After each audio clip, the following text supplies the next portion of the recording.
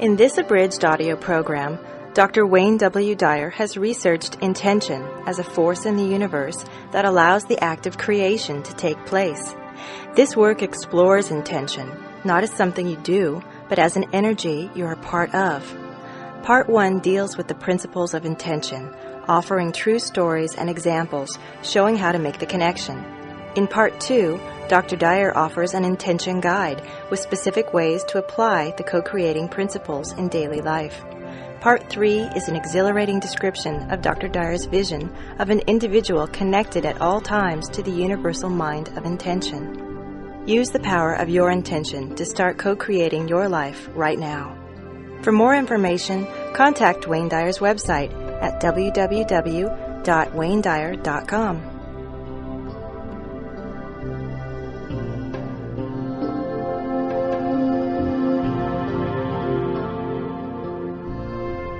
The Power of Intention, Learning to Co-Create Your World Your Way.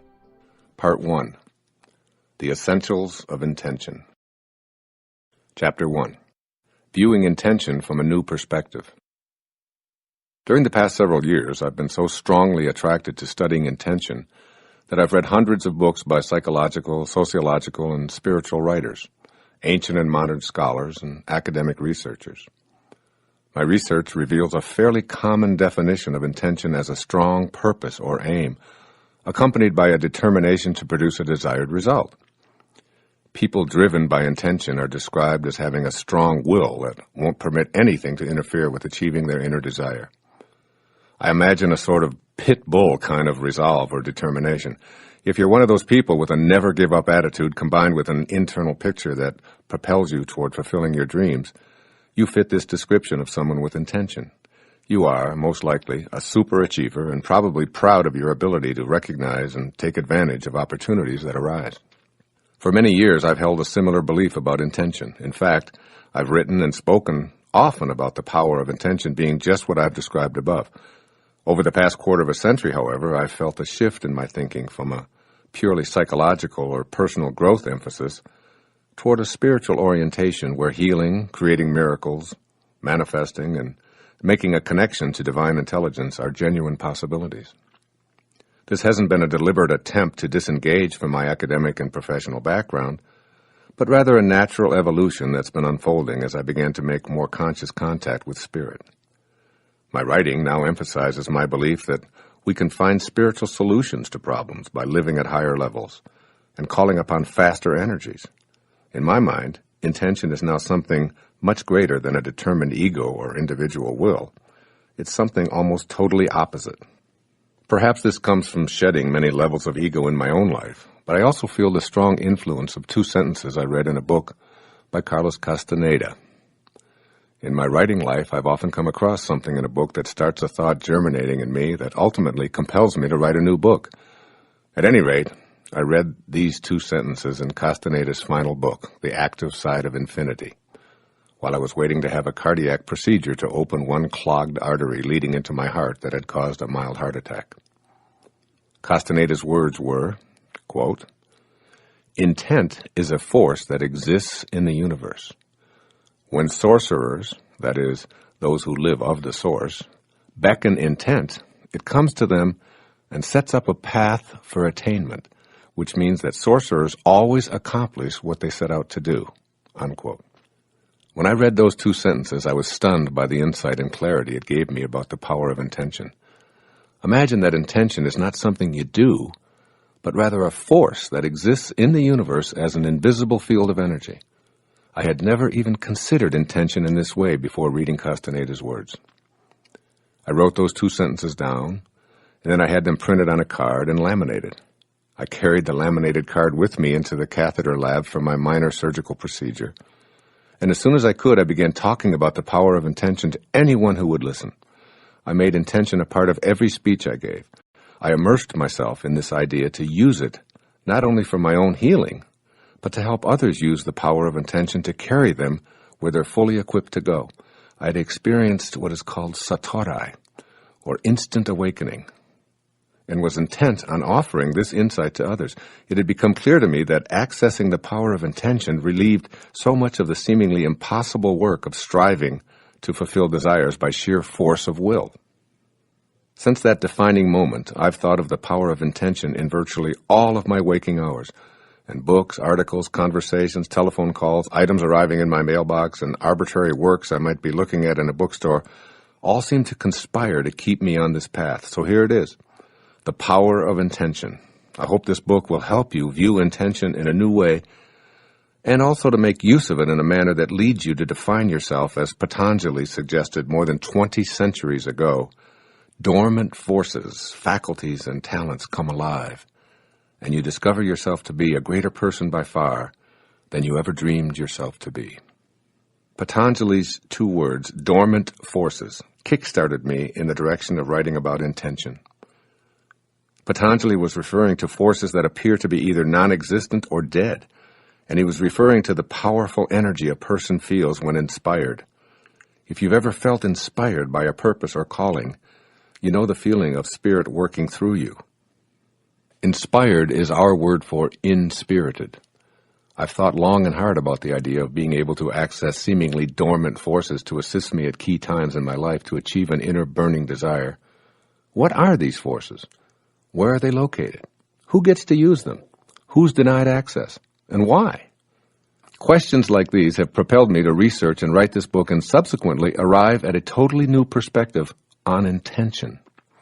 At this point, as I'm writing about my excitement of realizing a long obscured truth, I know that intention is a force that we all have within us. Intention is a field of energy that flows invisibly beyond the reach of our normal, everyday, habitual patterns. It's there even before our actual conception. We have the means to attract this energy to us and experience life in an exciting new way.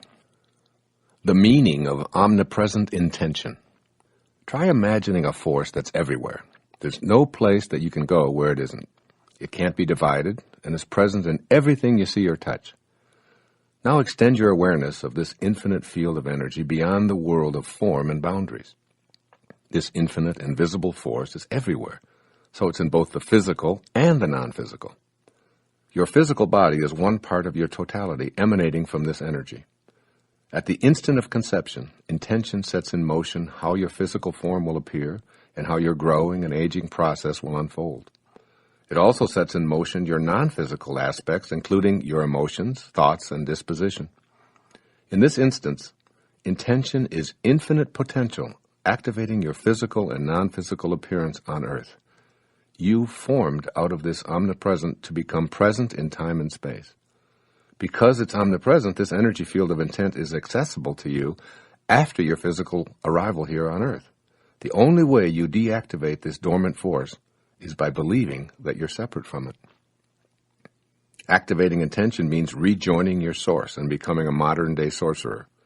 Being a sorcerer means attaining the level of awareness where previously inconceivable things are available. As Carlos Castaneda explained, the task of sorcerers was to face infinity, or intention, and they plunged into it daily as a fisherman plunges into the sea. Intention is a power that's present everywhere as a field of energy. It isn't limited to physical development. It's the source of non-physical development as well. This field of intention is here, now, and available to you. When you activate it, you begin to feel purpose in your life, and you'll be guided by your infinite self. As you make your metaphorical bow to this power, recognize that you're bowing to yourself. The all-pervading energy of intention pulses through you toward your potential for a purposeful life. How you came to experience yourself as disconnected from intention. If there's an omnipresent power of intention that's not only within me, but in everything and everyone, then we're connected by this all-pervading source to everything and everyone, and to what we'd like to be and what we'd like to have and what we want to achieve, and to everything in the universe that will assist us. All that's required is realigning ourselves and activating intention. But how did we get disconnected in the first place?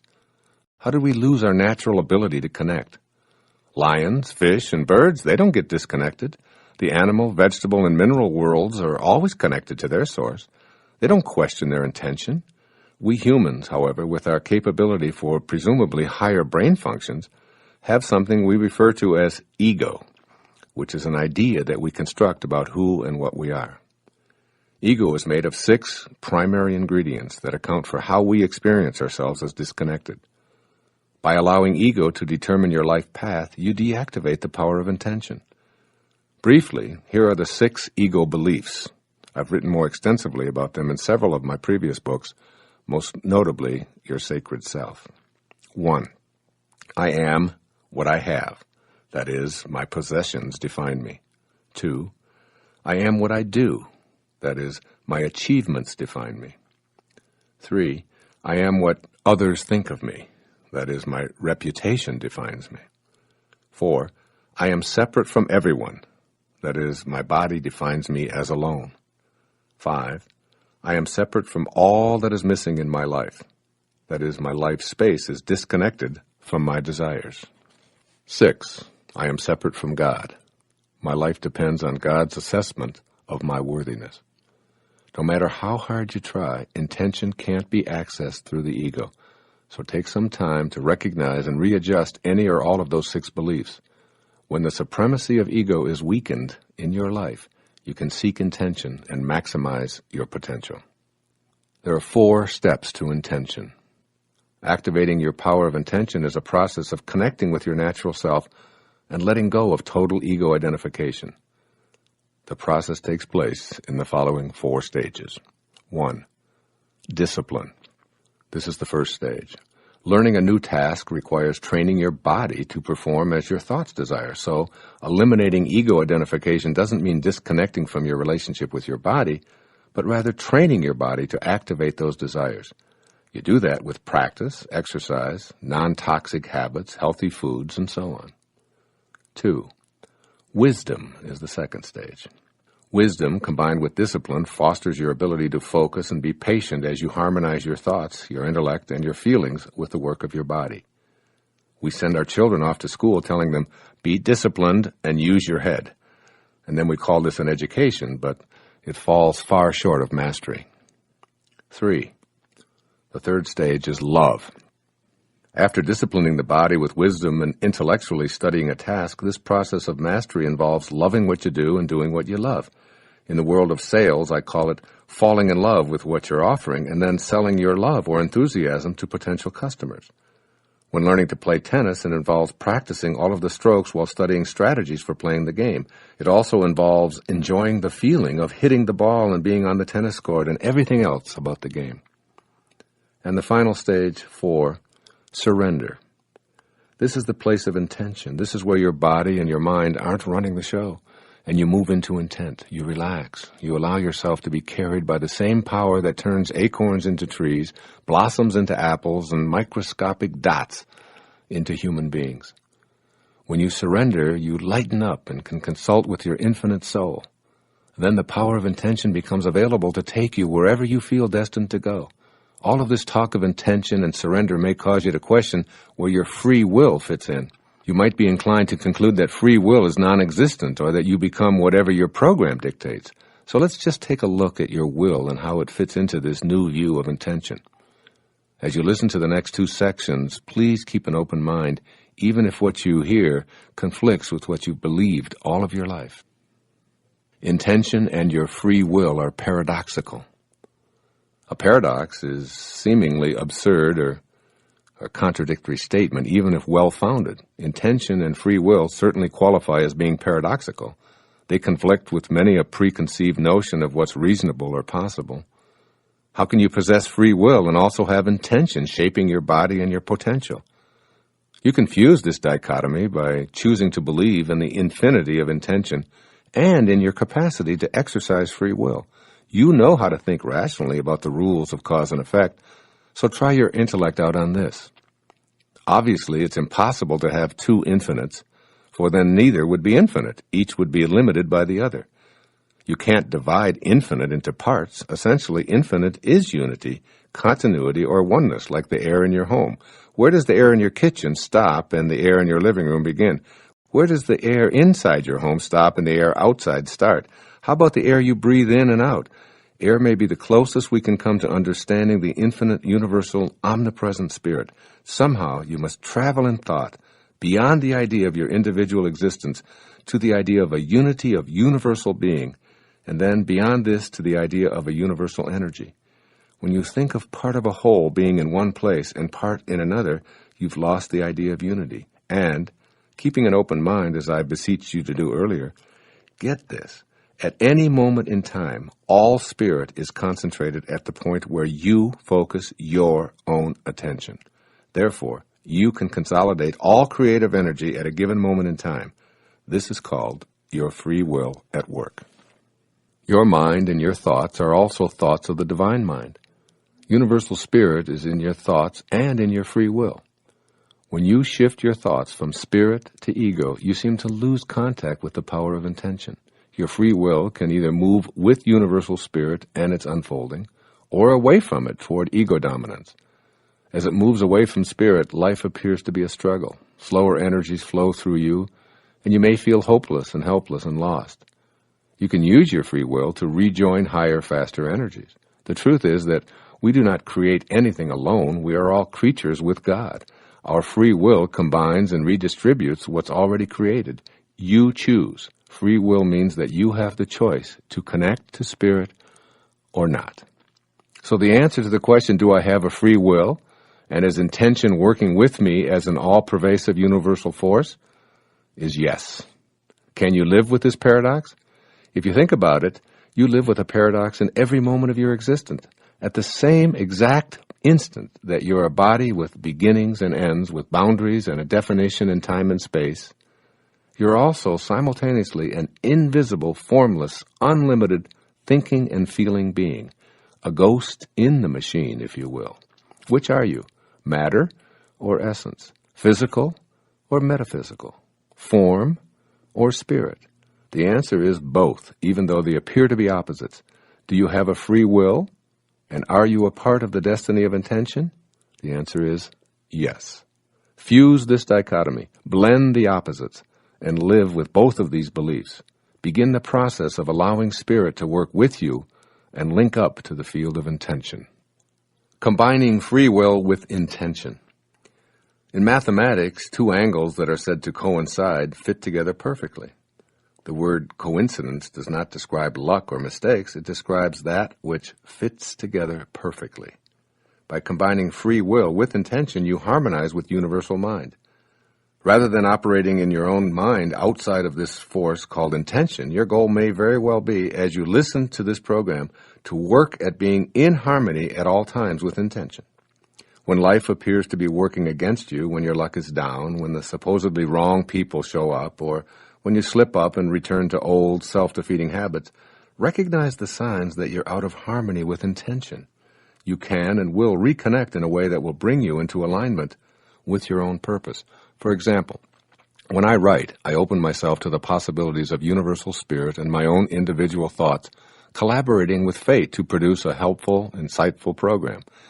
Here's an example of how intention collaborates with life circumstances to produce what we need.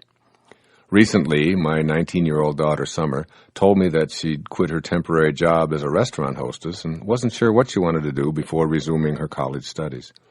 I asked her what made her feel most purposeful and happy, and she said it was teaching horseback riding to young children, but she refused to return to the old barn where she'd worked a year before because she really felt unappreciated, overworked, and underpaid. I was over on Maui writing the very first chapter on a whole new perspective on intention when we had this telephone conversation. I launched into my intention as a force in the universe spiel and told my daughter that she needed to realign her thoughts and so on.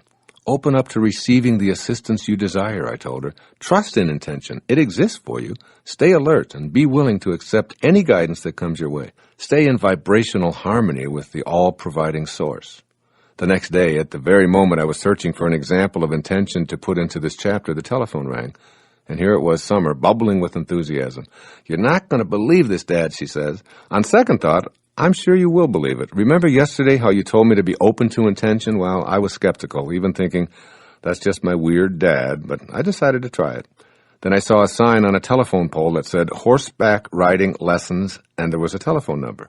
I wrote the number down, and I just called it. And the woman who answered told me that she needed to hire someone she could trust to do trail rides with young kids. She pays exactly double what I was making at the restaurant. I'm going out to see her tomorrow. Isn't that cool?" Cool? Hell yes, it's cool. Here I am writing a book, looking for a good example, and it arrives in the form of help I was attempting to offer the day before to my daughter.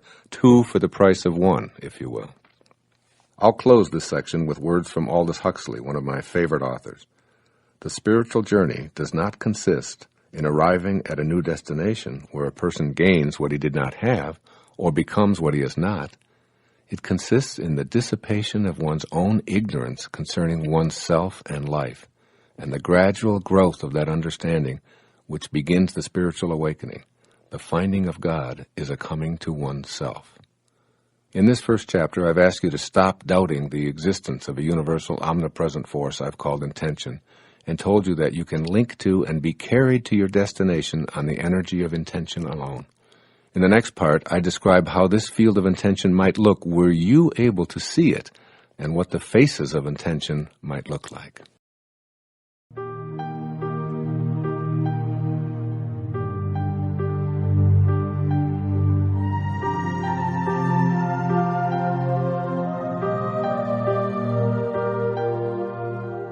Chapter 2, The 7 Faces of Intention.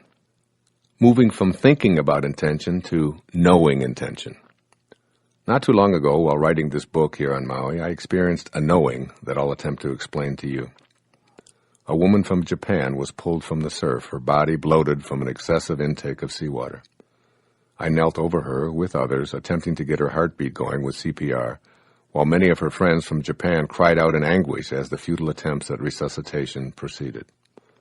Suddenly I felt a quiet awareness of this woman's spirit hovering above our life-saving attempts. As I watched the rescue scene on the beach, I felt the presence of blissfully peaceful energy, and in some unfathomable way I knew that she wasn't going to be revived and that she was no longer connected to the body that so many well-meaning people, including myself, were trying to bring back to life. This quiet knowing led me to stand up, put my hands together, and say a silent prayer for her. We were from different parts of this world and didn't even share a common language, yet I felt connected to her. I felt peaceful with a knowing that her spirit and mine were somehow connected in the mystery of the transient, ephemeral nature of our physical lives.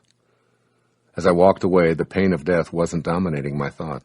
Instead, I knew and felt that the departure of this woman's spirit from what was now a lifeless, bloated body was inexplicably all a part of the perfect divine order. I couldn't prove it. I had no scientific evidence. I didn't think it. I knew it. This is an example of what I mean by silent knowledge. I still feel her presence as I record this 24 hours later. In The Power of Silence, Carlos Castaneda describes silent knowledge as something that all of us have, something that has complete mastery, complete knowledge of everything. But it cannot think, therefore it cannot speak of what it knows. Man has given up silent knowledge for the world of reason. The more he clings to the world of reason, the more ephemeral intent becomes." Unquote. Silent knowledge starts when you invite the power of intention to play an active part in your life. This is a private and very personal choice that needn't be explained or defended. When you make this inner choice, silent knowledge will gradually become a part of your normal, everyday awareness. Opening to the power of intention, you begin knowing that conception, birth, and death are all natural aspects of the energy field of creation.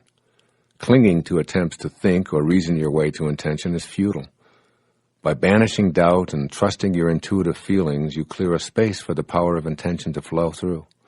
This may sound like hocus pocus, but I prefer to think of it as emptying my mind and entering the heart of mystery.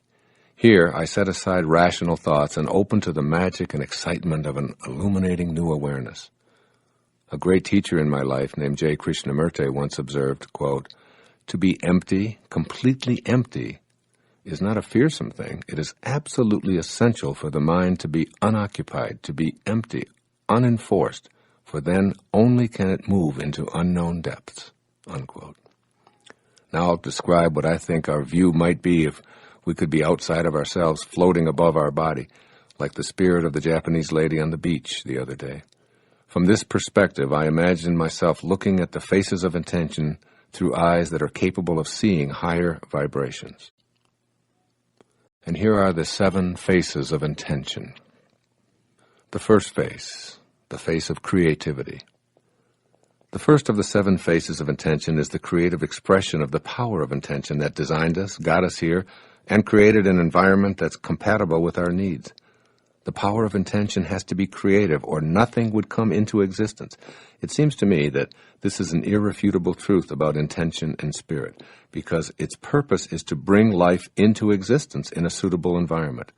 Why do I conclude that the life-giving power of intention intends us here to have life and have it in increasing abundance? Because if the opposite were true, life as we know it couldn't come into form. The very fact that we can breathe and experience life is proof to me that the nature of the life-giving spirit is creative at its very core. This may seem obvious to you, or in fact it may appear confusing or even irrelevant, but what is clear is this: you are here in your physical body. There was a time when you were an embryo, before that a seed, and before that, formless energy. That formless energy contained intention, which brought you from nowhere to now here. At the very highest levels of awareness, intention started you on a path towards your destiny. The face of creativity intends you toward continued creativity to create and co-create anything that you direct your power of intention toward. Creative energy is a part of you. It originates in the life-giving spirit that intended you here in the first place. 2. The face of kindness. Any power that has as its inherent nature the need to create and convert energy into physical form must also be a kindly power. Again, I'm deducing this from the opposite. If the all-giving power of intention had at its core the desire to be unkind, malevolent, or hurtful, then creation itself would be impossible. The moment unkind energy became form, the life-giving spirit would be destroyed. But instead, the power of intention has a face of kindness. It is kind energy, intending what it's creating to flourish and to grow, and to be happy and to be fulfilled. Our existence is proof to me of the kindness of intention. Choosing to be kind is a choice to have the power of intention active in your life. The positive effect of kindness on the immune system and on the increased production of serotonin in the brain has been proved in research studies. Serotonin is a naturally occurring substance in the body that makes us feel more comfortable, more peaceful, and even blissful. In fact, the role of most antidepressants is to stimulate the production of serotonin chemically, helping to ease depression. Research has shown that a simple act of kindness directed toward another human being improves the functioning of the immune system and stimulates the production of serotonin in both the recipient of the kindness and the person extending the kindness. Even more amazing is that persons observing the act of kindness have similar beneficial results. Imagine this: kindness extended, received, or observed beneficially impacts the physical health and feelings of everyone involved. Both the face of kindness and the face of creativity are smiling here. 3. The face of love. The third of the 7 faces of intention is the face of love. That there's a life-giving nature inherent in the power of intention is an irrefutable conclusion. What would we name this quality that encourages, enhances, and supports all of life, if not love? It's the prime moving power of the universal spirit of intent. As Ralph Waldo Emerson put it, love is our highest word and the synonym for God. The energy field of intention is pure love, resulting in a nurturing and totally cooperative environment. Judgment, anger, hate, fear, or prejudice won't thrive here. So were we able to actually see this field, we'd see creativity and kindness in an endless field of love. We entered the physical world of boundaries and beginnings through the universal force field of pure love. This face of intention that is an expression of love wishes only for us to flourish and grow and become all that we're capable of becoming. When we're not in harmony with the energy of love, we've moved away from intention and weakened our ability to activate intention through the expression of love. For example, if you aren't doing what you love and loving what you do, your power of intention is weakened. You attract into your life more of the dissatisfaction that isn't the face of love. Consequently, more of what you don't love will appear in your life. St. Francis, in his famous prayer, beseeches God, "Where there is hatred, let me sow love." What he is seeking is the power to dissolve and ultimately convert hate to the energy of love. Hate converts to love when the energy of love is in its presence. This is true for you too. Hate directed toward yourself or others can be converted to the life-giving, love-granting life force of intention. Pierre Teilhard of Chardin put it this way, quote, "The conclusion is always the same. Love is the most powerful and still the most unknown energy of the world," unquote. The fourth face of intention, the face of beauty. The fourth of my 7 faces of intention is the face of beauty. What else could a creative, kind, and loving expression be other than beautiful? Why would the organizing intelligence of intention ever elect to manifest into form anything that's repugnant to itself? Obviously it wouldn't. So we can conclude that the nature of intention has an eternal interaction of love and beauty, and add the expression of beauty to the face of a creative, kind, loving power of intention. In order to grasp the significance of beauty as one of the faces of intention, remember this: beautiful thoughts build a beautiful soul.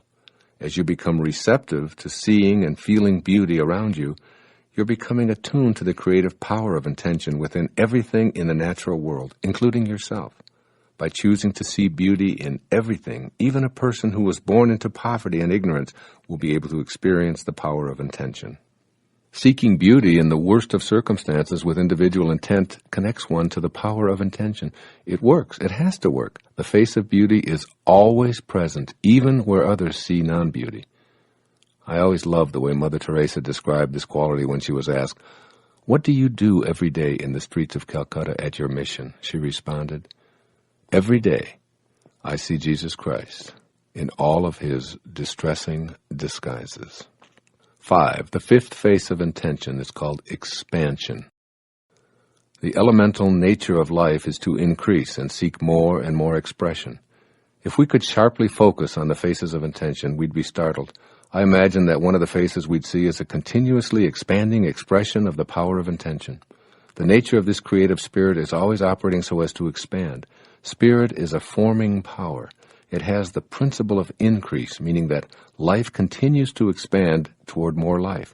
Life as we know it originates from formless intention. Therefore, one of the faces of intention looks like something that's eternally evolving. It might look like a tiny speck in a continuous state of duplicating itself, and then enlarging itself, and then moving forward, all the while continuing its expansion and its expression. This is precisely what's happening in our physical world. This fifth face of intention takes the form of what is expressing it. It can be no other way, for if this ever-expanding force disliked itself or felt unconnected, it could only destroy itself. But it doesn't work that way. The power of intention manifests as an expression of expanding creativity, kindness, love, and beauty. By establishing your personal relationship to this face of intention, you expand your life through the power of intention, which was, is, and always will be a component of this originating intention.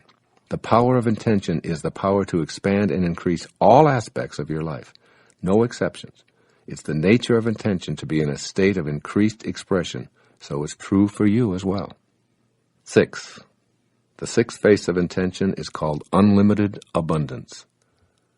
This sixth face of intention is an expression of something that has no boundaries. It's everywhere at once and is endlessly abundant. It's not just huge, it never stops. This marvelous gift of abundance is what you were created from. Thus, you too share this in the expression of your life. You're actually fulfilling the law of abundance. These gifts are given freely and fully to you, just as the air, the sun, the water, and the atmosphere are provided in unlimited abundance for you. From the time of your earliest memories, you probably were taught to think in terms of limitations. My property starts here, yours over there. So we build fences to mark our boundaries. But ancient explorers gave us an awareness of the world as potentially endless. Even more ancient astronomers pushed back our beliefs about an immense dome-shaped ceiling covering the Earth. We've learned about galaxies that are measured in the distance light travels in a year. Science books that are only 2 years old are outdated. Athletic records that supposedly demonstrated the limits of our physical prowess are shattered with amazing regularity. What all this means is that there are no limits to our potential as people, as collective entities, and as individuals. The face of abundance has absolutely no limits. Imagine the vastness of the resources from which all objects are created. Then consider the one resource that stands above all others. This would be your mind, and the collective mind of humankind. Where does your mind begin and end? What are its boundaries? Where is it located? More important, where is it not located? Is it born with you, Or is it present before your conception? Does it die with you? What color is it? What shape? The answers are in the phrase unlimited abundance. You were created from this very same unlimited abundance. The power of intention is everywhere. It is what allows everything to manifest, to increase, and to supply infinitely. Know that you're connected to this life force and that you share it with everyone and all that you perceive to be missing. Open to the expression of the face of unlimited abundance, and you'll be co-creating your life as you'd like it to be. The seventh and final face of intention is called receptivity. This is how I imagine the seventh face, the receptive face of intention. It's simply receptive to all.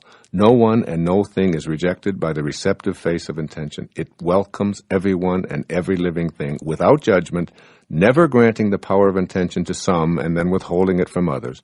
The receptive face of intention means to me that all of nature is waiting to be called into action. We only need to be willing to recognize and receive. Intention can't respond to you if you fail to recognize it. If you see chance and coincidence governing your life and the world, then the universal mind of intention will appear to you as nothing but an amalgamation of forces devoid of any order or power. Simply put, to be receptive is to deny yourself access to the power of intention. In order to utilize the all-inclusive receptivity of intention, you must produce within yourself an intelligence equal in affinity to the universal mind itself. You must not only become receptive to having guidance available to you to manifest your human intentions, but you must be receptive to giving this energy back to the world. As I've said many times in speeches and earlier writings, your job is not to say how, it is to say yes. Yes, I'm willing. Yes, I know that the power of intention is universal. It is denied to no one. The face of receptivity smiles on me as what I need flows to me from the source, and the source is receptive to my tapping into it to co-create books and speeches and videos and audios and anything else that I've been fortunate enough to have on my resume. By being receptive, I'm in harmony with the power of intention of the universal creative force. This works in so many different ways. You'll see the right people magically appearing in your life, your body healing, and if it's something that you want, even becoming a better dancer or a card player or an athlete. The field of intention allows everything to emanate into form, and its unlimited potential is built into all that has manifested even before its initial birth pangs were being expressed. In this chapter, you've become familiar with my concept of the 7 faces of intention. They're creative, kind, loving, beautiful, ever-expanding, endlessly abundant, and receptive to all. And you can connect to this alluring field of intention. In the following chapter, I offer what may seem to you to be unusual methods for polishing the connecting link between you and this enthralling energy field we're calling intention.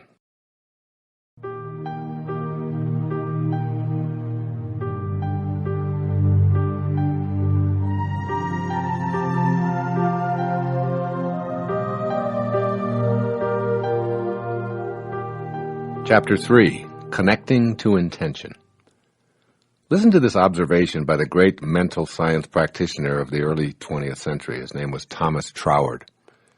Quote, "The law of flotation was not discovered by contemplating the sinking of things, but by contemplating the floating of things which floated naturally, and then intelligently asking why they did so."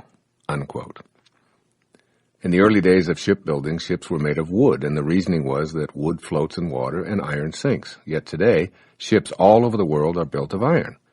As people began studying the law of flotation, it was discovered that anything could float if it's lighter than the mass of liquid it displaces. So today, we're able to make iron float by the very same law that made it sink. Keep this example in mind as you listen and apply the contents of this chapter on connecting to all that you're intended to become. The key word here is contemplating, or what you're placing your thoughts on as you begin utilizing the enormous potential and the power of intention. You must be able to connect to intention, and you can't access and work with intention if you're contemplating the impossibility of being able to intend and manifest. You can't discover the law of co-creation if you're contemplating what's missing. You can't discover the power of awakening if you're contemplating things that are still asleep. The secret to manifesting anything that you desire is your willingness and your ability to realign yourself so that your inner world is in harmony with the power of intention. Every single modern advance that you see and take for granted was created, and creating is what we're doing here in this chapter, by someone contemplating what they intend to manifest. The way to establish a relationship with Spirit and access the power of this creating principle is to continuously contemplate yourself as being surrounded by the conditions you wish to produce. Dwell on the idea of a supreme, infinite power producing the results that you desire. This power is the creative power of the universe. It's responsible for everything coming into focus. By trusting it to provide the form and the conditions for its manifestation, you establish a relationship to intention that allows you to be connected for as long as you practice this kind of personal intent. Entering into the spirit of intention.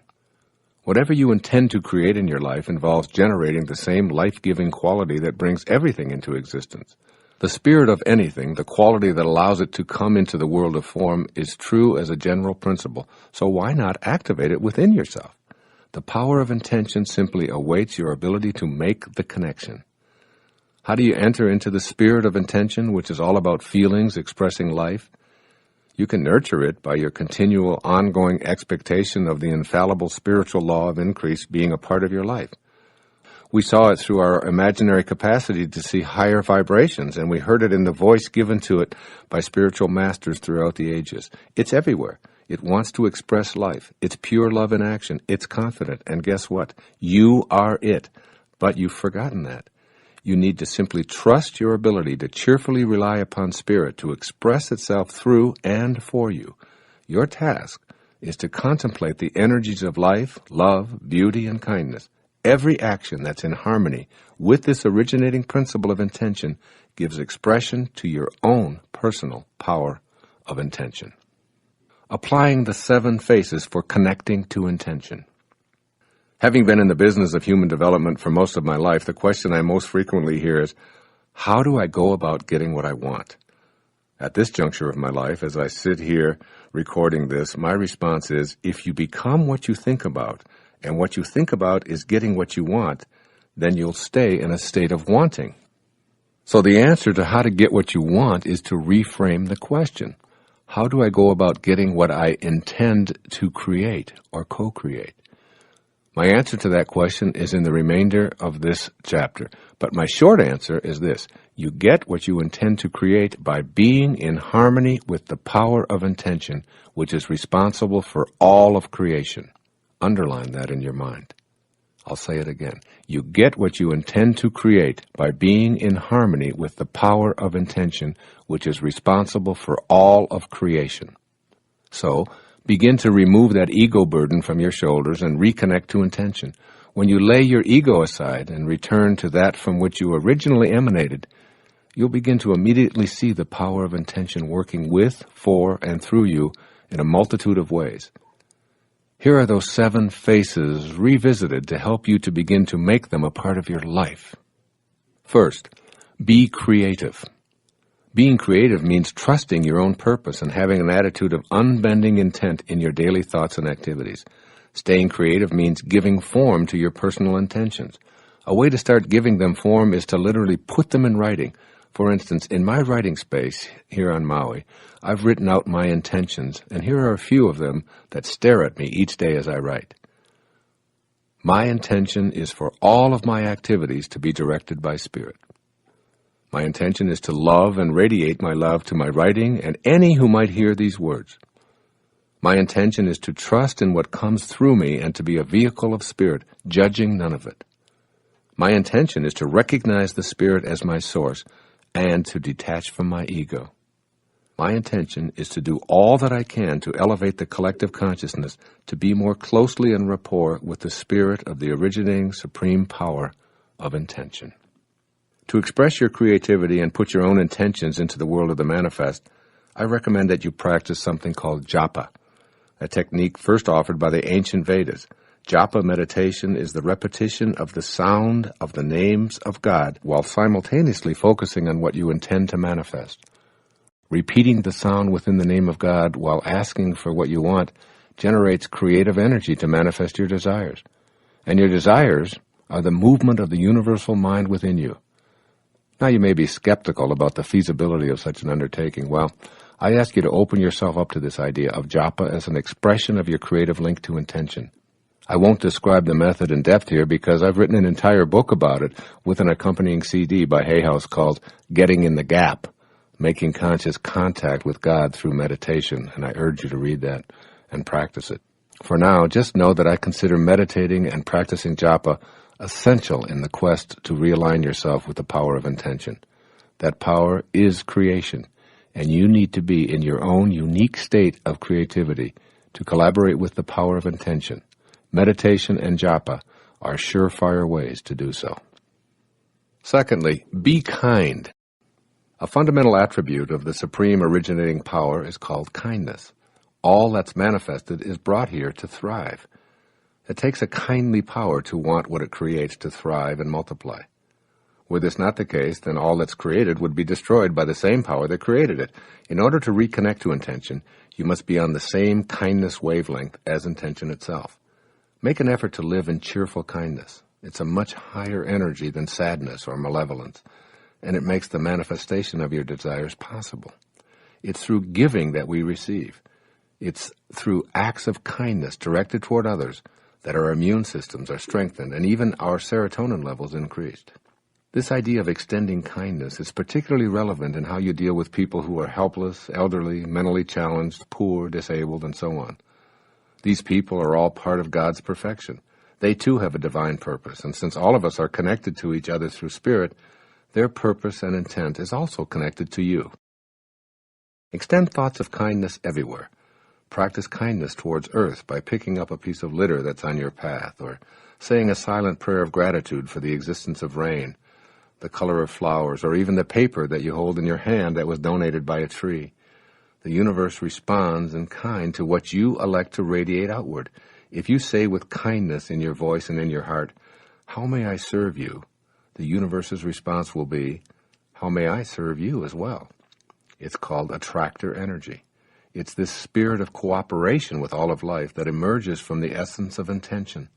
And this spirit of kindness is one that you must learn to match if connecting back to intention is your desire. My daughter Summer has written from her experience about how small acts of kindness go a long way. Here's what she said in an essay she wrote. I was getting off the turnpike one rainy afternoon, and I pulled up to the toll booth while fumbling through my purse. The woman smiled at me and said, "The car before you has paid your toll." I told her I was traveling alone and extended my money. She replied, "Yes, the man instructed me to tell the next person who came to my booth to have a brighter day." That small act of kindness did give me a brighter day. I felt so moved by someone I would never know, I began to wonder how I could brighten someone else's day.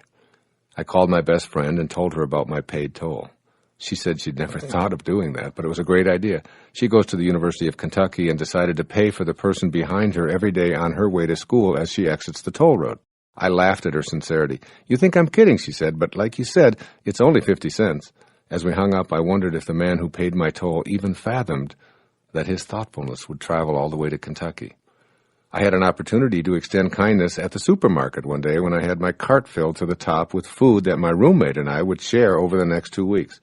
The woman behind me had an antsy toddler and not nearly as much in her cart as I had. I said to her, "Why don't you go first? You don't have nearly as much as I do."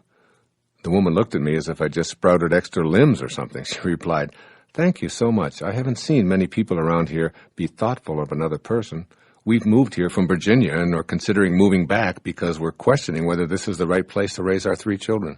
Then she told me that she was about ready to give up and move back home, even though it would create a huge financial strain on her family. She said, "I'd promised myself if I didn't see a sign by the end of today, I was going to demand that we move back to Virginia. You are my sign." She thanked me, smiling as she left the store. I was flabbergasted, realizing that such a small gesture impacted a whole family. The clerk said as she was checking me out, "You know what, girl? You just made my day." I walked out smiling, wondering how many people my act of kindness would affect. The other day, I was getting a breakfast sandwich and coffee and thought my coworkers might like some donuts. The 4 guys I work with at the stables live in little apartments at the front of the barns. None of them have a car, but they share a bike. I explained to them that the donuts were for them. The look of gratitude on each of their faces was rewarding in an immeasurable way. I haven't really worked here all that long, and I think that those 12 small donuts helped to break the ice a little bit. My small act of kindness turned into something huge as the week went on. We started looking out for one another more carefully and working like a team. The third way to connect to intention is to be love. Ponder these words thoughtfully. God is love, and he that dwelleth in love dwelleth in me, and I in him. That is God talking, so to speak, keeping in mind the central theme of this chapter, and in fact this entire program, that you must learn to be like the energy that allowed you to be here in the first place. Then being in a state of love is absolutely necessary for you to reconnect to intention. For the purposes of this chapter, I'd like you to think about love in the following two ways. First, love is cooperation rather than competition. What I'd like you to be able to experience right here in physical form on planet Earth is the essence of the spiritual plane. If this were possible, it would mean that your very life is a manifestation of love. Were this to be true for you, you'd see all of life living together in harmony and cooperating with each other. You'd sense that the power of intention that originates all life cooperates with all other life forms to ensure growth and survival. You'd note that we all share the same life force, and the same invisible intelligence that beats my heart and your heart beats the heart of everyone on this planet. And secondly, love is the force behind the will of God. I'm not suggesting the kind of love that we define as affection or sentiment, nor is this kind of love a feeling that seeks to please and press favors on others. Imagine a kind of love that is the power of intention, the very energy that is the cause behind all of creation. It's the spiritual vibration that carries divine intentions from formless to concrete expression. It creates new thought form, changes matter, vivifies all things, and holds the cosmos together beyond time and space. It's in every one of us. It is what God is. Our fourth way of reconnecting to intention. Be beauty. Emily Dickinson once wrote, "Beauty is not caused, it is." As you awaken to your divine nature, you'll begin to appreciate beauty in everything you see and touch and experience. You were brought into this world from that which perceived you as an expression of beauty. It couldn't have done so if it thought you to be otherwise. For if it has the power to create, it also possesses the power not to do so. The choice to do so is predicated on the supposition that you're an expression of loving beauty. This is true for everything and everyone that emanates from the power of intention. Here's a favorite story of mine that illustrates appreciating beauty where you once didn't. It was told by Guru Mai in her beautiful book, Kindle My Heart. Quote, "There was a man who did not like his in-laws because he felt they took up more space in the house than they should. He went to a teacher who lived nearby as he had heard a lot about him, and he said, 'Please, please do something. I cannot bear my in-laws anymore. I love my wife, but my in-laws, never. They take up so much space in the house. Somehow I feel that they're always in my way.' Well, the teacher asked him, 'Do you have some chickens?' 'Yes, I do,' he said. 'Then put all of your chickens inside the house.' He did what the teacher said and then went back to him, and the teacher asked, 'Is the problem solved?' He said, 'No, it's worse.' 'Do you have any sheep?' he asked. 'Yes.' 'Well, bring all the sheep inside.' He did so, and he returned to the teacher. He said, 'Is the problem now solved?' He said, 'No, it's getting worse.' He says, 'Well, then do you have a dog?' He said, 'Well, yes, I have. I have several.' 'Well,' he said, 'take all of those dogs back into the house.' Finally, the man ran back to the teacher and said, 'I came to you for help, but you're making my life worse than ever.' The teacher said to him, 'Now send all the chickens, the sheep, and the dogs back outside.' The man went home and emptied the house of all the animals. There was so much space, he went back to the teacher. 'Thank you,' he said, 'thank you. You've solved all my problems.'" Number 5, as a way to connect to intention, be ever expansive. The next time you see a garden full of flowers, observe the flowers that are alive and compare them to the flowers that you believe are dead. What's the difference? The dried-up, dead flowers are no longer growing, while the alive flowers are indeed still growing. The all-emerging universal force that intended you into beingness and commences all of life is always growing and perpetually expanding. As with all 7 of these faces of intention, by reason of its universality, it must have a common nature with yours. By being in a state of ever-expanding and growing intellectually, emotionally, and spiritually, you're identifying with the universal mind. 6th, be abundant. Intention is endlessly abundant. There's no scarcity in the universal invisible world of spirit. As you contemplate connecting to intention, know in your heart that any attitude that you have that reflects a scarcity consciousness will hold you back. A reminder here is in order. You must match intention's attributes with your own in order to capitalize on those powers in your own life.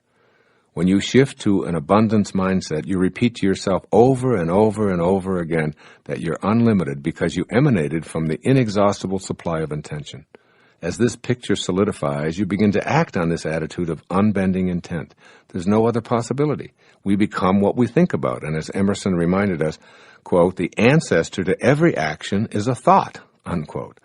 As these thoughts of plenitude and excessive sufficiency become your way of thinking, the all-creating force to which you're always connected will begin to work with you in harmony with your thoughts, just as it worked with you in harmony with your thoughts of scarcity. If you think you can't manifest abundance into your life, you'll see intention agreeing with you and assisting you in the fulfillment of meager expectations. I personally seem to have arrived into this world fully connected to the abundance attributes of the spiritual world from which I emanated. As a child growing up in foster homes with poverty consciousness all around me, I was the richest kid in the orphanage, so to speak. I always thought I could have more money jingling in my pockets. I pictured it there, and I consequently acted on that picture. I'd collect soda pop bottles, shovel snow, bag groceries, cut lawns, carry out people's ashes from their coal furnaces, clean up yards, paint fences, babysit, deliver newspapers, and on and on and on. And always the universal force of abundance worked with me in providing opportunities. A snowstorm was a giant blessing for me. So too were discarded bottles by the side of the road and little old ladies who needed help carrying their groceries to their automobiles. Today, over a half a century later, I still have that abundance mentality. In a sense, I'm still collecting pop bottles, shoveling snow, and carrying out groceries for little old ladies. My vision hasn't changed, although the playing field is enlarged. It's all about having an inner picture of abundance, thinking in unlimited ways, and being open to the guidance that intention provides when you're in a state of rapport with it. And then being in a state of ecstatic gratitude and awe for how this whole thing works. Every time I see a coin on the street, I stop, I pick it up, put it into my pocket, and I say out loud, "Thank you, God, for this symbol of abundance that keeps flowing into my life." Never once have I ever said, "Why only a penny, God? You know I need a lot more than that."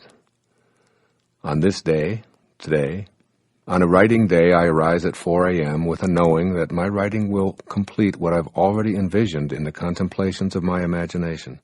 The writing flows, and letters arrive from intention's manifest abundance, urging me to read a particular book or talk to a unique individual, and I know that it's all working in perfect, abundant unity. The phone rings, and just what I need to hear is resonating in my ear. I get up to get a glass of water, and my eyes fall on a book that's been on my bookshelves for 20 years, but this time I feel compelled to pick it up. I open it, and once again I'm being directed by Spirit's willingness to assist and guide me as long as I stay in harmony with it. It goes on and on and on in my life, and I'm reminded of Rumi's poetic words from 800 years ago: "Sell your cleverness and purchase bewilderment." And finally, the seventh way of reconnecting to intention. It's called being receptive. The universal mind is ready to respond to anyone who recognizes their true relationship to it. It will reproduce whatever conception of itself that you impress upon it. In other words, it's receptive to all who remain in harmony with it and stay in a relationship of reverence for it. The issue becomes a question of your receptivity to the power of intention. Stay connected and know you'll receive all that this power is capable of offering. Take it on by yourself as separate from the universal mind, an impossibility, but nevertheless a strong belief of the ego, and you remain eternally disconnected. The nature of the universal mind is peaceful. It isn't receptive to force or violence. It works in its own time and rhythm, allowing everything to emanate by and by. It's in no hurry because it's outside of time. It's always in the eternal now. Try getting down on your hands and knees and hurrying along a tiny tomato plant sprout. Universal Spirit is at work peacefully, and your attempts to rush it or tug new life into full creative flower will destroy the entire process. Being receptive means taking on a position of allowing your senior partner to handle your life for you. I accept the guidance and assistance of the same force that created me. I let go of my ego, and I trust in this wisdom to move at its own peaceful place. I make no demands on it. This is how the all-creating field of intention creates. This is how you must think in order to reconnect to your source. You practice meditation because it allows you to receive the inner knowing of making conscious contact with God. By being peaceful, quiet, and receptive, you pattern yourself in the image of God, and you regain the power of your source. This is what this chapter, and indeed this entire program, is all about. That is, tapping into the essence of originating spirit, emulating the attributes of the creative force of intention, and manifesting into your life anything that you desire that's consistent with the universal mind, which is creativity, kindness, love, beauty, expansion, abundance, and peaceful receptivity. This concludes the steps for connecting to intention. But before you make this somersault into the inconceivable, I urge you to examine any and all self-imposed obstacles that need to be challenged and eradicated as you work anew at living and breathing this power of intention that was placed in your heart before a heart was even formed. As William Penn once put it, those people who are not governed by God will be ruled by tyrants. Remember, as we continue, that those tyrants are often the self-imposed roadblocks of your lower self at work.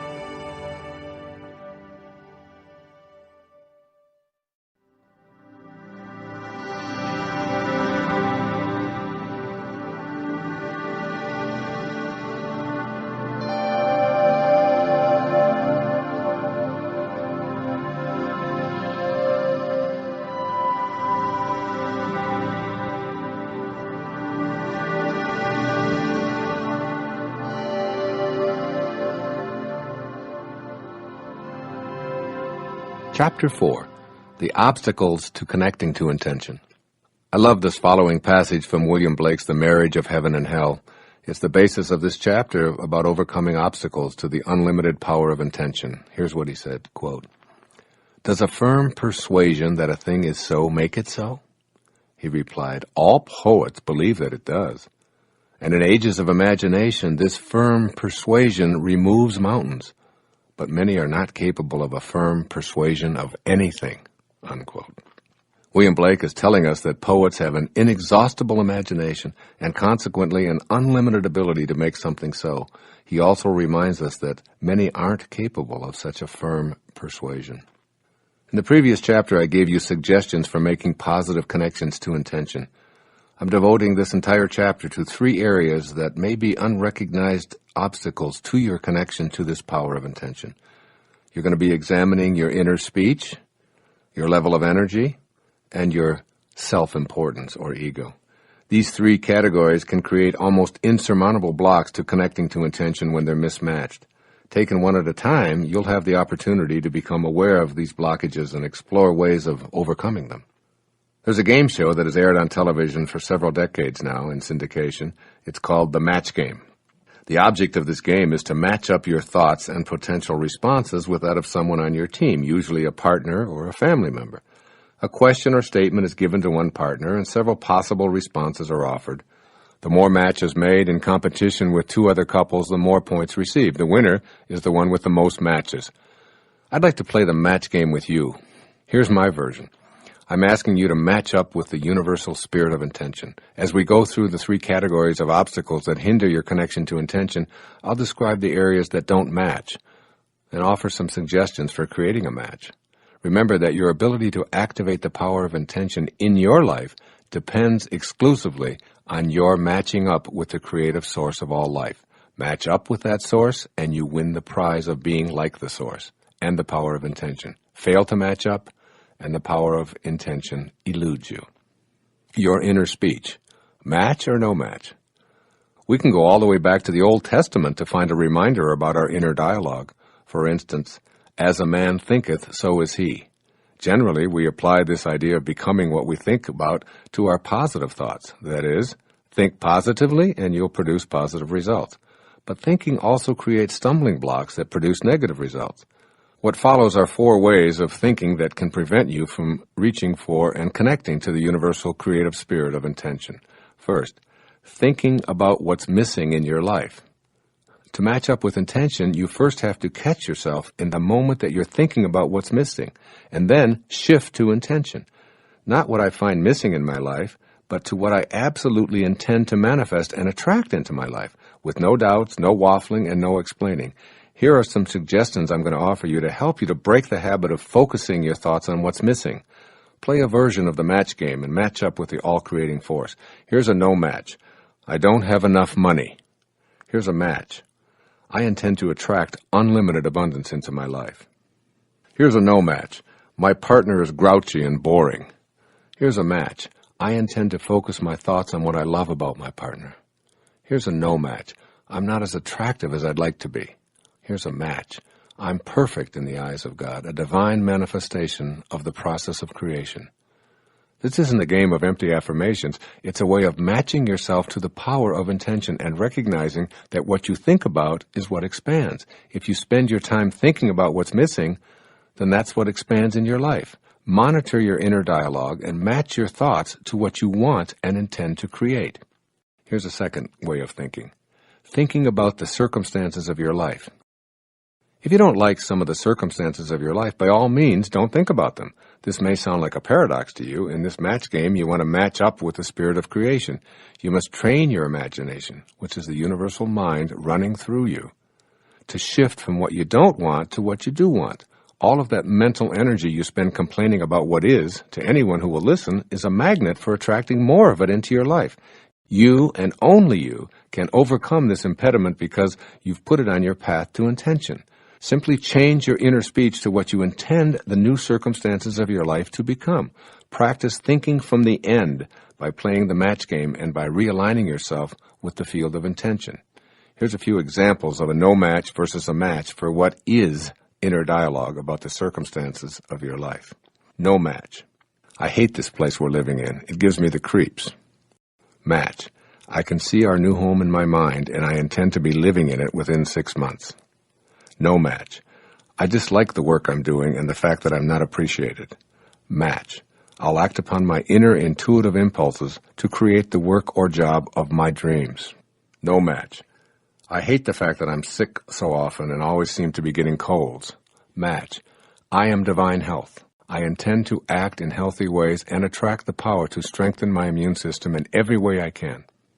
See, you must learn to assume responsibility for the circumstances of your life without any accompanying guilt.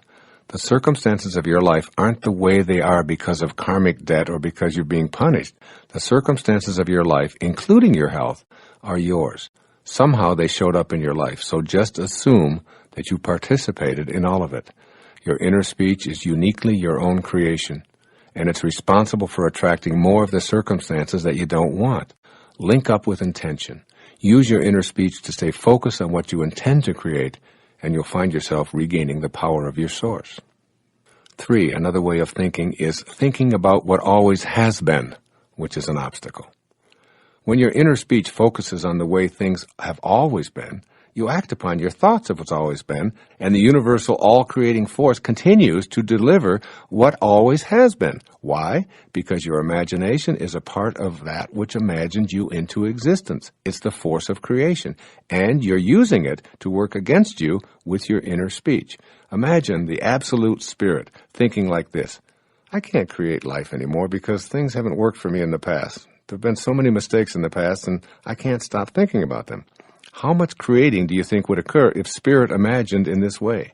How can you possibly connect to the power of intention if your thoughts, which are responsible for your intending, focus on all that's gone before you, which you abhor? The answer is obvious, and so is the solution. Make a shift and catch yourself when you're focusing on what always has been and move your inner speech to what you intend to manifest. You'll get points in this match game by being on the same team as the absolute spirit. Here's a no match. I've always been poor. I was raised on shortages and scarcity. Here's a match. I intend to attract wealth and prosperity in unlimited abundance. Here's a no match. We've always fought in this relationship. Here's a match. I'll work at being peaceful and not allowing anyone to bring me down. Here's a no match. My children have never shown me any respect. Here's a match. I intend to teach my children to respect all of life, and I'll treat them in the same way. The match items reflect a rapport with the originating spirit. The no-match statements represent interference that you've constructed to keep you from matching up with intention. Any thought that takes you backward is an impediment to manifesting desires. The highest functioning people understand that if you don't have a story, you don't have to live up to it. So get rid of any parts of your story that keep you focused on what always has been.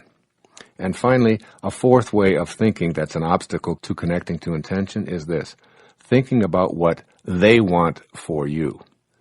There's probably a long list of people, most of them relatives, who have strong ideas about what you should be doing, how you should be thinking and worshiping, where you should be living, how you should be scheduling your life, and how much of your time you should be spending with them, especially on special occasions and holidays. Our definition of friendship, thankfully, excludes the manipulation and guilt that we so often put up with in our families. Practice catching yourself when you have a thought of what others want for you, and ask yourself, does this expectation match up with my own? If not, simply laugh at the absurdity of being upset or frustrated over the expectations of others about how you should be running your life. This is a way to match up and become impervious to the criticisms of others, and simultaneously put a stop to the insidious practice of continuing to attract into your life something you don't want.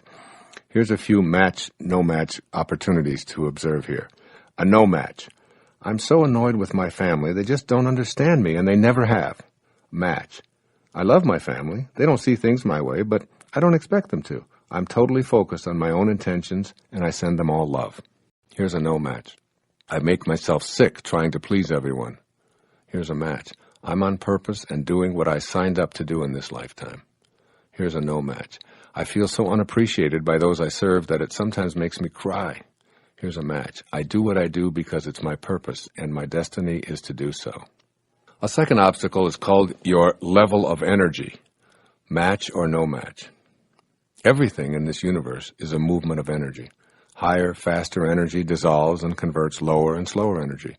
With this in mind, I'd like you to consider yourself and all of your thoughts in the context of being an energy system. That's right.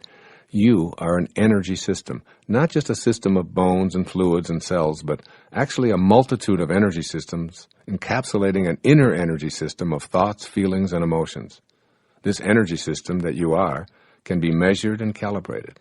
Every thought you have can be energetically calibrated along with its impact on your body and your environment. The higher your energy, the more capable you are of nullifying and converting lower energies, which weaken you, and impacting in a positive way everyone in your immediate and even distant surroundings. The objective in this section is to become aware of your own energy level and the actual frequencies of thought that you regularly employ in daily life. You can become proficient at raising your energy level and permanently obliterate energetic expressions that weaken or inhibit your connection to intention. Ultimately, your goal is to have a perfect match with the highest frequency of all. Here's a simple explanation of the 5 levels of energy that you work with, moving from the lowest and slowest frequencies to the highest and the fastest. The slowest energy, number 1, the material world.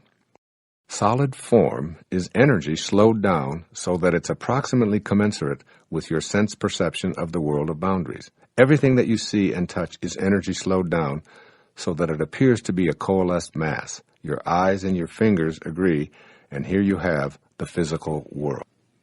The second level of energy is called the sound world, a little faster energy. You seldom perceive sound waves with your eyes, but they can actually be felt.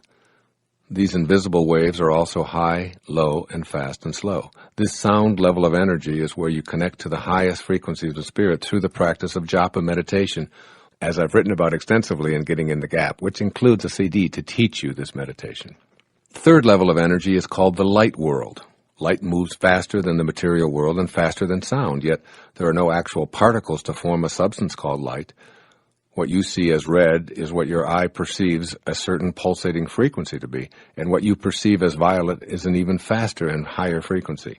When light is brought to darkness, darkness becomes light. The implications for this are startling. Low energy, when faced with high energy experiences, an automatic conversion. A fourth level of energy is called the world of thought. Your thoughts, your actual thoughts, are an extremely high frequency of pulsation that move beyond the speed of sound and even light. The frequency of thoughts can be measured, and the impact that they have on your body and your environment can be actually calculated. Once again, the same rules apply. Higher frequencies nullify lower. Faster energies convert slower. A colleague I admire enormously, David Hawkins, a medical doctor, has written a work which I've referenced over and over again called Power versus Force. In this remarkable book, Dr. Hawkins elaborates on the lower frequencies of thought and their accompanying emotions, and how they can be impacted and converted by exposure to higher and faster frequencies. I really urge you to read this book, and I'll present some of those findings in later sections on this program on how to raise your energy levels. Every thought you have can be calculated to determine if it's strengthening or weakening your ability to reconnect to the highest and fastest energy in the universe, the energy of intention. And finally, the highest and fastest energy in the universe. It's called the energy of spirit. This is the ultimate in energy. These frequencies are so supersonically rapid that the presence of disorder, disharmony, and even disease is impossible. These measurable energies consist of the 7 faces of intention talked about earlier in this program. They are the energies of creation. When you reproduce them in yourself, you reproduce the same creative quality of life that called you into existence. They are the qualities of creativeness, of kindness, of love, of beauty, of expansion, of peaceful abundance, and receptivity to all. These are the highest energies of the universal spirit itself. You came into existence from this energy, and you can match up with it energetically as you remove all of the low energy pulsations from your thoughts and feelings. Raising your energy level. There's a vibratory action to your thoughts, your feelings, and your body. I'm asking you to increase those frequencies so they're high enough to allow you to connect to the power of intention. This may sound like an oversimplification, but I hope you'll try raising your energy level as a way to remove the obstacles that prevent you from experiencing the perfection that you're a part of. You cannot remedy anything by condemning it. Again, you cannot remedy anything by condemning it. Underline that in your consciousness. You only add to the destructive energy that's already permeating the atmosphere of your life. When you react to the lower energies you encounter with your own low energies, you're actually setting up a situation that attracts more of the lower energy. For example, if someone behaves in a hateful manner toward you, and you respond by hating them for hating you, you've participated in a lower energy field and impacting all who enter that field. If you're angry at those around you for being angry people, you're attempting to remedy the situation through condemnation. If you're experiencing scarcity or anguish or depression or an absence of love or any inability to attract what you desire, seriously look at how you've been attracting those circumstances into your life. Low energy is an attractor pattern. It shows up because you've sent for it, even if on a subconscious level. It's still yours, and you own it. However, if you practice deliberately raising your energy level by being cognizant of your immediate environment, you'll move more rapidly toward intention and remove all of those self-imposed roadblocks. The obstacles are in the low energy spectrum. What follows is a mini program for raising your energy vibrations. Here's a short list of suggestions for moving your energy field to a higher and a faster vibration. This will help you to accomplish the twofold objective of removing the barriers and simultaneously allowing the power of intention to work with and through you. Become conscious of your thoughts. Every thought you have impacts you. By shifting in the middle of a weakening thought to one that strengthens, you raise your energy vibration and strengthen yourself and the immediate energy field. Make meditation a regular practice in your life. Even if it's only for a few moments each day while sitting at a stoplight, this practice is vital. Take some time to be silent and repeat the sound of God as an inner mantra. Meditation allows you to make conscious contact with your source and regain the power of intention by assisting you in cultivating a receptivity that matches up with the force of creation. Also, become conscious of the food you eat. There are foods that calibrate low, and there are high-energy foods as well. Foods with toxic chemicals sprayed on them will make you weak, even if you have no idea that the toxins are present. Artificial foods such as sweeteners are low-energy products. In general, foods high in alkalinity such as fruits, vegetables, nuts, soy, non-yeast breads, and virgin olive oil calibrate at the high end and will strengthen you on muscle testing, while highly acidic foods such as flour-based cereals, meats, dairy, and sugars calibrate at the lower energies, which will weaken you. Also, retreat from low-energy substances. Alcohol and virtually all artificial drugs, legal and otherwise, lower your body's energy level as well as weaken you.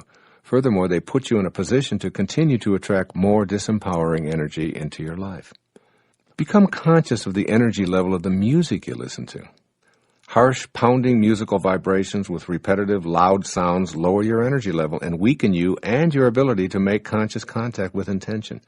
Similarly, the lyrics of hate, pain, anguish, fear, and violence are low energy, sending weakening messages to your subconscious and infiltrating your life with similar attractor energies. If you want to attract peace and love, then listen to the higher musical vibrations and lyrics that reflect these desires. Furthermore, become aware of the energy levels of your own home environment. Prayers, paintings, crystals, statues, spiritual passages, books, magazines, the colors on your walls, and even the arrangement of your furniture all create energy into which you've catapulted for at least half of your waking life. The ancient Chinese art of feng shui has been with us for thousands of years and is a gift from our ancestors, which describes ways to increase the energy field of our home and workplace. Become aware of how being in high-energy surroundings impacts us in ways that strengthen our lives and removes barriers to our connection to intention. Also, begin to reduce your exposure to the very low energy of commercial and cable television. The majority of television shows provide a steady stream of low energy most of the time. This is one of the reasons I've elected to devote a significant portion of my own time and efforts in support of non-commercial public television and to help replace messages of negativity, hopelessness, violence, profanity, and disrespect with the higher principles that match up with the principle of intention. You can also enhance your energy field with photographs, believe it or not. You may find it difficult to believe that photography is a form of energy reproduction and that every photograph contains energy. See for yourself by strategically placing photographs taken in moments of happiness, love, and receptivity to spiritual help around your living quarters, in your workplace, in your automobile, and even on your clothing or in your pocket or in your wallet. Arrange photographs of nature, animals, and expressions of joy and love in your environment, and let their energy radiate into your heart and provide you with their higher frequencies. You can also become conscious of the energy levels of your acquaintances and your friends and your extended family. You can raise your own energy levels by being in the energy field of others who resonate closely to spiritual consciousness. Choose to be in close proximity to people who are empowering, who appeal to your sense of connection to intention, who see the greatness in you, who feel connected to God, and who live a life that gives evidence that Spirit has found celebration through you. You can also begin to monitor your activities and where they take place. Avoid low energy fields where there's excessive alcohol, drug consumption, or violent behavior, and gatherings where religious or ethnic exclusion and vitriolic prejudice or judgments are the focus. Immerse yourself in nature, appreciating its beauty, spending time camping, hiking, swimming, taking nature walks, and reveling in the natural world. Attend lectures on spirituality, take a yoga class, give or receive a massage, visit monasteries or meditation centers, and commit to helping others in need with visits to the elderly in geriatric centers or sick children in hospitals. Choose to be in places where the energy fields reflect the 7 faces of intention. Extend acts of kindness, asking for nothing in return. Anonymously extend financial aid to those less fortunate, and do it from the kindness of your heart, expecting not even a thank you. Pick up some litter and place it in a proper receptacle, and tell no one about your actions. In fact, spend several hours doing nothing but cleaning and clearing out messes that you didn't create. Any act of kindness extended toward yourself, others, or your environment matches you up with the kindness inherent in the universal power of intention. It's an energizer for you, and causes this kind of energy to flow back into your life. Be specific when you affirm your intentions to raise your energy level and create your desires. Written affirmations have an energy of their own and will guide you in raising your energy level. I practice this myself. There's a woman named Lynn Hall who lives up in Toronto. She sent me a beautiful plaque that I look at every day. In her letter, she says, Here's a gift for you, written solely for you in an effort to convey heartfelt gratitude for the blessings of your presence in my life. That said, I'm sure that the sentiment is a universal one, speaking for every other soul on the planet who has experienced the same good fortune. May the light and love that you emit forever reflect back to you in joyful abundance, Dr. Dyer. And the beautiful etched-in soul plaque reads like this: Spirit has found great voice in you in vibrant truths and joyful splendor. Spirit has found revelation through you in resonant and reflective ways. Spirit has found celebration through you in infinite expanses and endless reach. To all those awakened to the grace of your gifts, Spirit has found both wings and light. I read these words daily to remind me of my connection to Spirit and to allow the words to flow from my heart to yours, fulfilling my intentions and hopefully helping you to do the same. As frequently as possible, hold thoughts of forgiveness in your mind. In muscle testing, when you hold a thought of revenge, you'll go weak, while a thought of forgiveness keeps you strong. Revenge, anger, and hatred are exceedingly low energies that keep you from matching up with the attributes of the universal force. A simple thought of forgiveness toward anyone who may have angered you in the past, without any action taken on your part, will raise you to the level of Spirit and aid you in your individual intentions.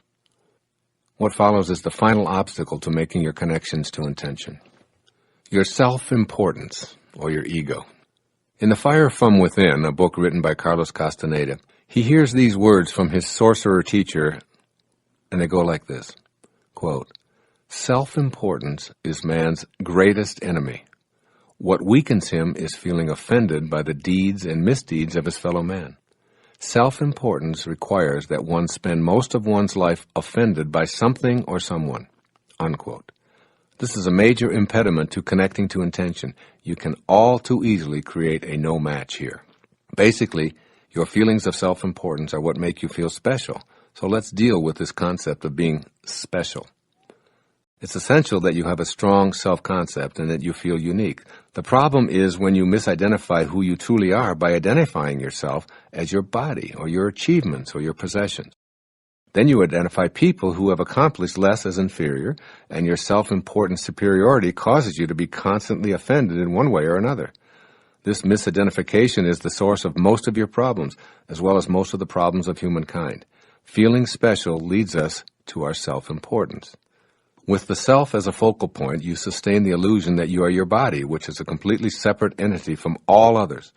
This sense of separateness leads you to compete rather than cooperate with everyone else. Ultimately, it's a no match with Spirit and becomes a huge obstacle to your connection to the power of intention. In order to relinquish your self-importance, you'll have to become aware of how entrenched it is in your own life. Ego is simply an idea of who you are that you carry around with you. As such, it can't be surgically removed by having an egoectomy. This idea of who you think you are will persistently erode any possibility you have of connecting to intention. What follows are 7 steps for overcoming the hold that ego has on you. Here are 7 suggestions to help you transcend ingrained ideas of self-importance. All of these are designed to help prevent you from falsely identifying yourself with this self-important ego of yours. 1. Stop being offended. The behavior of others isn't a reason to become immobilized. That which offends you only weakens you. If you're looking for occasions to be offended, you'll find them at every turn. This is your ego at work convincing you that the world shouldn't be the way that it is. Being offended creates the same destructive energy that offended you in the first place and leads to attack, counterattack, and ultimately war. 2. Let go of your need to win. You are not your winnings or your victories. You may enjoy competing and have fun in a world where winning is everything, but you don't have to be there in your thoughts. There are no losers in a world where we all share the same energy source. All you can say on a given day is that you performed at a certain level in comparison to the levels of others on that particular day. But today is another day, with other competitors and new circumstances to consider. Be the observer, noticing and enjoying it all without needing to win a trophy. Be at peace and match up with the energy of intention. And ironically, although you'll hardly notice it, more of those victories will show up in your life as you pursue them less. 3. Let go of your need to be right. When you let go of the need to be right, you're able to strengthen your connection to the power of intention. But keep in mind that ego is a determined combatant. I've seen people willing to die rather than let go of being right. I've seen people end otherwise beautiful relationships by sticking to their need to be right. I urge you to let go of this ego-driven need to be right by stopping yourself in the midst of an argument and asking yourself, do I want to be right or happy? When you choose the happy, loving, spiritual mode, your connection to intention is strengthened. These moments ultimately expand your new connection to the power of intention. The universal source will begin to collaborate with you in creating the life you were intended to live. 4. Let go of your need to be superior. Let go of your need to feel superior by seeing the unfolding of God in everyone. Don't assess others on the basis of their appearance, achievements, possessions, and other indices of ego. When you project feelings of superiority, that's what you get back, leading to resentments and ultimately hostile feelings. These feelings become the vehicle taking you further away from intention. 5. Let go of your need to have more. The universal source is content with itself, constantly expanding and creating new life, never trying to hold on to its creation for its own selfish means. It creates and lets go. As you let go of ego's need to have more, you unify with that source. You create, attract to yourself, and let it go, never demanding that more come your way. As an appreciator of all that shows up, you learn the powerful lesson St. Francis of Assisi taught us. It is in giving that we receive.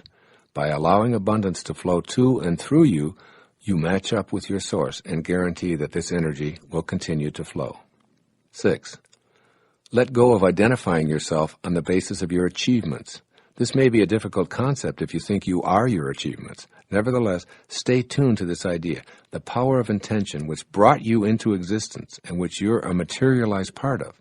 The less you need to take credit for your achievements, and the more connected you stay to the 7 faces of intention, the more you're free to achieve and the more will show up for you. It's when you attach yourself to those achievements and believe that you alone are doing all of those things that you leave the peace and the gratitude of your source. And 7.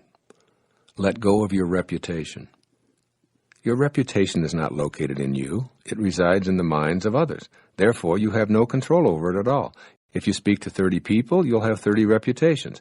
Connecting to intention means listening to your heart and conducting yourself based on what your inner voice tells you is your purpose here.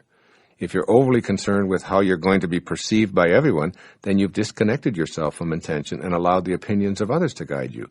This is your ego at work. It's an illusion that stands between you and the power of intention. We've just completed a thorough examination of the 3 major obstacles to connecting to the power of intention, along with some suggestions for eliminating them. In the next chapter, I'll explain how you impact those around you when you raise your energy level to the highest spiritual frequencies and live your days connected to intention. When you're connected to the power of intention, everywhere you go and everyone you meet is affected by you and the energy you radiate. As you become the power of intention, you'll see your dreams being fulfilled almost magically, and you'll see yourself creating huge ripples in the energy fields of others by your presence and nothing more.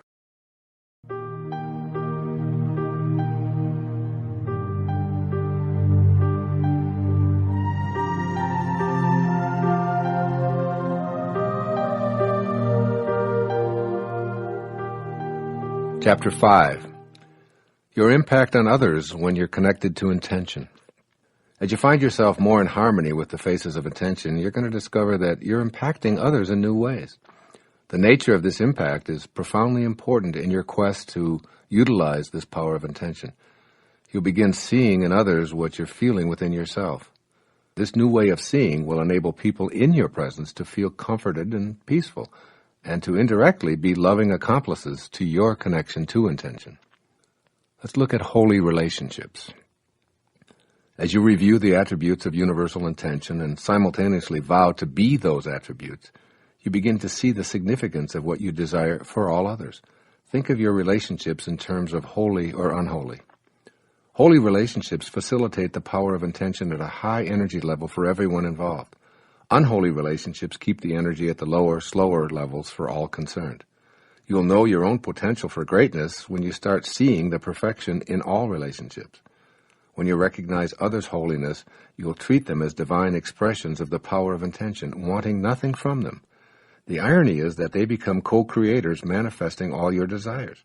want nothing from them, demand nothing from them, have no expectations for them, and they'll return the kindness. Demand from them, insist that they please you, judge them as inferior, or see them as servants, and you'll receive the same. It behooves you to be acutely aware of what you truly want for others, and to know whether you're in a holy or an unholy relationship with every person you're involved with. One truth that I've recognized during the years of my own growth is that it's impossible to know my perfection if I'm unable to see and honor that same perfection in others. The ability to see yourself as a temporary expression of intention and to see yourself in all of humanity is a characteristic of the holy relationship. It's the ability to celebrate and honor in all others the place where we're all one. As you change your thought patterns to raise your energy vibrations and reduce the demands of your ego, you'll begin developing a reverent or holy relationship with others. Then everyone is perceived as complete. When you can celebrate differences in others as interesting or enjoyable, you're loosening your identity with ego. The holy relationship is a way of matching up with the universal source of creation and being peacefully joyful. Any relationship, or even an encounter, from the holy perspective, is a coming together with a beloved self aspect and discovering a stimulating connection with the power of intention. I urge you to establish a holy relationship with your source, the world community, your neighbors, acquaintances, family, the animal kingdom, our planet, and yourself as well, and you'll enjoy the power of intention through holy relationships. It's all about relationship. Let's look at how your energies impact others. When you feel connected and in harmony with intention, you sense a major difference in how other people react to you. Be aware of these reactions because they'll bear directly on your abilities to fulfill your individual intentions. The more closely you automatically resonate to the frequencies of the universal all-creating source, the more that others will be impacted and their lower energies nullified. They'll gravitate toward you, bringing peace and joy and love and beauty and abundance into your life. What follows is my opinion on how you'll impact others when you're resonating with intention, and how different your impact is when you're dominated by your ego's separatist attitude. Here are some of the most significant ways in which you will find yourself impacting others. Your presence instills calmness. When you coincide with intention, your impact on others has a calming influence. People tend to feel more at peace, less threatened, and more at ease. The power of intention is the power of love and receptivity. It asks nothing of anyone. It judges no one, and it encourages others to be free to be themselves. As people feel calmer in your presence, they're inclined to feel safe by virtue of the energy frequencies that you radiate. Their feelings are encouraged by your energy of love and receptivity, causing them to want to reach out and be with you. As Walt Whitman put it, we convince by our presence. You'll find that your presence leaves others feeling energized when you're connected to intention. When you bring the frequencies of intention into the presence of others, they'll feel energized just by being in your immediate circle. You don't have to say a word. You don't have to act in any prescribed fashion. Your energy of intention alone will make others in your field feel as if they've mysteriously been empowered in some way. As you begin consciously expressing the 7 faces of intention, you'll discover that others begin to comment on the impact you're making on them. They'll want to assist you in fulfilling your own dreams. They'll be energized and volunteer to help you. They'll even begin to offer to finance your dreams with their energized new ideas. Your presence also allows others to feel better about themselves. Have you ever noticed when you're in the presence of certain people that you feel better about yourself? Their compassionate energy has the noticeably pleasant impact of simply making you feel really good about yourself. You'll impact others with this energy of compassion as you develop your connection to intention. On the contrary, being in the company of someone who's disdainful or indifferent impacts you quite differently. If this is the low energy you transmit to others, they're quite likely to depart the encounter feeling less than wonderful about themselves. Moreover, it leaves others feeling as if they're insignificant or unimportant, and obviously feeling worse about themselves when it's a repeated pattern in a significant relationship.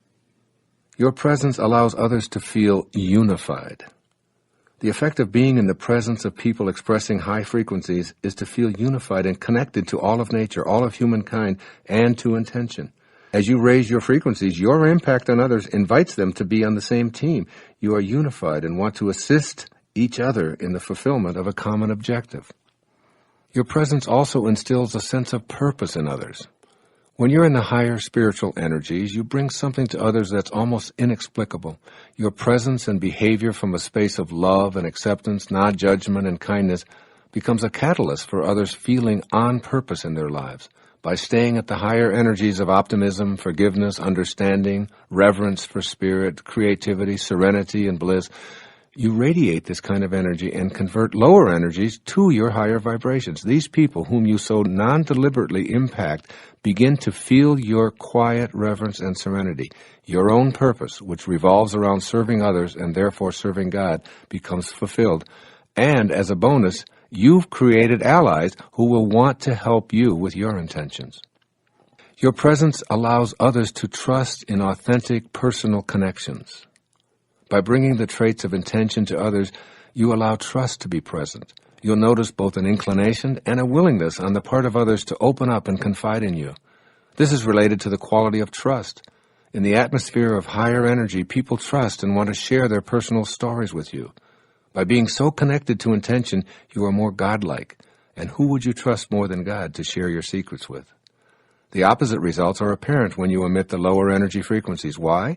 Because your low energies help to create a counterforce. Conflict erupts, winners and losers are necessary, and enemies automatically are created. All because of your unwillingness to stay connected to the faces of intention. Your presence inspires others to greatness. When you're connected to spirit and quietly reflect this consciousness, you become a source of inspiration to others. In a sense, this is one of the most powerful effects that connecting to intention transmits to others. The word inspiration means in spirit. The fact that you're primarily in spirit means that you inspire rather than inform with your presence. You won't inspire others by loudly insisting or demanding that others listen to your point of view. Your presence actually aligns others with beauty. When you're connected to intention, you see beauty everywhere and in everything because you're radiating the quality of beauty. Your perceptual world changes dramatically. At the higher energy of intent, you see beauty in everyone, young or old, rich or poor, dark or light, with no distinctions. Everything is perceived from a perspective of appreciation rather than judgment. As you bring this feeling of beauty, appreciation to the presence of others, people are inclined to see themselves as you see them. They feel attractive and better about themselves as they circulate that higher energy of beauty. When people feel beautiful, they act in beautiful ways. And finally, your presence instills health rather than sickness. You know that your physical self is inspired by a divine force that beats its heart, digests its food, grows its fingernails, and that this same force is receptive to endlessly abundant health. When you bring to the presence of others a healthy appreciation for the miracle that your body represents, you diffuse their efforts to dwell on disease, ill health, and deterioration. In fact, the higher your energy field resonates, the more you're able to impact others with your own healing energy. Become aware of your own amazing capacity to affect the healing and health of those around you simply by the silent presence of your high energy connection to intention. This is a literal energy that emanates from you. In the hopes that you will recognize the importance of raising your energy level, I'm going to conclude this chapter with a look at how our entire civilization is impacted when energy levels are synchronized with the source of our creation. This will require of you an open mind and a bit of stretching, perhaps, on your part. However, it's something that I know to be true, and I'd be remiss if I left it out. It may appear peculiar or maybe even a little outlandish to some who fail to see the ways in which all of us on this planet are connected and therefore impact each other from distances not discernible by our senses. Your impact on the consciousness of all of humanity. Many years ago, I was with one of my daughters as she completed a lengthy program in the wilderness to help her deal more effectively with some of her teenage dilemmas. The last thing the counselor at the wilderness camp said to her was, "Remember at all times that what you think and what you do affects other people." This is true even beyond the impact we have on our friends, family, neighbors, and coworkers. I believe that we impact all of humanity. Thus, as you listen to this section, keep in mind that what you think and do affects all other people. In the book I mentioned earlier, Power versus Force by Dr. David Hawkins, he writes, quote, "In this interconnected universe, every improvement we make in our private world improves the world at large for everyone. We all float on the collective level of consciousness of mankind, so that any increment we add comes back to us. We all add to our common buoyancy by our efforts to benefit life. It is a scientific fact that what is good for you is good for me, unquote. Dr. Hawkins has backed up his remarks and conclusions with 29 years of hard research, which I invite you to examine if you're so inclined. I'll briefly summarize some of these conclusions and how they relate to the impact you have on others when you're connected to intention. In essence, every single person, as well as large groups of people, can be calibrated for their energy levels. Generally speaking, low-energy people cannot distinguish truth from a falsehood.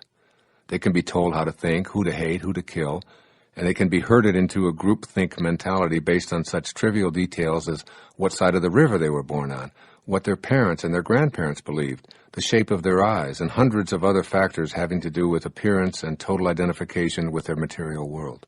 Hawkins tells us that approximately 87% of humanity calibrates at a collective energy level that weakens them. The higher up the ladder of frequency vibration, the fewer people there are in those high levels. The highest levels are represented by the truly great persons who originated spiritual patterns that multitudes have followed throughout the ages. They're associated with divinity, and they set in motion attractor energy fields that influence all of humankind. Just below the energy level of pure enlightenment are the energy levels associated with the experience designated as transcendence, or self-realization, or even God consciousness. Here's where those who are called saintly reside.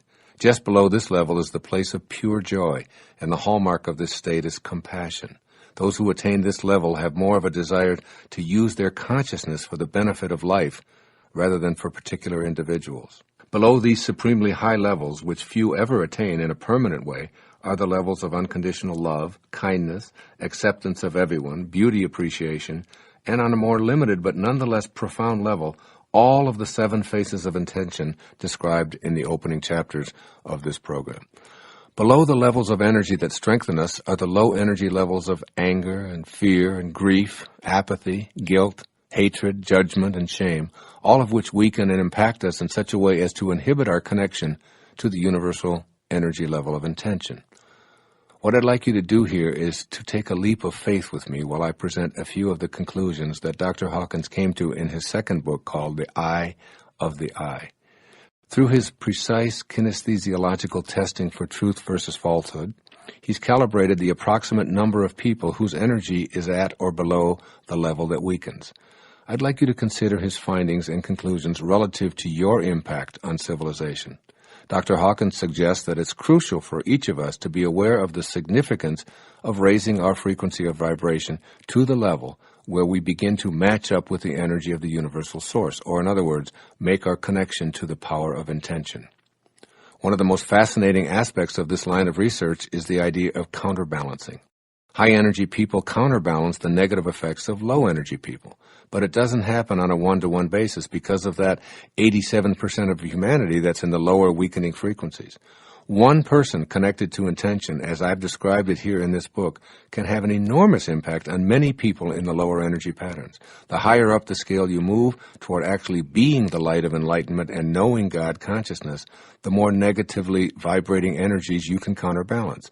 Here are some fascinating figures from Dr. Hawkins' research for you to contemplate as you review the impact you can have personally on humanity simply by being on the higher rungs of the ladder to intention. One individual, he says, who lives and vibrates to the energy of optimism and a willingness to be non-judgmental of others will counterbalance the negativity of 90,000 individuals who calibrate at the lower weakening levels.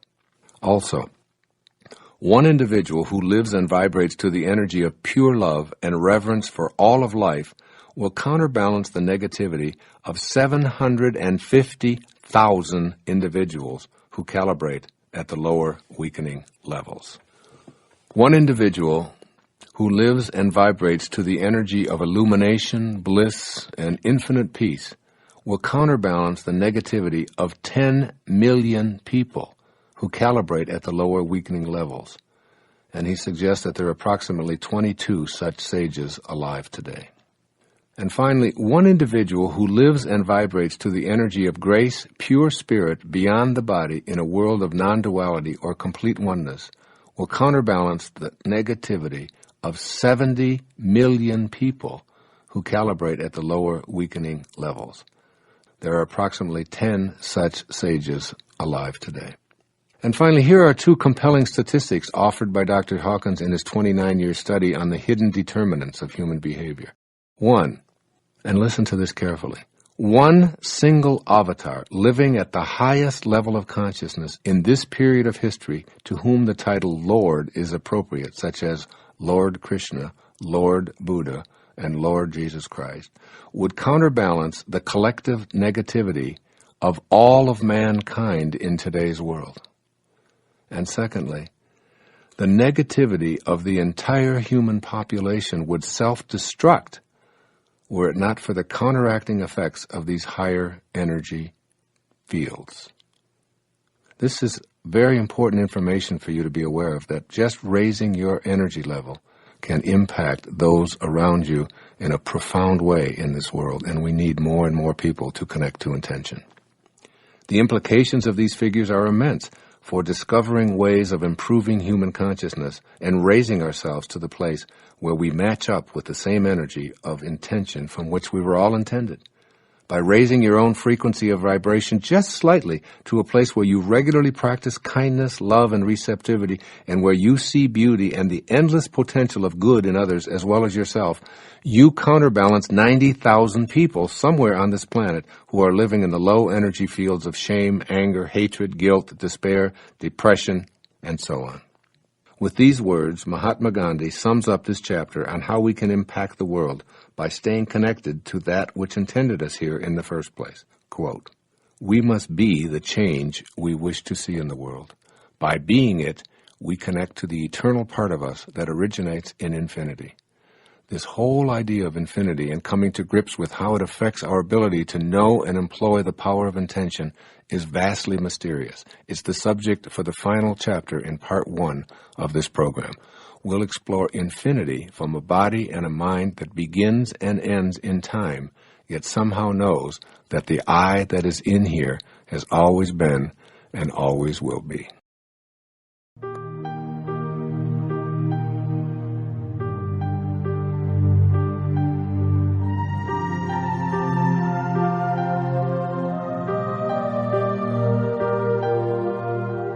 Chapter 6, Intention and Infinity. Life is eternal. We all live on a stage where many infinities gather. Just take a look outside tonight and contemplate the infinity of space. There are stars so distant from you that they're measured in the distance that light travels in an earthly year. Beyond those stars that you can see are endless galaxies that stretch out into something we call eternity. Indeed, the space that you occupy is infinite. Its vastness is too huge for us to see. We are in an infinite, never-ending, never-beginning universe. Now pay close attention to this next sentence. If life is infinite, then this is not life. Really let these words sink in. If life is infinite, then this is not life. We can see this in everything that we scrupulously observe. Therefore, we must conclude that life, in terms of our body and all of its achievements and possessions, which without exception begin and end in dust, isn't life itself. Grasping life's true essence could radically change your life for the better. This is an enormous inner shift that eliminates fear of death. How can you fear something that doesn't exist? And connects you permanently to the infinite source of creation that intends everything from the world of infinite spirit into a finite world. Learn to be comfortable with the concept of infinity and see yourself as an infinite being. Your fear of the infinite. We are all in bodies that are going to die, and we know this, yet we can't imagine it for ourselves, so we behave as if it weren't so. It's almost as if we're saying to ourselves, everybody dies but me. This is attributable to what Freud observed. Our death is unimaginable, so we simply deny it and live our lives as if it weren't going to die, because of the terror that our own death instills. As I sat down to write the chapter on infinity, I said to a friend that my goal was to leave the reader, and you, the listener, with a complete absence of the fear of death. Let me know if it touches you in that way, even on a minor scale. Your own death. Essentially, there are 2 points of view regarding this dilemma of your own death. The first says that we're physical bodies that are born, and we go on to live for a while, and then ultimately we deteriorate. Our flesh wears out, and then we die and are dead forever. This first perspective, if you embrace it either consciously or otherwise, is terrifying from our alive point of view. Unless you embrace the second point of view, it's completely understandable that you would fear death. Or you may welcome it if you hate or fear life. The second point of view says very simply that you're eternal, an infinite soul in a temporary expression of flesh. The second point of view says that only your physical body dies, and that you were whole and perfect as you were created, and that your physicalness emanated from the universal mind of intention. That universal mind was and is formless. It's the pure energy of love, beauty, kindness, and creativity, and it can't die since there are no forms involved. No form, no death. No boundaries, no deterioration. No flesh, no possibility of it wasting away. Thus, spirit is present in its entirety everywhere, which includes you. You can never be separate from it. You'll learn to laugh at the absurd idea that you could ever be separate from the universal mind. It's your source. You are it. God is the mind through which you think and exist. It's always connected to you, even if you don't believe in it. Even an atheist doesn't have to believe in God to experience God. The question then becomes not whether your body is going to die, but rather on what side of infinity do you wish to live? You have two choices. Either you live on the inactive or the active side of infinity. In either case, you have an appointment with infinity, and there's no way to avoid it. Your appointment with infinity. Eternity is now, right here. You're an infinite being. Once you get past the fear of death as an end, you merge with the infinite and feel the comfort and relief that this realization brings. We identify everything in this material world through a space-time continuum. Yet infinity has no preference for time and space. You aren't the elements that make up your body. You merely make use of the elements. You go beyond space and time and are merged with the infinite universal mind. If you haven't recognized it, it's because of your fear. You can keep your appointment with infinity while you're in your temporary body with its slavish adherence to time and space. My objective in this chapter is to help you to realize and do this. If you make this merger, I assure you of a life without fear of death. When your infinite soul leaves the body, it's no longer subject to the constraints of time and space. Separation can no longer interfere with you. So my question to you isn't about whether you believe you have an appointment with infinity. It's about when you're going to keep that inevitable appointment. You can either do it now while you're still alive in your body in the illusion of time and space, or you can do it at death. If you decide to make your appointment with infinity while you still live and breathe, it's like learning to die while you're alive. Once you make this transition to the active side of infinity, your fear of death dissolves and you laugh at the folly of death. Understand your true essence. Look death squarely in the face and break the shackles of slavery to that fear. You do not die. Announce it. Meditate on it. Look at it from this angle. If you're not an infinite being, what would be the purpose of your life? Surely not going through the motions of being born, working, accumulating, losing it all, getting sick, and dying. By waking up to your infinite essence and staying connected to the seven faces of intention, you begin to free yourself of the limitations your ego has placed on you. You set in motion the guidance and assistance of the infinite universal mind to work with you. And most of all, you feel the peace that overtakes you when you expel your fear of death and mortality. I'm touched by the stories of great spiritual teachers leaving this earthly plane feeling blissful and fearless. They banished all doubt, extricated all fear, and met infinity head-on with grace. Here are the final words of a few of the people I've long admired. The hour I have long wished for is now come. Teresa of Avila. Let us be kinder to one another. The last words of Aldous Huxley. If this is death, it's easier than life. The last words of Robert Louis Stevenson. This is the last of earth. I am content. John Quincy Adams. I shall hear in heaven. Ludwig van Beethoven. Light, light. The world needs more light. Johann von Goethe. I am going to that country which I have all my life wished to see. William Blake. It's very beautiful over there. Thomas Edison. Ram, Ram, Ram. God, God, God. Mahatma Gandhi. Why not write your own final words now and make your transition to being an infinite being while you still occupy your body? As you consider your appointment with infinity, look at how most of us live our lives. We know we're in a body that's going to die, but we behave as if it's not going to happen to us. This viewpoint is from the inactive side of infinity, where we don't see our connection to intention and our ability to stay in harmony with our creative spirit. Let's examine the essential difference between keeping your appointment with infinity now or at your own death. In one case, you'll be on the active side of infinity, and in the other, you'll avoid it by being on the inactive side. The active versus the inactive sides of infinity. On the active side of infinity, you're fully cognizant that you're in a body that's going to die. Furthermore, your inner knowing is that you aren't that body, its mind, or any of its achievements and possessions. On this active side of infinity, you are first and foremost an infinite spiritual being having a temporary human experience, and you do all of your living in all of your relationships from this very perspective. On the inactive side of infinity, your experience of life is quite the opposite. Here, you're first and foremost a human being having an occasional spiritual experience. Your life is guided by a fear of death, a separation from others, a competitive style, and a need to dominate and be a winner. The inactive side of infinity separates you from the power of intention. Here are some of the distinctions that I see between those who live in the active side of infinity and those who deny their eternal nature and opt for the inactive side of infinity. A sense of destiny.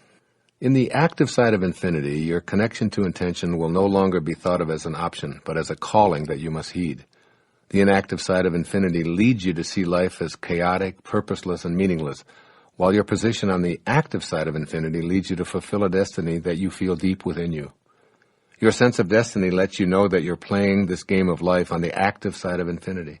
Prior to accessing your sense of destiny, your motivation was what you wanted out of life and what you'd like to do. On the active side of infinity, you realize that it's time to do what your destiny intended you to do.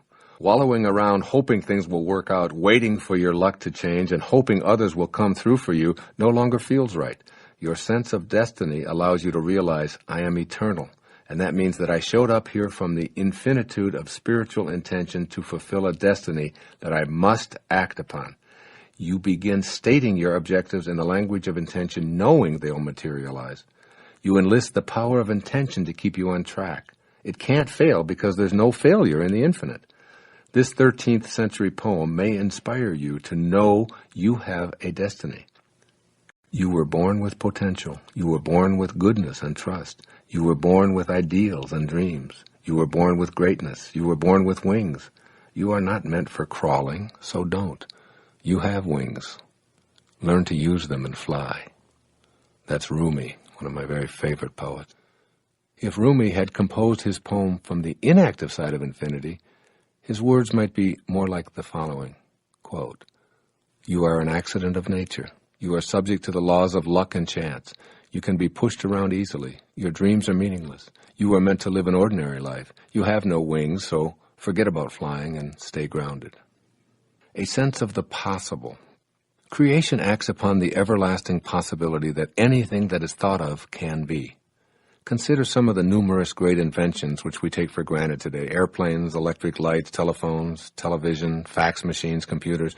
They're all the result of creative ideas by individuals who ignored the ridicule they encountered while they stayed focused on possible rather than impossible. In other words, a sense of the possible grows in the fertile terrain of the active side of infinity. The power of intention involves staying on the active side of infinite possibilities.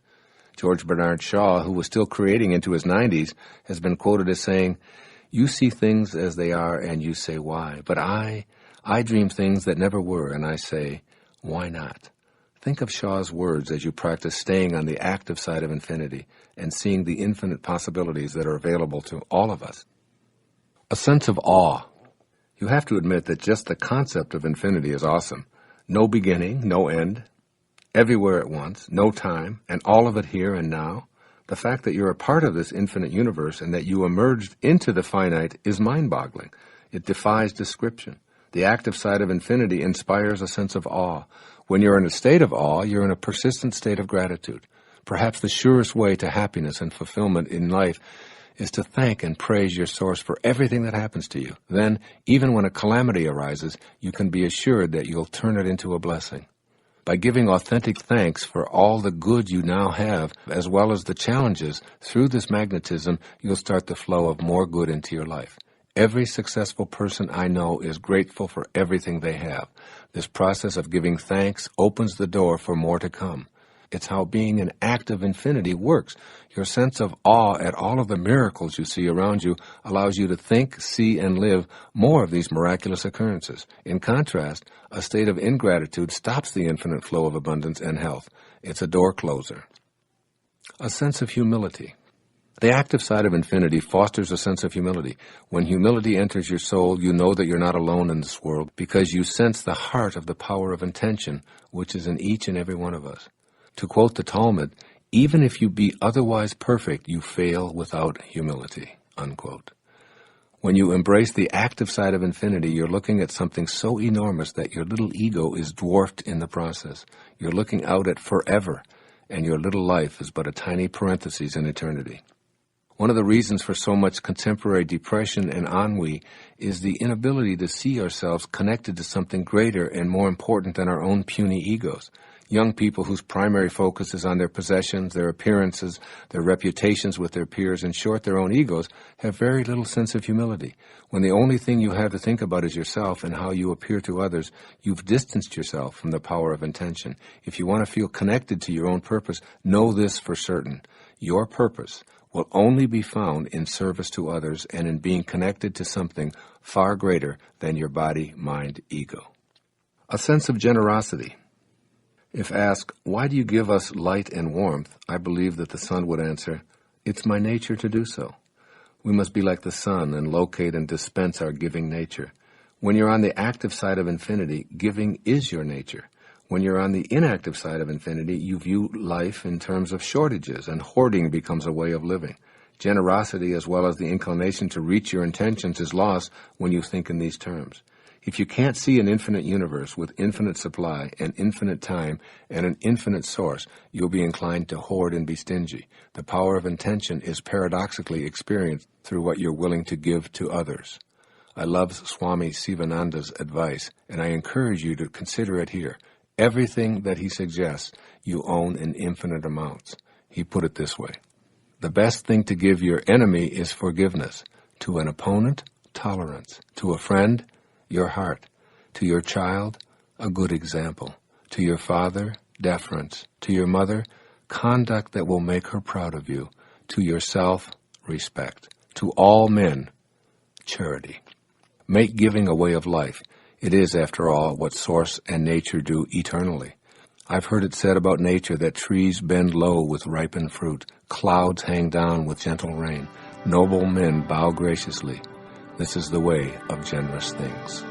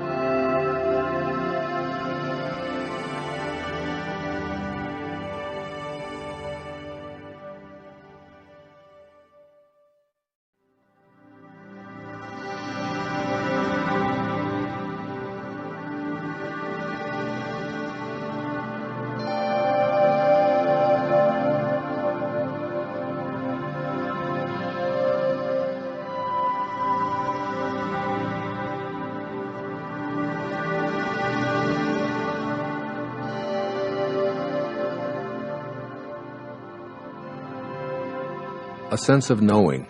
Your infinite source of intention has no doubt. It knows, and consequently it acts upon that knowing. This is what will happen for you when you live on the active side of infinity. All doubt flies out of your heart forever. As an infinite being in a temporary human form, you'll identify yourself primarily on the basis of your spiritual nature. This sense of knowing that comes from the active side of infinity means that you no longer think in terms of limits. You are the source. The source is unlimited. It knows no boundaries. It's endlessly expansive and endlessly abundant.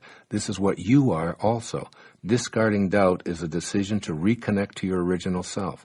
This is the mark of people who have lived self-actualized lives. They think in no-limit, infinite ways. One of the no-limit qualities is the ability to think and act as if what they'd like to have is already present. This is another one of my 10 secrets for success and inner peace in the book of the same title. The power of intention is so doubt deficient that when you're connected to it, your sense of knowing sees what you'd like to have as already present. There are no contrary opinions whatsoever. A sense of passion. When you emulate the power of intention, this is where you'll feel the passion you were intended to live and feel. The beauty of feeling passionate and enthusiastic is the glorious feeling of joy and cheerfulness that comes along with it. Nothing provides me with more joy than sitting here and speaking to you from my heart. I enthusiastically allow these teachings to come through me from the source of all intentions, the universal mind of all creativity. Put quite simply, I feel good. I'm in a cheerful mood, and my inspiration provides me with joy. If you want to feel great, look into the mirror, say to your image, I am eternal. This image will fade, but I am infinite. I am here temporarily for a reason. I will be passionate about all that I do. Then just notice how you feel as you stare at your reflection. Being cheerful is a wondrous side benefit of enthusiasm. It comes from being in the active side of infinity, where there's absolutely nothing to feel bad about. A sense of belonging. In a world that lasts forever, you certainly must belong. The active side of infinity inspires not only a strong sense of belonging, but a strong feeling of connectedness to everyone and everything in the cosmos. It's impossible for you not to belong because your presence here is evidence that a divine universal source intended you here. Yet when you live on the inactive side of infinity, you feel a sense of alienation from others. Your idea that this is all temporary and that you aren't a piece of God's infinite perfection leads you to self-doubt, anxiety, self-rejection, depression, and so many more of the low energies I've spoken about throughout this program. All it takes is a shift to infinite awareness to leave that feeling of misery. As Swami Sivananda taught his devotees, all life is one. The world is one home. All are members of one human family. All creation is an organic whole. No man is independent of this whole. Man makes himself miserable by separating himself from others. Separation is death. Unity is eternal life. This concludes my ideas on the active and the inactive sides of infinity. I urge you to remind yourself every day, as frequently as possible, of your infinite nature. It may sound like merely an intellectual shift of minor consequence, but I assure you that staying on the active side of infinity and reminding yourself of it regularly will put you in a position to manifest your desires. Of all the quotes on this subject I've read, this observation made by William Blake stands out. Quote, "If the doors of perception were cleansed, everything would appear to man as it is, infinite." Remember, we're attempting to clean up the connecting link between ourselves and this field of intention. This concludes Part 1 of The Power of Intention. Part 2 will be a series of short chapters describing how to put this new connection to intention to work in a variety of ways in your own life. As with the first part, listen with a mind that is not only open to the possibility of your achieving all that you can imagine, but to knowing that on the active side of infinity, all things are possible. Now you tell me what that leaves out.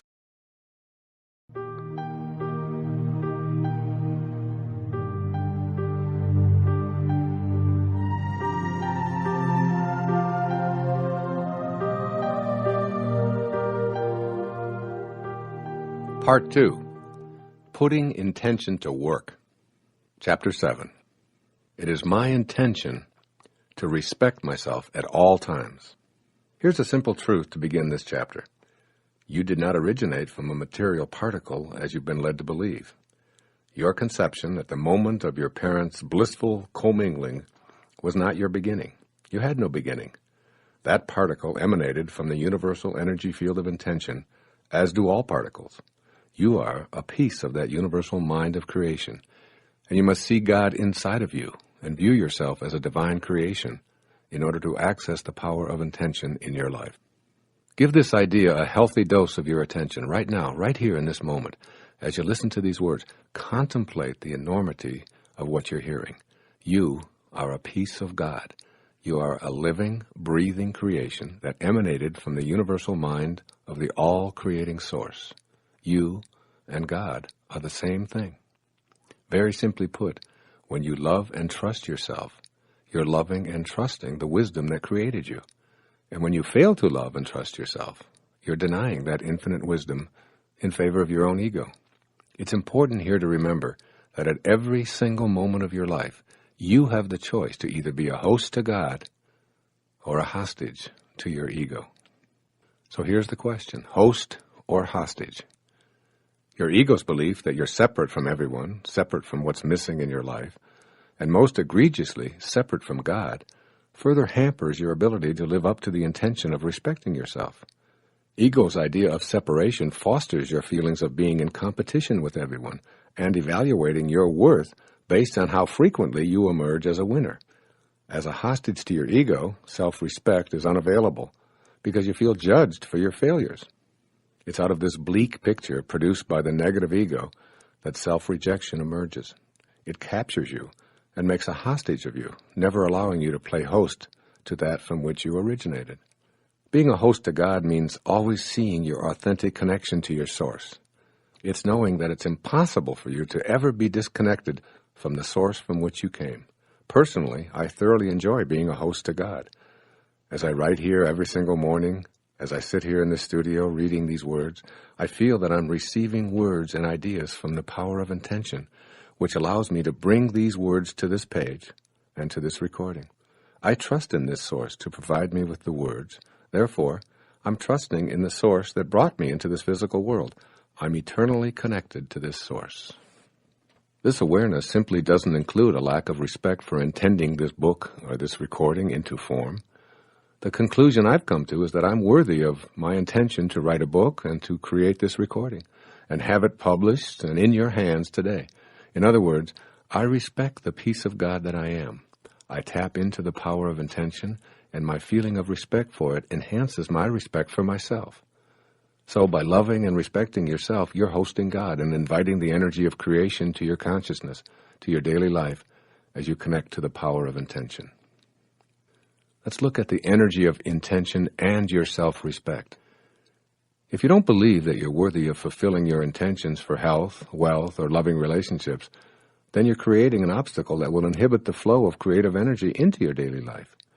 Recall that everything in the universe is energy, which moves at various frequencies. The higher the frequency, the closer you are to spiritual energy. In the lower frequencies, you find shortages and problems. Intention itself is a unified energy field, which intends everything into existence. This field is home to the laws of nature and is the inner domain of every human being. This is the field of all possibilities, and it's yours, just by virtue of your existence. Having a belief system that denies your connection to intention is the only way you're unable to access the power of intention from the infinite field. If you're convinced that you're unworthy of enjoying the field of all possibilities, then you'll radiate this very kind of low energy. This will, in fact, become your attracted energy pattern, and you'll send messages to the universe that you're unworthy of receiving the unlimited abundance of the originating spirit. Soon you'll act on this inner conviction of self-disrespect. The antidote to this dreary picture is to make an internal commitment to respect yourself and to feel worthy of all that the universe has to offer. If anyone is entitled to success and happiness, everyone is, because everyone is always connected to intention. Simply put, disrespecting yourself is not only disrespecting one of God's greatest creation, it's disrespecting God. When you disrespect your source, you say no to it, and you turn away from the power of intention. This stops the flow of energy that allows you to put your individual unbending intent into practice. All of the positive thinking in the world will do you absolutely no good if those thoughts don't emanate from respect for your connection to intention. The source of your thoughts must be celebrated and loved. And this means having the self-respect that's in harmony with the omniscient source of intelligence. What's the source of your thoughts? Your beingness. Your beingness is the place from which your thoughts and actions come. When you disrespect your being, you set into motion a chain reaction culminating in unfulfilled intentions. What you think of yourself is what you think of the world. How do you see the world you live in? What do you think people in general are really like? Do you believe that evil is triumphing over good? Is the world filled with egocentric, selfish people? Can the little guy ever get ahead? Are government entities and all their representatives corrupt and untrustworthy? Is life unfair? Is it impossible to get ahead if you don't have connections? When you have a gloomy picture of what the world looks like, you're unreceptive to the potential assistance that's there to help you with your own individual intentions. Why would others want to come to your aid when you view them as contemptible? Why would the universal force be attracted to that which repels it? How could a world that's so corrupt ever be of assistance to someone who has noble intentions? The answer to these questions are obvious. You attract into your life what you feel inside. If you feel that you're not worthy of being respected, you attract disrespect. This weak self-respect is the result of an exceptionally rusty link to the field of intention. This link must be cleansed and purified, and that takes place within your own mind. I've specifically chosen self-respect as the very first chapter in part 2 of this recording on applying intention, because without high esteem for yourself, you shut down the entire process of intention. Without unflagging self-respect, the process of intention is operating at the lowest levels. The universal field of intention is love, kindness, and beauty, which has for all that it brings into the material world. Those who wish to replicate the works of the universal all-creating mind must be in harmony with the attributes of love, kindness, and beauty.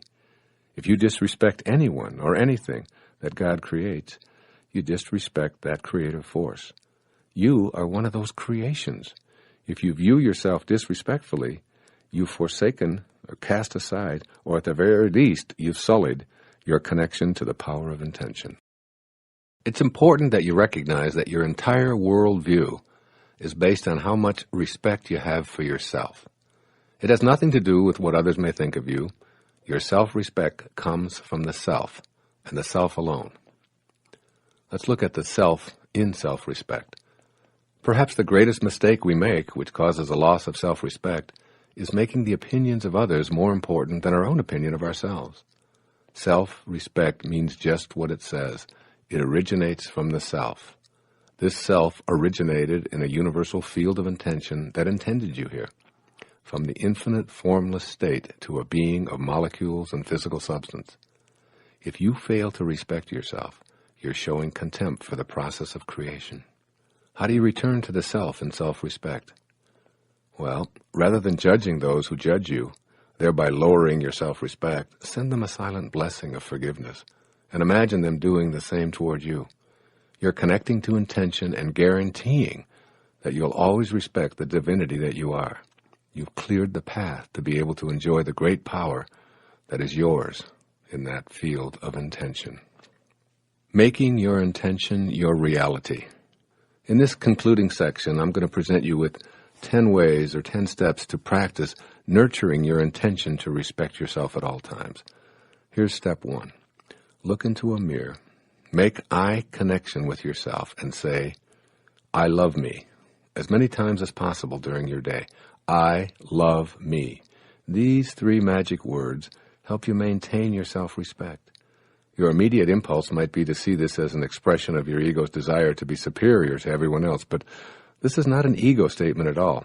It's an affirmation of self-respect. Transcend that ego mind and affirm your love for yourself and your connection to the Spirit of God. This doesn't make you superior to anyone. It makes you equal to all and celebrates that you're a piece of God. Affirm it in order to be respectful of that which intended you here. Affirm it because it's the way you're going to stay connected to your source and regain the power of intention. I love me. Say it proudly and be that image of love and self-respect. Step 2. Write the following affirmation and repeat it over and over again to yourself. I am whole and perfect as I was created. Carry this thought with you wherever you go. Have it laminated and placed in your pocket or on your dashboard or on your refrigerator or even next to your bed. Allow the words to become a source of high energy and self-respect. By simply carrying these words with you and being in the same space with them, their energy will flow directly to you. Over and over, remind yourself, I'm not my body. I'm not my accumulations. I'm not my achievements. I'm not my reputation. I am whole and perfect as I was created. Step 3. Extend more respect to others and to all of life. Perhaps the greatest secret of self-esteem is to appreciate other people more. The easiest way to do this is to see the unfolding of God in them. Look past the judgments of others' appearances, failures and successes, their status in society, their wealth or their lack of it, and extend appreciation and love to the source from which they came. Everyone is a child of God. Everyone. Remember, when you judge another, you do not define them. You define yourself as someone who needs to judge. The same applies to judgments directed at you. Step 4. Affirm to yourself and all others that you meet, I belong. A sense of belonging is one of the highest attributes on Abraham Maslow's pyramid of self-actualization, which I discussed at the beginning of the next chapter. Feeling that you don't belong or you're in the wrong place can be due to a lack of self-respect. Respect yourself and your divinity by knowing that everyone belongs. This should never come into question. Your presence here in this universe is proof alone that you belong here. The wisdom of creation intended you to be here, in this place, in this family, with these siblings and parents, occupying this precious space in this time. Say it to yourself and say it over and over again. I belong, and so does everyone else. No one is here by accidents. There are no accidents in this universe. Step 5. Remind yourself that you're never alone. My self-respect stays intact as long as I know that it's impossible for me to be alone. I have what I call a senior partner who's never abandoned me and who stuck with me even in moments when I had seemingly deserted my source. I feel that if the universal mind has enough respect to allow me to come here and to work through me and to protect me in times when I strayed onto dangerous non-spiritual turf, then this very partnership deserves my reciprocal respect. I recall my friend Pat McMahon, a talk show host on KTAR radio in Phoenix, Arizona, telling me about his encounter with Mother Teresa in his studio before interviewing her for his program. He pleaded with her to allow him to do something for her. Anything at all, he begged. I'd just like to help you in some way. She looked at him and said, tomorrow morning, get up at 4 a.m. and go out onto the streets of Phoenix and find someone who lives there who believes that he's alone and convince him that he's not. Great advice, because everyone who wallows in self-doubt or appears to be lost has lost their self-respect because they've forgotten that they're not alone. No one is ever alone. Step 6. Respect your body. You've been provided with a perfect body to house your inner invisible being for a few brief moments in eternity. Regardless of its size or shape or color or any imagined infirmities, it's a perfect creation for the purpose that you were intended here for. You don't need to work at getting healthy. Health is something you already have if you don't disturb it. You can begin the fulfillment of this intention to live a life of self-respect by honoring the temple that houses you. You know what to do. You don't need another diet or workout manual or personal trainer. Go within, listen to your body, and treat it with all of the dignity and love that your self-respect demands. Step 7. Meditate. Always meditate to stay in conscious contact with your source, which always respects you. I can't say this enough. Meditation is a way to experience what the 5 senses can't detect. When you're connected to the field of intention, you're connected to the wisdom that's within you. The divine wisdom has great respect for you, and it cherishes you while you're here. Meditation is a way to ensure that you stay in a state of self-respect. Regardless of all that goes on around you, when you enter into that sacred space of meditation, all doubts about your value as an esteemed creation dissolve. You'll emerge from the solemnity of meditation feeling connected to your source and enjoying respect for all beings, particularly yourself. Step 8. Make amends with adversaries. The act of making amends sends out a signal of respect for your adversaries. By radiating this forgiveness energy outward, you'll find this same kind of respectful, positive energy flowing back towards you.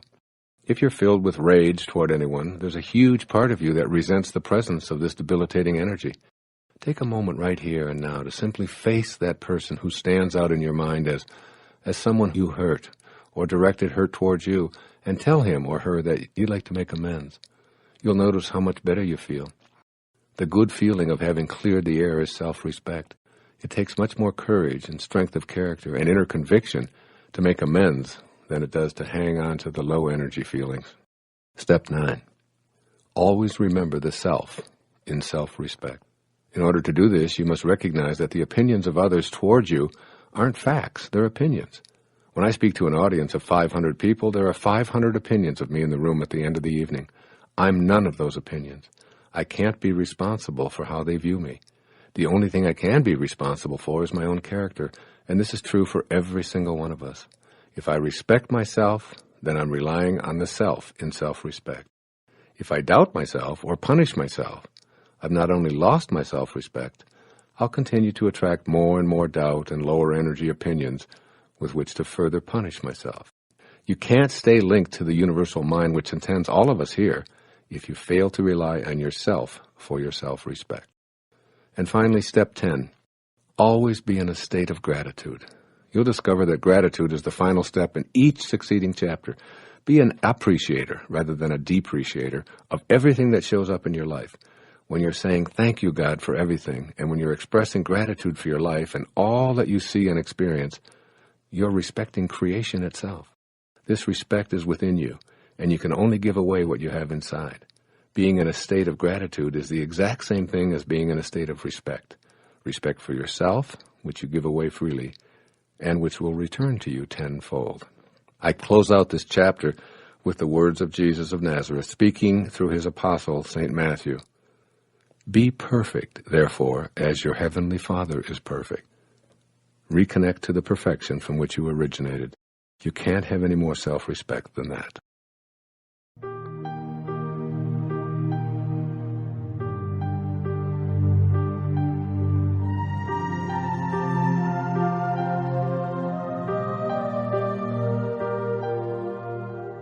Chapter 8. It is my intention to live my life on purpose. A sense of purpose is at the very top of the pyramid of self-actualization created by Abraham Maslow more than 50 years ago. Through his research, Dr. Maslow discovered that those who feel purposeful are living the highest qualities that humanity has to offer.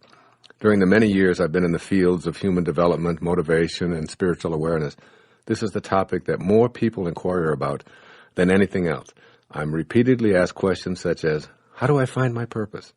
Does such a thing really exist? Why didn't I know my purpose in life? Well, being on purpose is what the most self-actualized people accomplish on their life journeys. But many individuals feel little sense of purpose and may even doubt that they have a purpose in life in the first place. Feeling purposeful. In response to the question, what should I do with my life? I suggest that there's only one thing you can do with it, since you came into this life with nothing and you'll leave with nothing. You can give it away.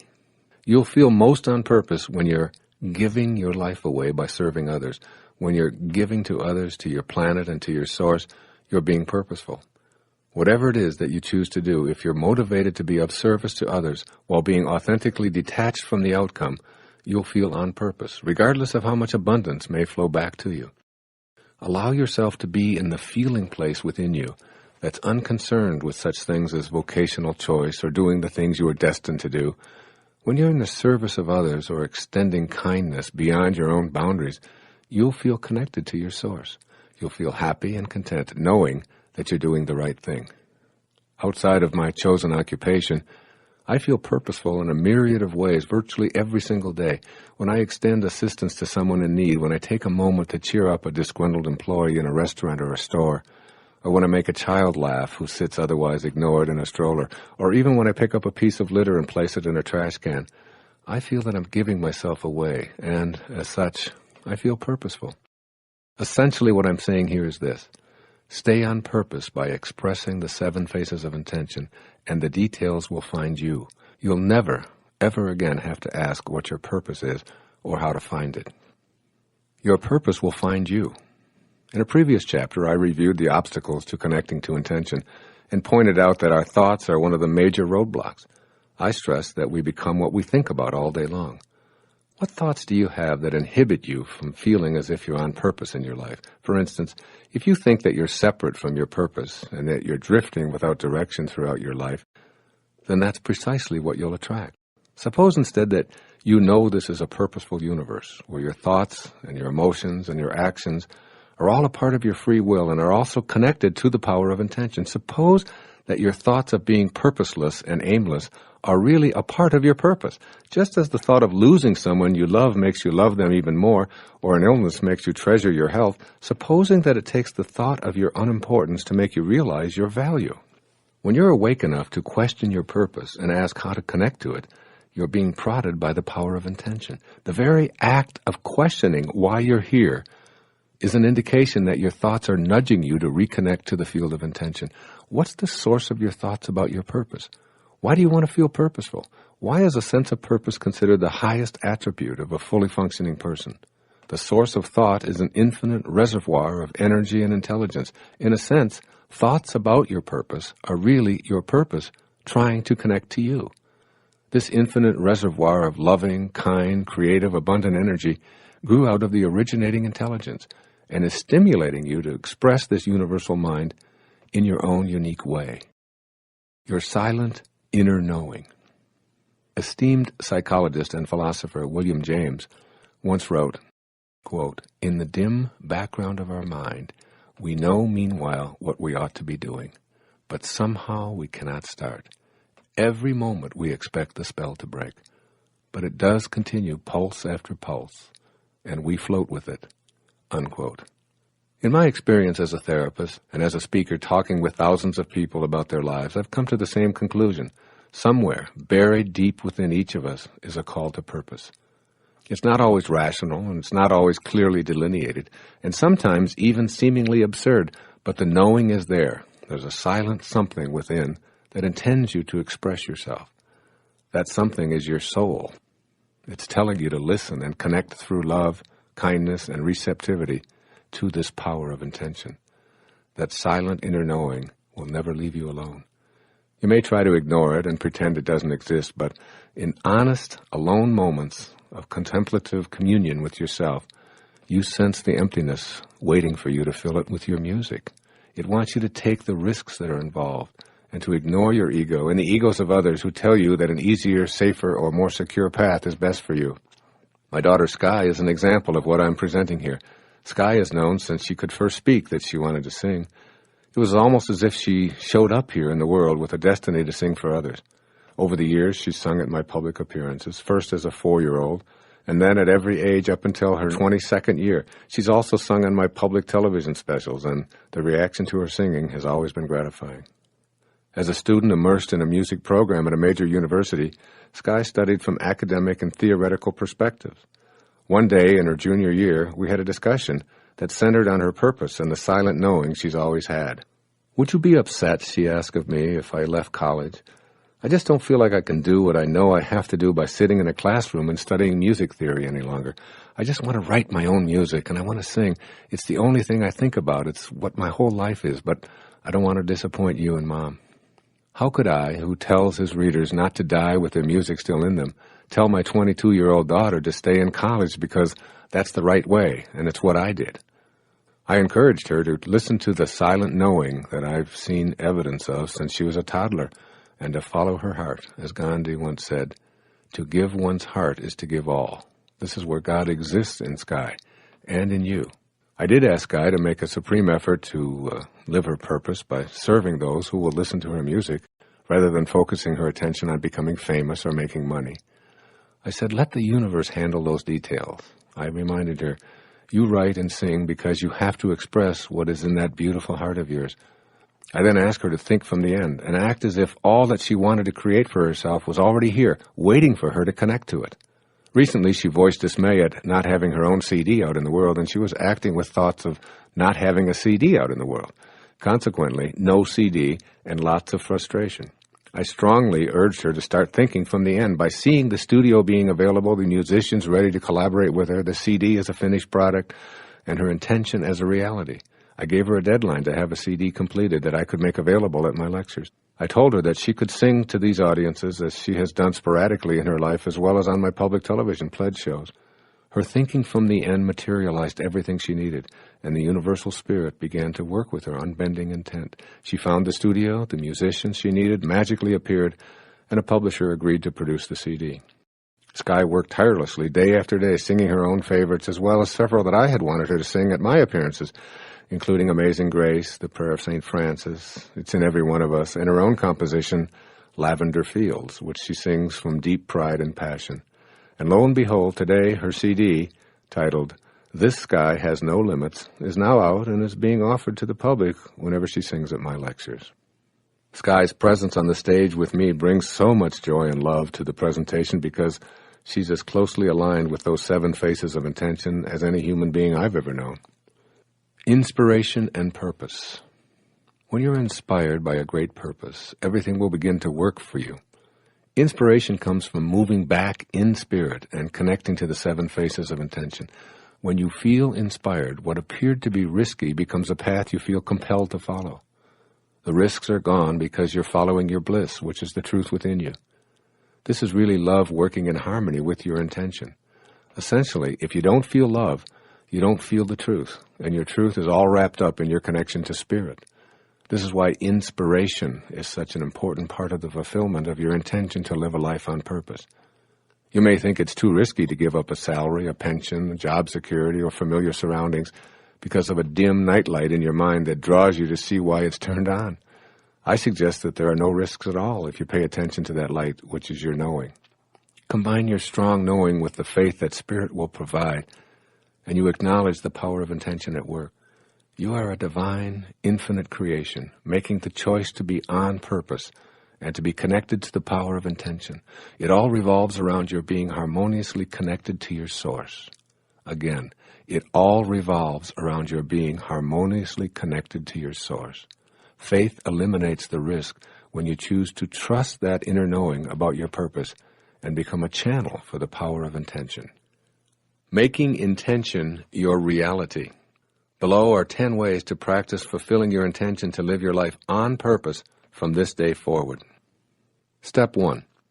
Affirm that in an intelligent system, no one shows up by accident, including you. Know that you are here on purpose. This is not the same as knowing what you're supposed to do.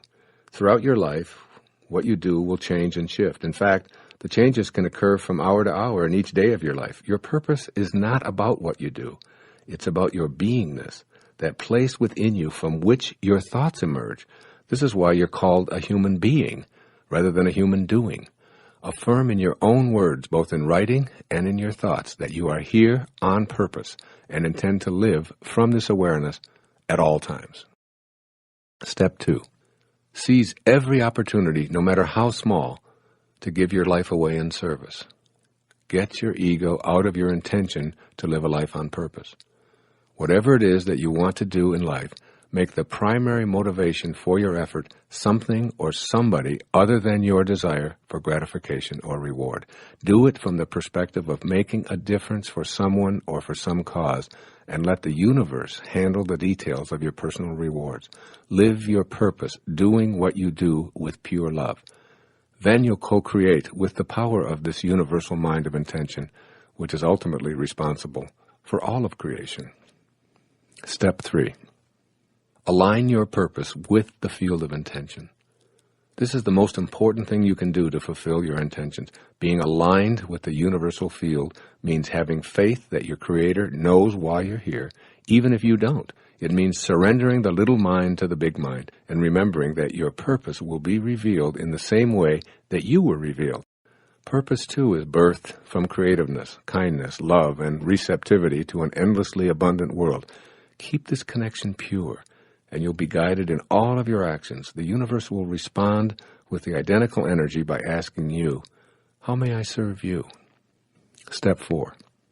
Ignore what anyone else tells you about your purpose.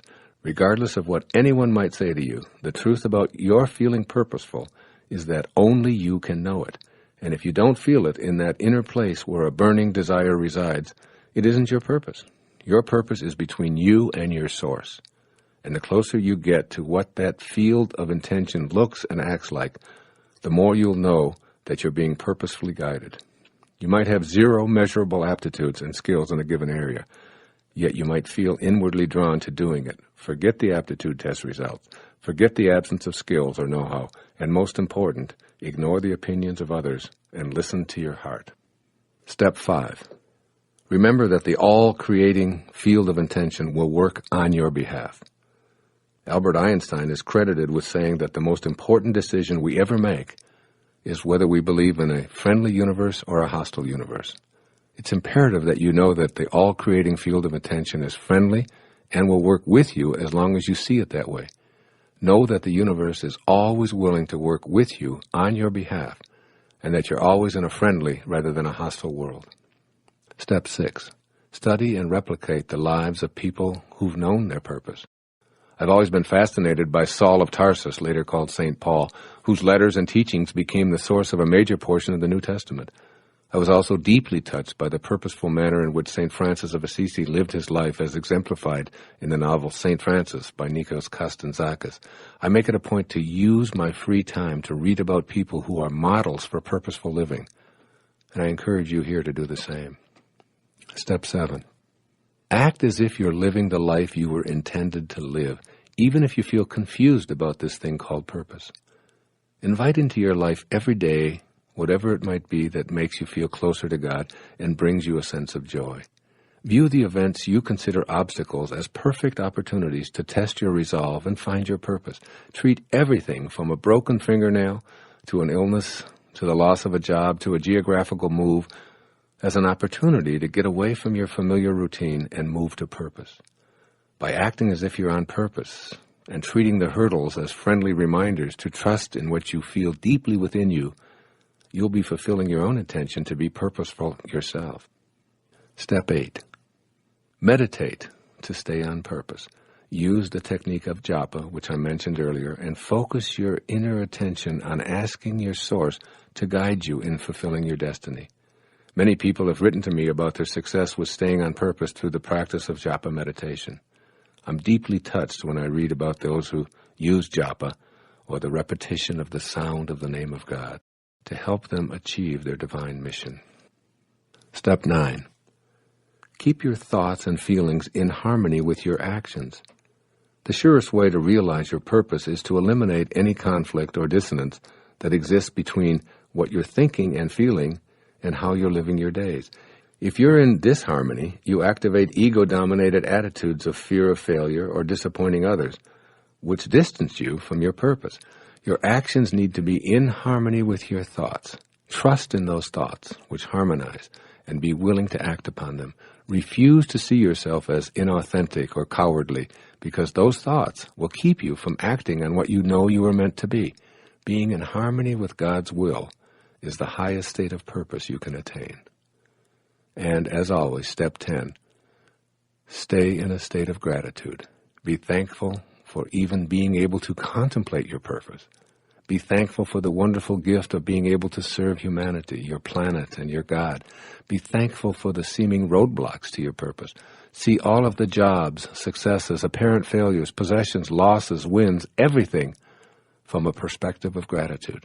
Be grateful for the opportunity to live your life purposefully, in tune with the will of the source of all. That's a lot to be grateful for. It seems to me that searching for our purpose is like searching for happiness. There is no way to happiness. Happiness is the way. And so it is with living your life on purpose. It's not something you'll find. It's how you live your life serving others and bringing purpose to everything you do. That's precisely how you fulfill the intention that is the title of this chapter. When you're living your life from purpose, you're dwelling in love. When you're not dwelling in love, you're off purpose. Your goal in accessing the power of intention is to return to your source and live from that awareness, replicating the very actions of intention itself.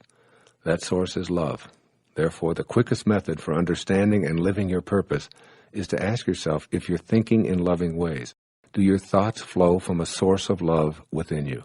Are you acting on those loving thoughts? If the answers are yes and yes, then you're on purpose. I can say no more.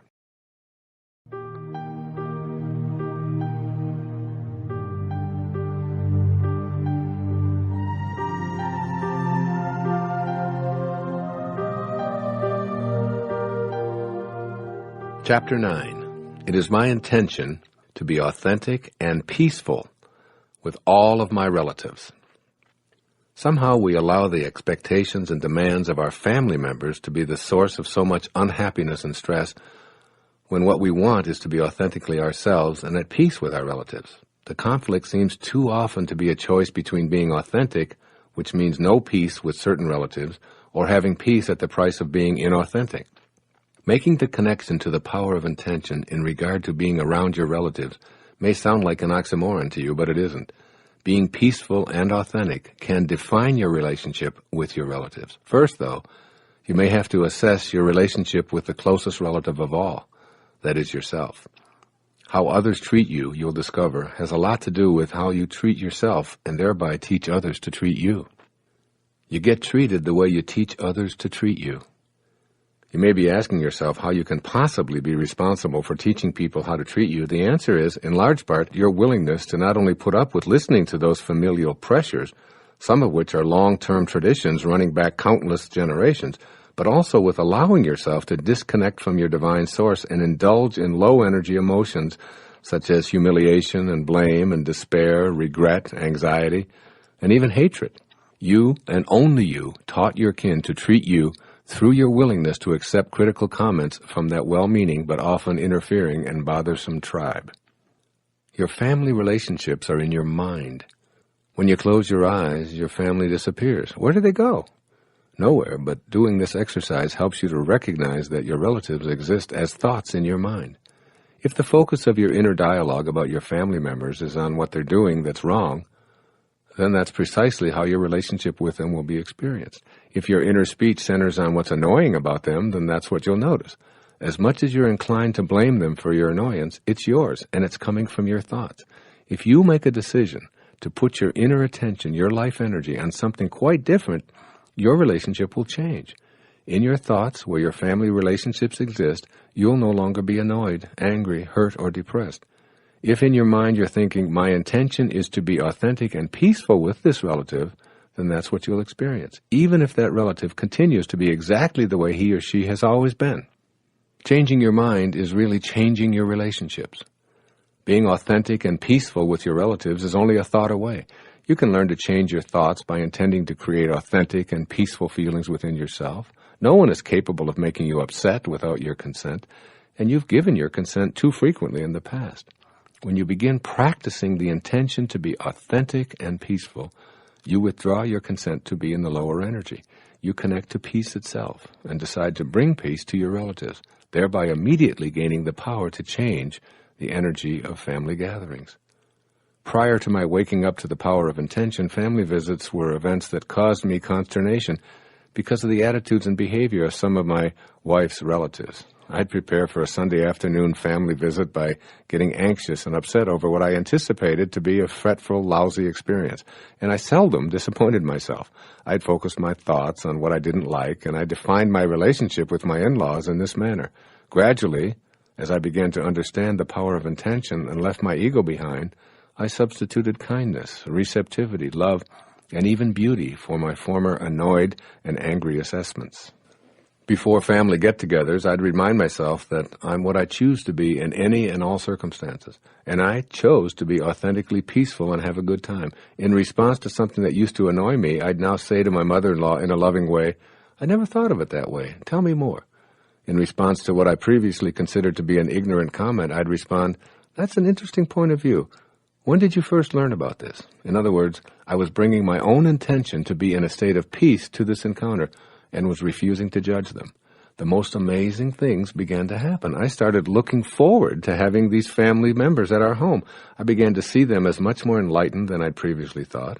I actually enjoyed our times together, and every time something came up that I'd found annoying in the past, I'd overlook it and respond with love and kindness instead. At an earlier stage of my life, expressions of racial or religious prejudice were a stimulus for my anger and resentment.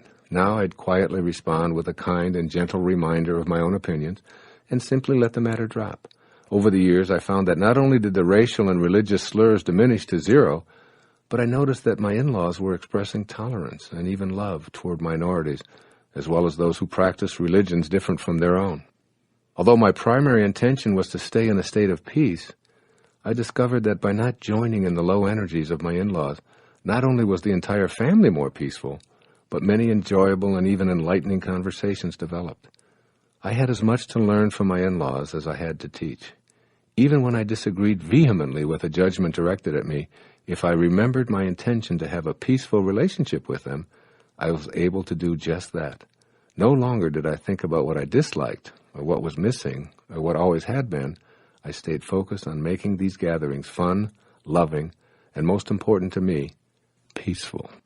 Let's take a look at the steps you need to take in order to make the stated intention of this chapter and all succeeding ones a reality. Step 1. Identify your intention verbally and in writing, and develop a deep yearning for it. When you create a great longing for the experience of a peaceful family, everything will begin to happen to fulfill this yearning spontaneously and naturally. Rather than praying to a saint or God for a miracle, pray for the miracle of the inner awakening, which will never leave you. Step 2.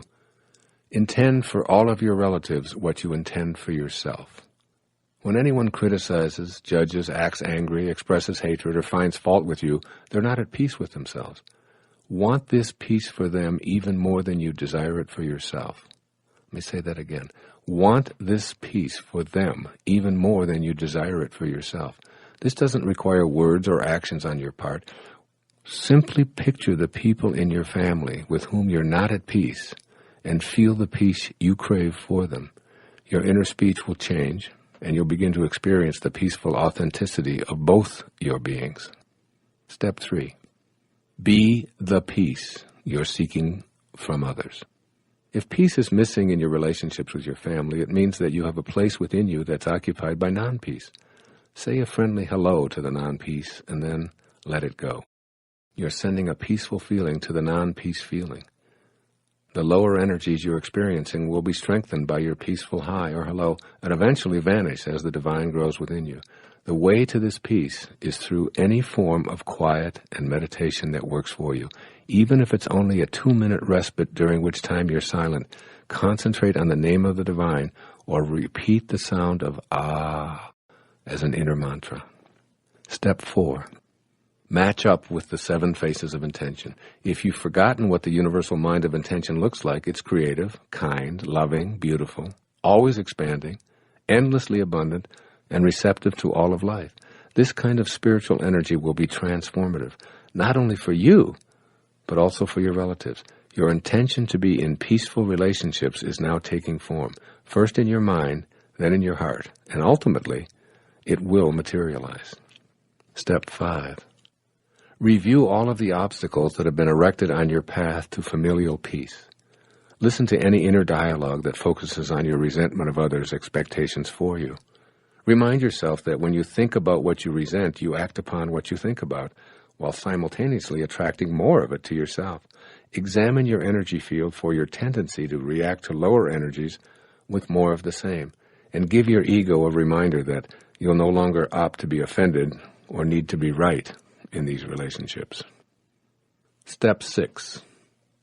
Act as if.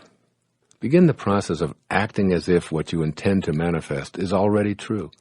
See everyone in your family in the love and light that is their true identity. When someone asked Baba Muktananda, a great saint in India, "Baba, what do you see when you look at me?" Baba said, "I see the light in you." And the person responded, "How can that be, Baba? I am an angry person. I am terrible. You must see all of that." Baba said, "No, I see the light." This story is told by Guru Mai in a wonderful book called Kindle My Heart. So see the light in those others and treat them as if that's all you see. Step 7. Detach from the outcome. As long as you remain connected to intention and radiate outward the high energy, you've achieved your peace. It's not your place or your purpose to make everyone else in your family think, feel, and believe as you do. The likelihood is great that you'll see dramatic changes in your relatives as you teach them with your own persona how you intend to be treated. But if they don't change, and if they continue their non-peaceful ways, let go of your need to see them transformed. By letting go, you guarantee your own peace, and you dramatically increase the odds of helping others to do the same. Step 8. Affirm, "I attract only peace into my life." Say it over and over again. I attract only peace into my life. I say this silently to myself as an absolute truth with unbending intent on my part, and it works for me almost all the time. People respond to me with smiles, acknowledgments, friendly gestures, and kind greetings all day long. I also remind myself of the cogent observation from A Course in Miracles when I feel other than peaceful in any given moment with my family. They say in A Course in Miracles, I can choose peace rather than this. Step 9. Hold no grudges and practice forgiveness. The key to having peace in all of your family relationships is forgiveness. All of your relatives are simply doing what they've been taught to do over a lifetime, and the lifetimes of many of their ancestors. Shower them with understanding and forgiveness from your heart. And finally, step 10, as always, be in a state of gratitude. Rather than being in a state of non-peace concerning any family members, say a prayer of gratitude for their presence in your life and all that they have come to teach you. These are the 10 steps that you can practice each day as you work toward the absolute knowing that this intention will manifest for you. Remind yourself on a daily basis that you can never remedy a bad relationship by condemning it.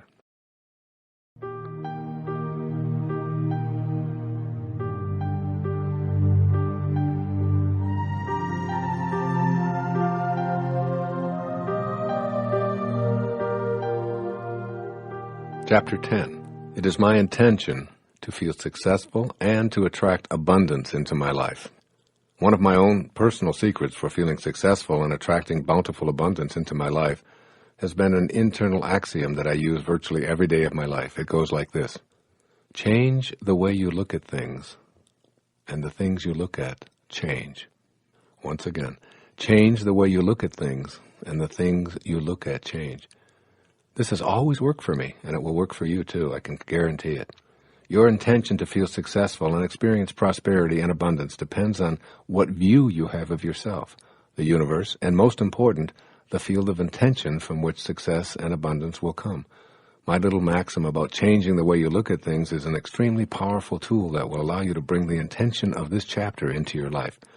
First, examine how you look at things, and then how the spirit of intention does the same.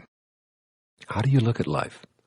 The way you look at life is essentially a barometer of your expectations based on what you've been taught you're worthy of and capable of achieving. These expectations are largely imposed by external influences such as family, community, and institutions, but they're also influenced by that ever-present inner companion, your ego. These sources of your expectations are largely based on the beliefs of limitation, scarcity, and pessimism about what's possible for you.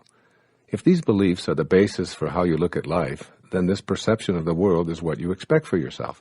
Attracting abundance, prosperity, and success from these limiting viewpoints is an absolute impossibility. Take an inventory of how you look at the world, asking yourself how much of your life energy is focused on explaining away potentially optimistic viewpoints by preferring to see the inequities and the inconsistencies and the abundance for all philosophy. Can you change the way you look at things? Can you see potential for prosperity where you've always seen scarcity? Can you change what is simply by changing the way you see it? I say a resounding yes to these questions, and the way to work at changing the way you look at things is to take a hard look at something you may not have previously considered. How does the universal, all-creating field of intention look at life? The field of intention, which is responsible for all creation, is constantly giving. In fact, it knows no bounds to its giving. It just keeps on converting pure, formless spirit into a myriad of material forms. Furthermore, this field of intention gives in unlimited supplies. There's no such concept as shortage or scarcity when it comes to the originating source. So we're looking at two major conceptualizations when we think of the universal mind's natural abundance. The first is that it's perpetually giving, and the second, that it offers an infinite supply. A message to the field of intention that says, please send me more money, is interpreted as you're seeing yourself in a state of scarcity. But this source has no concept of scarcity. It doesn't even know what not having enough money means. Thus, its response back to you will be, here's a state of needing more money because that's how you think, and I'm the mind with which you think, so here's more of what you don't want and don't have. Your ego-dominated response will be, my desires are being denied. But the real truth is, The universal source knows only abundance and giving and will respond with money flowing to you if your intention is, I have enough money and I allow what I already have enough of to continue to flow to me. If you tell the universal mind what you want, it will respond by leaving you in a state of wanting, never arriving and always needing more. If, however, you feel that what you intend to manifest has already manifested, you're unified with your intention.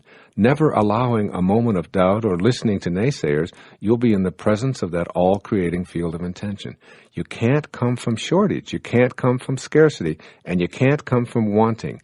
You must come from the same attributes as that which allows everything. This is a key word, allowing. Let's take a look at how allowing is so often ignored in attempts to manifest feeling successful and particularly attracting abundance into our life. The art of allowing. The universal mind of creation is in a constant state of supplying. It never shuts down. It takes no vacations. There are no days off, and it's perpetually giving forth.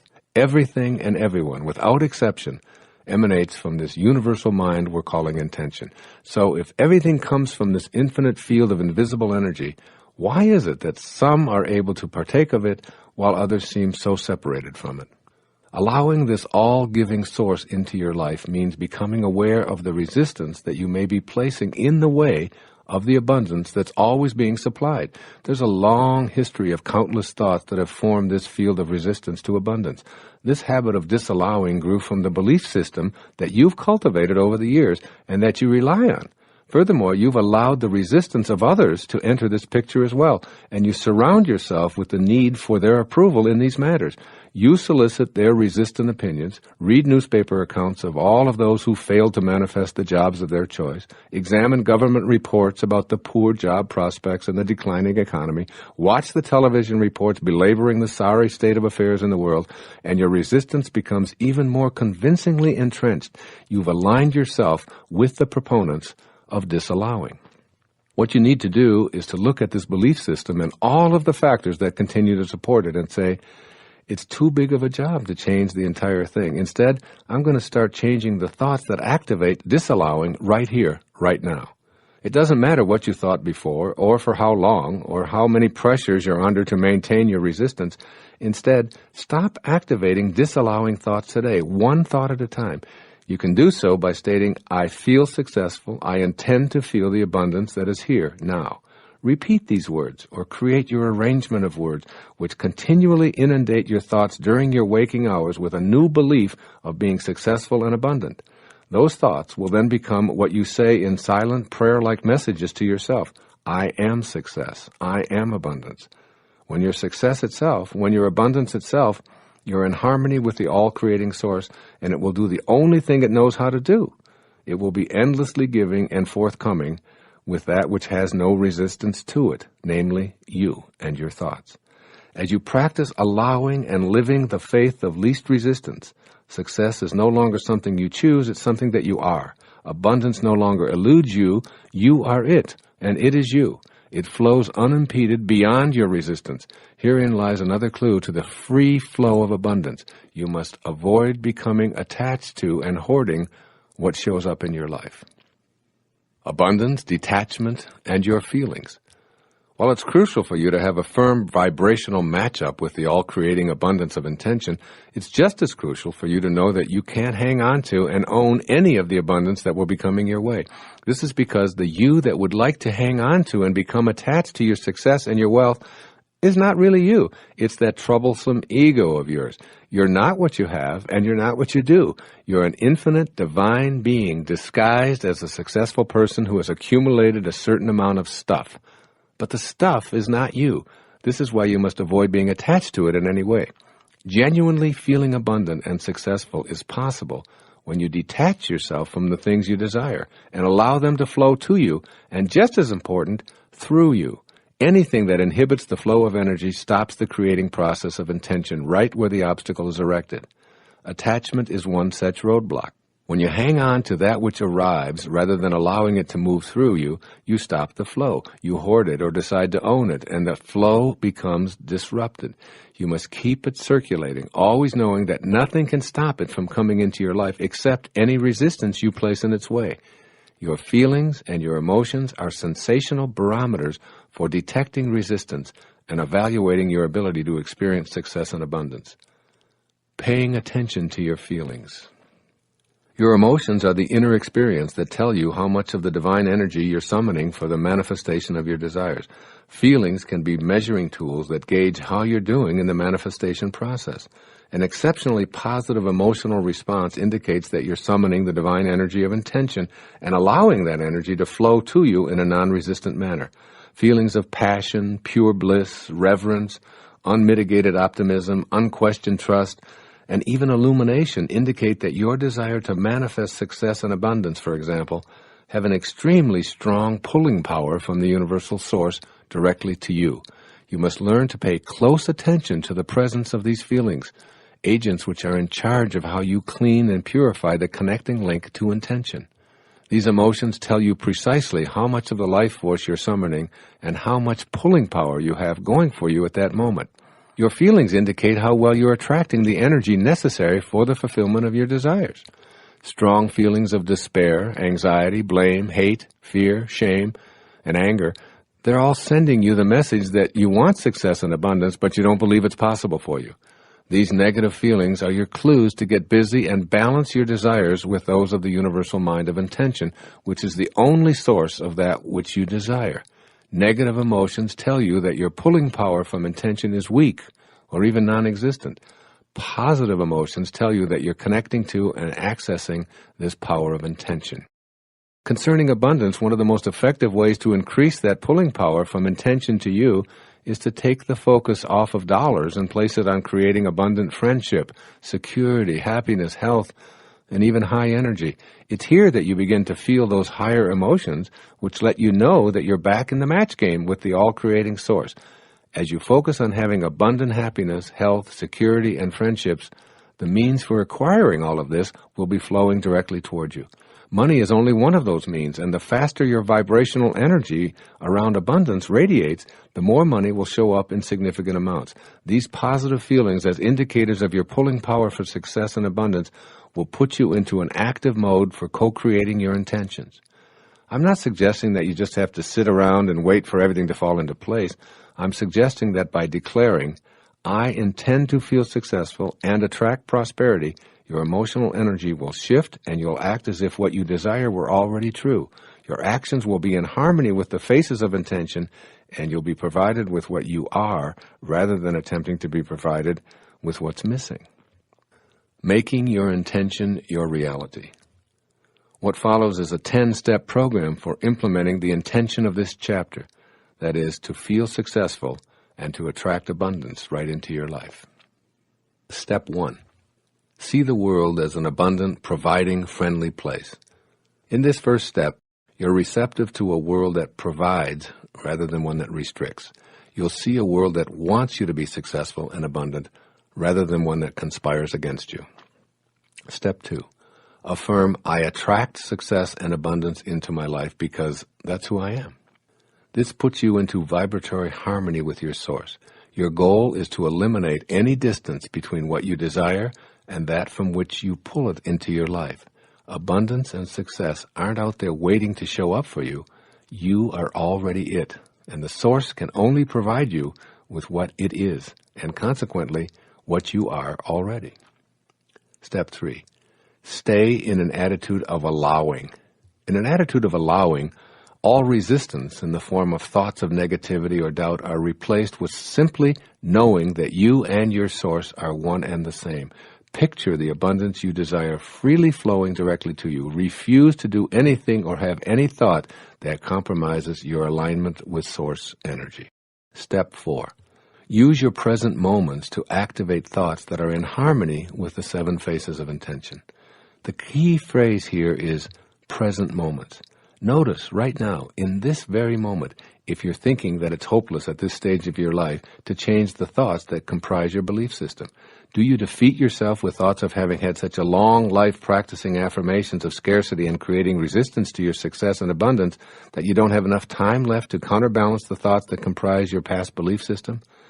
Make the choice to let go of that lifetime of beliefs and begin activating thoughts right now, right here, that allow you to feel good. Wanting to feel good is synonymous with wanting to feel God. Remember, God is good, and all that God created was good. Step 5. Initiate actions that support your feelings of abundance and success. Here the key word is actions. I've been calling this acting as if, or thinking from the end, and acting that way yourself. Put your body into a gear that pushes you toward abundance and feeling successful. Act on those passionate emotions as if the abundance and success you seek is already here. Speak to strangers with passion in your voice. Answer the telephone in an inspired way. Do a job interview from the place of confidence and joy. Read the books that mysteriously show up, and pay close attention to conversations that seem to indicate you're being called to something new. Step 6. Remember that your prosperity and success will benefit others and that no one lacks abundance because you've opted for it. Once again, the supply is unlimited. The more you partake of the universal generosity, the more you'll have to share with others. Step 7. Monitor your emotions as a guidance system for your connection to the universal mind of intention. When you're experiencing low-energy emotions of rage, anger, hatred, anxiety, despair, and the like, that's a clue that while your desires may be strong, they're completely out of sync with the field of intention. Remind yourself in these moments that you want to feel good, and see if you can activate a thought that supports your feeling good. Step 8. Become as generous to the world with your abundance as the field of intention is to you. Don't stop the flow of abundant energy by hoarding or owning what you receive. Keep it moving. Use your prosperity in the service of others and for causes greater than your ego. The more you practice detachment, the more you'll stay in vibratory harmony with the all-giving source of everything. Step 9. Devote the necessary time to meditate on the spirit within as the source of your success and abundance. There's no substitute for the practice of meditation. This is particularly relevant with abundance. You must have an understanding that your consciousness of the presence is your supply. By repeating the sound that is the name of God as a mantra, you're using a technique for manifesting as ancient as recorded history. I am particularly drawn to this form of meditation I've mentioned previously called japa. I know it works. I've written an entire book about it called Getting in the Gap, and I've also provided a CD and mentioned it before because I know how powerful it can be in helping you to attract abundance or anything you like into your life. And finally, step 10. Develop an attitude of gratitude for all that manifests into your life. Be thankful and filled with awe and appreciation, even if what you desire hasn't arrived yet. Even the darkest days of your life are to be looked on with gratitude. Everything coming from Source is on purpose. Be thankful while empowering your reconnection to that from which you and everything else originated. The energy that creates worlds and universes is within you. It works through attraction and energy. Everything vibrates. Everything has a vibratory frequency. As St. Paul once said, God is able to provide you with every blessing in abundance. Tune to God's frequency, and you will soon know it beyond any and all doubt.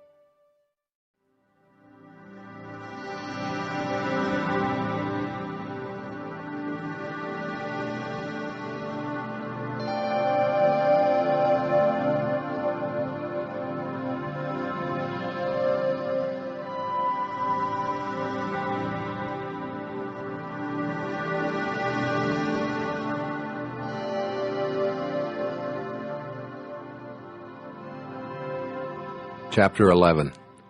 It is my intention to live a stress-free, tranquil life. There's nothing natural about living a life filled with stress and anxiety, having feelings of despair and depression, and needing pills to tranquilize yourself. agitated thoughts that produce high blood pressure, a nervous stomach, persistent feelings of discomfort, an inability to relax or sleep, and frequent displays of displeasure and outrage are violating your natural state. Believe it or not, you have the power to create the naturally stress-free and tranquil life you desire. You can utilize this power to attract frustration or joy, anxiety or peace. When you're in harmony with the 7 phases of intention, you can access and pull from the source of all in order to fulfill your intention of being stress-free and tranquil.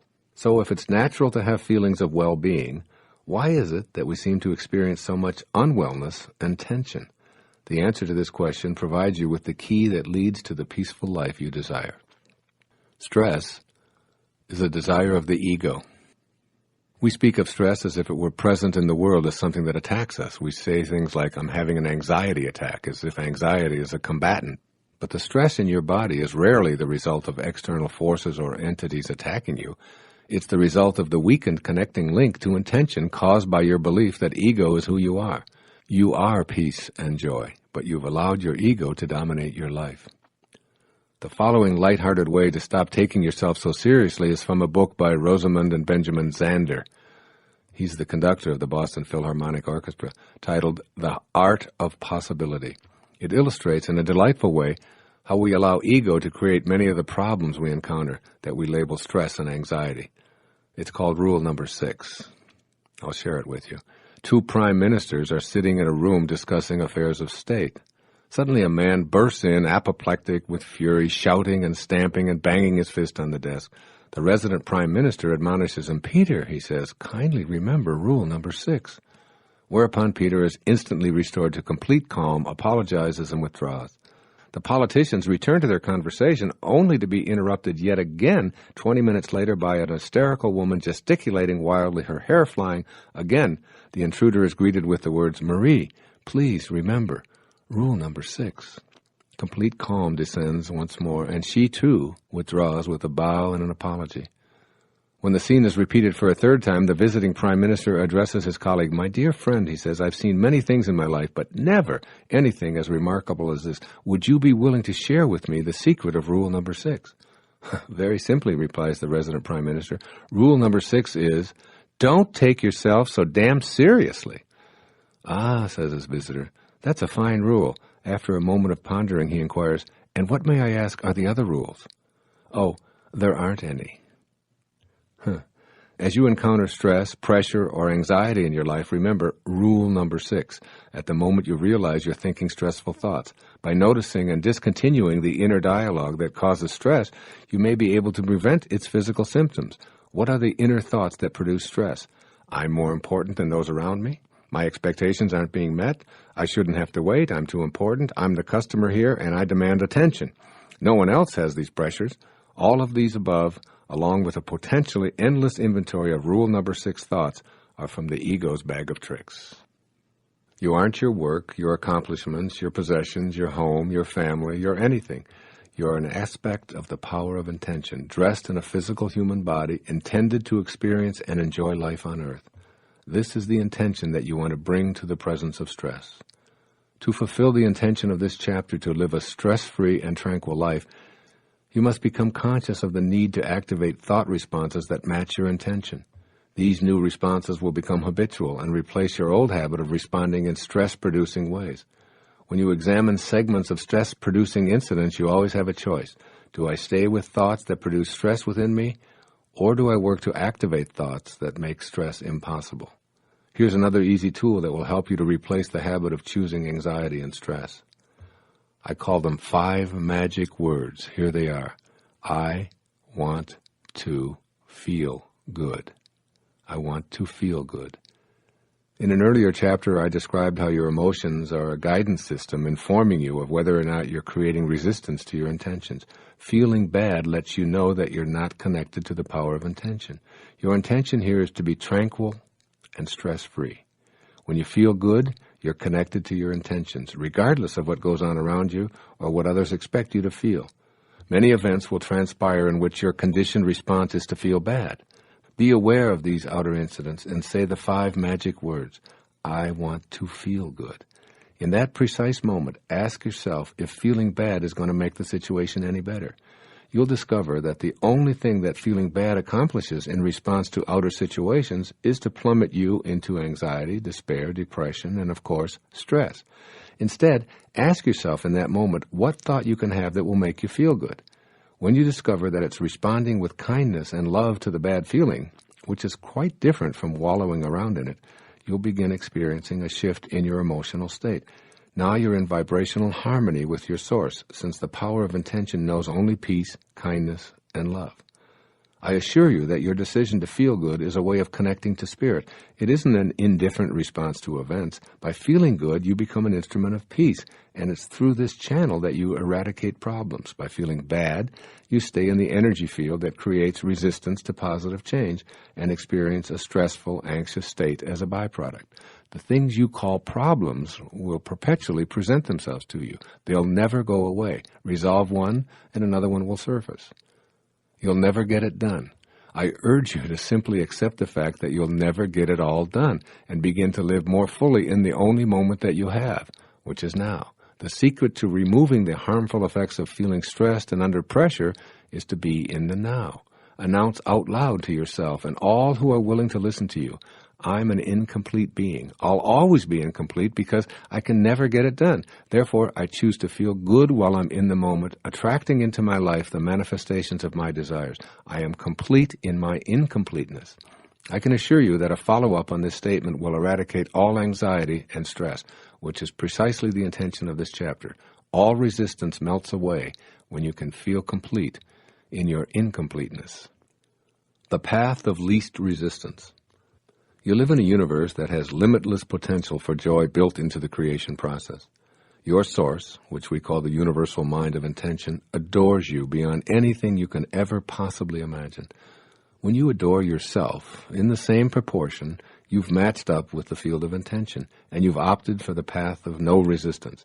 As long as you have even a pinch of ego, you'll retain some resistance. So I urge you to take the path in which resistance is minimized. The shape and quantity of your thoughts determine the amount of resistance. Thoughts that generate bad feelings are resistant thoughts. Any thought that puts a barrier between what you would like to have and your ability to attract it into your life is called resistance. Let me say that again. Any thought that puts a barrier between what you would like to have and your ability to attract it into your life is called resistance. Your intention is to live a tranquil life, free of stress and anxiety. You know that stress doesn't exist in the world and that there are only people thinking stressful thoughts. Stressful thoughts all by themselves are a form of resistance. You don't want stressful, resistant thoughts to be your habitual way of reacting to your world. By practicing thoughts of minimal resistance, you'll train yourself to make this your natural way of reacting, and eventually you'll become the tranquil person you desire to be, a stress-free person, free of the dis-ease that stress brings to the body. Stressful thoughts all by themselves are the resistance that you construct that impede your connection to the power of intention. Here are some examples of sentences on the path of resistance, which are then changed to sentences on the path of least resistance. Here's the path of resistance. I feel uneasy about the state of the economy. I've already lost so much money. And listen to the path of least resistance. I live in an abundant universe. I choose to think about what I have, and I will be fine. The universe will provide. Here's resistance. I can never get ahead in this job. Here's a path of least resistance. I choose to appreciate what I'm doing right now, and I'll attract an even greater opportunity. Resistance. My health is a huge concern. I worry about getting old and becoming dependent and sick. Least resistance. I'm healthy, and I think healthy. I live in a universe that attracts healing, and I refuse to anticipate sickness. Resistance. I don't deserve to feel good when so many people are suffering. Least resistance. I didn't come into a world where everyone is going to have the same identical experience. I'll feel good, and by being uplifted, I'll help eradicate some of the suffering. All stressful thoughts represent a form of resistance you wish to eradicate. Change those thoughts by monitoring your feelings and opting for joy rather than anxiety, and you'll access the power of intention. Making your intention your reality. Below is my 10-step program for making the intention of creating a stress-free, tranquil life your daily experience. Step 1. Remember that your natural state is joy. You are a product of joy and love. It's natural for you to experience these feelings. You've come to believe that feeling bad, anxious, or even depressed is natural, particularly when people and events around you are in low-energy modes. Remind yourself as frequently as necessary, I come from peace and joy. Anytime I'm anxious, stressed out, depressed, or fearful, I've abandoned my natural state. Step 2. Your thoughts, not the world, cause your stress. Your thoughts activate stressful reactions in your body. Stressful thoughts create resistance to the joy, happiness, and abundance that you desire to create in your life. These thoughts include, I can't, I'm too overworked, I worry, I'm afraid, I'm unworthy, it will never happen, I'm not smart enough, I'm too old or too young, and so on. These thoughts are like a program to resist being tranquil and stress-free, and they keep you from manifesting your desires. Step 3. You can change your thoughts of stress in any given moment and eliminate the anxiety for the next few moments or even hours and days. By making a conscious decision to distract yourself from worry, you've inaugurated the process of stress reduction while simultaneously reconnecting to the field of all creating intention. It's from this place of peace and tranquility that you become a co-creator with God. You can't be connected to your source and be stressed at the same time. Hear that again. You can't be connected to your source and be stressed at the same time. This is mutually exclusive. Your source doesn't create from a position of anxiety, nor does it need to swallow antidepressants. You've left behind your capacity to manifest your desires when you don't choose in the moment to eliminate a stressful thought. Step 4. Monitor your stressful thoughts by checking on your emotional state right now, right in the moment. Ask yourself the key question, do I feel good right now? If the answer is no, then repeat those 5 magic words, I want to feel good. Then shift to, I intend to feel good. Monitor your emotions and detect how much stress and anxiety-producing thinking you're engaging in. This monitoring process keeps you apprised of whether you're on the path of least resistance or going in the other direction. Step 5. Make a conscious choice to select a thought that will activate good feelings. I urge you to choose your thought based exclusively on how it makes you feel rather than how popular it is or how well advertised. Ask yourself, does this new thought make me feel good? No? Well, how about this thought? Not really. Here's another. Ultimately, you'll come up with one that makes you feel good, if only temporarily. Your choice might be the thought of a beautiful sunset, the expression of the face of someone that you really love, or a thrilling experience. It's only important that it resonate within you emotionally and physically as a good feeling. Step 6. Spend some time observing babies and vow to emulate their joy. You didn't come forth into this world to suffer, to be anxious, fearful, stressful, or depressed. You came from the God consciousness of joy. Just watch little babies. They've done nothing to be so happy about. They don't work, they poop in their pants, and they have no goals other than to expand and grow and explore this amazing world. They love everyone. They're completely entertained by a plastic bottle or a goofy face, and they're in a constant state of love. Yet they have no teeth, no hair, and they're pudgy and flatulent. How could they possibly be so joyful and easily pleased? Because they're still in harmony with the source that intended them here. They have no resistance to being joyful. Be like that baby you once were in terms of being joyful. You don't need a reason to be happy. Your desire to be so is sufficient. Step 7. Keep rule number 6 in mind. This means to suspend the demands of your ego, which keeps you separated from intention. When you have a choice to be right or to be kind, pick kind and push the ego's demand out of the way. Kindness is what you emanated from, and by practicing it rather than being right, you eliminate the possibility of stress in your moment of kindness. When you find yourself being impatient with anyone, simply say to yourself, rule number 6, and you'll immediately laugh at the piddly little ego that wants you to be first, faster, number 1, or to be treated better than the other guy. Step 8. Accept the guidance of your source of intention. You will only come to know the Father by being as He is. You'll only be able to access the guidance of this field of intention by being as it is. Stress, anxiety, and depression will be lifted from you with the assistance of that same force that created you. If it can create worlds out of nothing, and you out of nothing, surely the removal of some stress isn't such a big deal. I believe that God's desire for you is that you not only know joy, but that you become it. Step 9. Practice being in silence and meditation. Nothing relieves stress, depression, anxiety, and all forms of low-energy emotions like silence and meditation. Here you make conscious contact with your source and cleanse your connecting link to intention. Take time every day for moments of quiet contemplation and make meditation a part of your stress-reducing ritual. Step 10. Stay in a state of gratitude and awe. Go on a rampage of appreciation for all that you have, all that you are, and all that you observe. Gratitude is the 10th step in every 10-step program for manifesting your intentions because it's the surest way to stop the incessant inner dialogue that leads you away from the joy and the perfection of the source. You can't feel stressed and appreciative at the same time. I'd like to conclude this chapter on your intention to lead a tranquil life with a poem by the famous Bengali poet of Calcutta, Rabindranath Tagore, one of my favorite spiritual teachers. I slept, he says, and dreamt that life was joy. I awoke and saw that life was service. I acted, and behold, service was joy.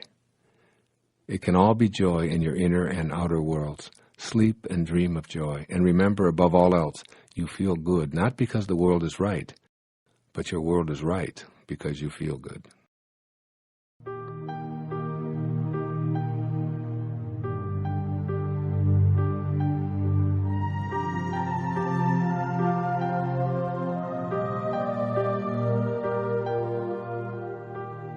Chapter 12. It is my intention to attract ideal people and divine relationships. If you saw the 1989 movie Field of Dreams, one of my favorites, you probably came away remembering the concept that if you pursue a dream, you will succeed, or if you build it, they will come. I thought of this as I began writing this chapter because I'm suggesting that if you commit yourself to matching up with the field of intention, everyone you desire or need to fulfill your personal intention will appear. The right people will arrive to assist you in every aspect of your life. The people who will support you in your career are there. The people who will help you create your perfect home show up. The people who will arrange the finances for whatever you desire are available. The list is endless because we're all in relationship to each other. We all emanate from the same source, and we all share the same divine energy of intention. There's no place that this universal mind is not. Therefore, you share it with everyone you attract into your life. You'll have to let go of any resistance to your ability to attract the right people, or you won't recognize them when they show up in your everyday life. Resistance may be difficult to recognize at first because it's such a familiar form of your thoughts, your emotions, and your energy levels. If you believe that you're powerless to attract the right people, then you've attracted powerlessness to your experience. If you're attached to the idea of being stuck with the wrong people or no people at all, then your energy isn't aligned with the power of intention, and resistance reigns. The field of intention has no choice but to send you more of what you're desiring. Once again, do a somersault into the inconceivable, where you have faith and trust in the universal mind of intention and allow the right people to arrive in your life space right on schedule. Removing resistance by allowing. Your intention is absolutely clear here. You want to attract the people who are intended to be part of your life, and you want to have a happy, fulfilling spiritual relationship. But what you need in the way of the right people showing up will appear for you only when you're ready and willing to receive them. They've always been there. They're there right now. They'll always be there. The questions you need to ask yourself are, am I ready? Am I willing? And how much am I willing to have it? If your response to these questions are a readiness and willingness to experience your desires, then you'll begin seeing people not only as a body with a soul, but as a spiritual being clothed in a unique body. You'll see the infinite souls that we all are. Infinite meaning always and everywhere meaning with you right now, if that's your spiritual desire. Giving forth what you want to attract. Once you've formed a picture in your mind of the person or people that you intend to show up in your immediate life space, and you know how you want them to treat you and what they'll be like in helping you to live out your desires, you must be what it is that you're seeking. Again, you must be what it is that you are seeking. This is a universe of attraction and energy. You can't have a desire to attract a mate who's confident, generous, non-judgmental, and gentle, and expect that desire to be manifested if you're thinking and acting in non-confident, selfish, judgmental, or arrogant ways, which is why most people don't attract the right people at the right time. The right people will show up precisely when you need them and when you're able to match up. You must be that which you desire. When you are what you desire, you attract it by radiating it outward. You have this ability to match up with the power of intention and fulfill your intention to attract ideal people and divine relationships. Attracting spiritual partnerships. Love can only be attracted by and returned by love. The best advice I can give for attracting and maintaining spiritual partnerships, as is emphasized here, is to be what it is that you're seeking. Most relationships that fail to sustain themselves are based on one or both of the partners feeling as if their freedom has been compromised in some way. Spiritual partnerships, on the other hand, are never about making another person feel inferior or ignored in any way. The term spiritual partnership simply means that the energy that holds the two of you together is in close harmony with the source energy of intention that I've described earlier. You've already connected to those you want in your life, so act like it.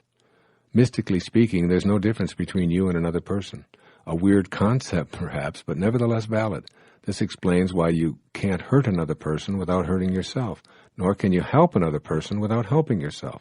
You share the same source energy with everyone, and consequently you must begin to think and act in a way that reflects your awareness of this principle.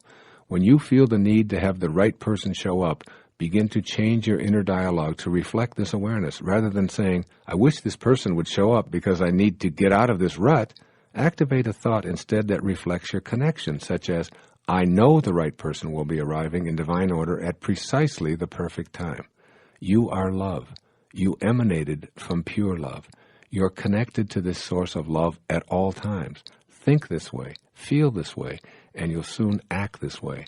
And all that you think, feel, and do will be reciprocated in exactly the same fashion. Believe it or not, this principle of the right person showing up has been in place forever. It's only your ego that keeps you from seeing it clearly. It's all unfolding in divine order. By now you should be affirming that everyone you need for this journey of yours will show up, and that they'll be perfect in every way for whatever needs you have at this time. Furthermore, they'll arrive at precisely the right moment. In this play called your life, it has all been perfect. Your ex-spouse showed up at just the right time when you needed to create those children you love so much. The father who walked out on you so that you could learn self-reliance left right on time.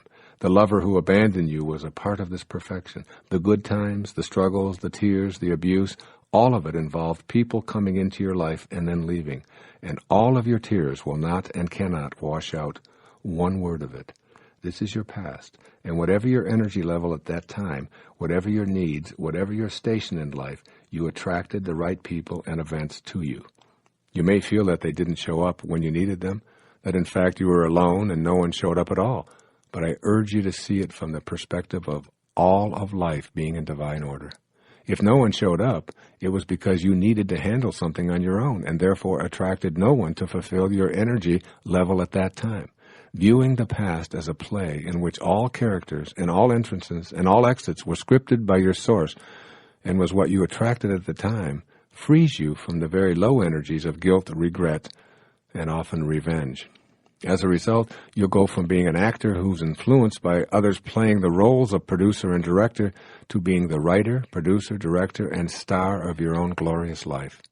You'll also be the casting director who possesses the ability to audition anyone you choose. Base your choices on taking the path of no resistance and staying harmonized with the ultimate producer of this entire drama, the universal, all-creating mind of intention. A few words here about patience. There's a wonderfully paradoxical line in A Course in Miracles. It says, infinite patience produces immediate results. To be infinitely patient means to have an absolute knowing within you that you're in vibrational harmony with the all-creating force that intended you here. You are, in fact, a co-creator of your life. You know that the right people will show up on divinely ordained schedule. Attempting to rush the schedule based on your own timetable is akin to getting down on your knees and tugging at an emerging tulip shoot, insisting that you need to flower now. Creation reveals its secrets by and by, not according to your agenda. The immediate results that you'll receive from your infinite patience is a deep sense of peace. You'll feel the love of the creation process, you'll stop making incessant demands, and you'll start being on the lookout for exactly the right person. Making your intention your reality. What follows is my 10-step program for implementing the intentions of this chapter to attract the right people into your life. Step 1. Move away from hoping, wishing, praying, and begging for the right person or people to show up in your life. Know that this is a universe that works on energy and attraction. Remind yourself that you have the power to attract the right people to assist you with any desire, as long as you're able to shift from ego-driven energy to match up with the all-providing source of intention. This very first step is crucial, because if you can't banish all doubt about your ability to attract helpful, creative, loving people, then the remaining 9 steps will be of little use to you. Intending ideal people and divine partners begins with the knowing in your heart that it's not only a possibility, but a certainty. Step 2. Conceptualize your invisible connection to the people you'd like to attract to your life.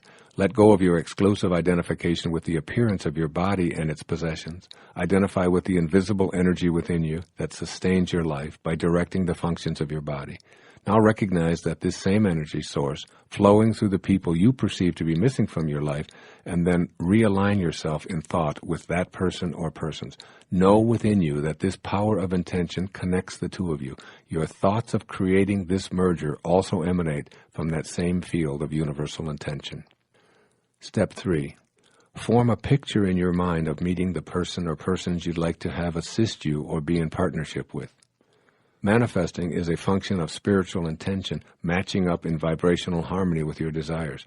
Be as specific as you'd like, but don't share this visualizing technique with anyone else, because then you'll be asked to explain yourself, defend yourself, and have to deal with the low energy of doubt that will inevitably occur. This is a private exercise between you and your source. Step 4.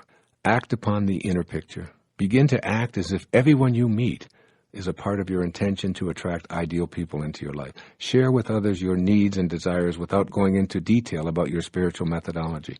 Be proactive and stay alert for signs of synchronicity, never ignoring them. If a truck drives by with a phone number advertising what you need, jot the number down and call it.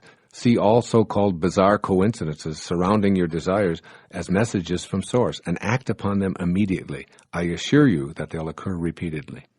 Step 5. Take the path of least resistance. Resistance is lowered energy. Source is high energy. High, creative, expansive energy.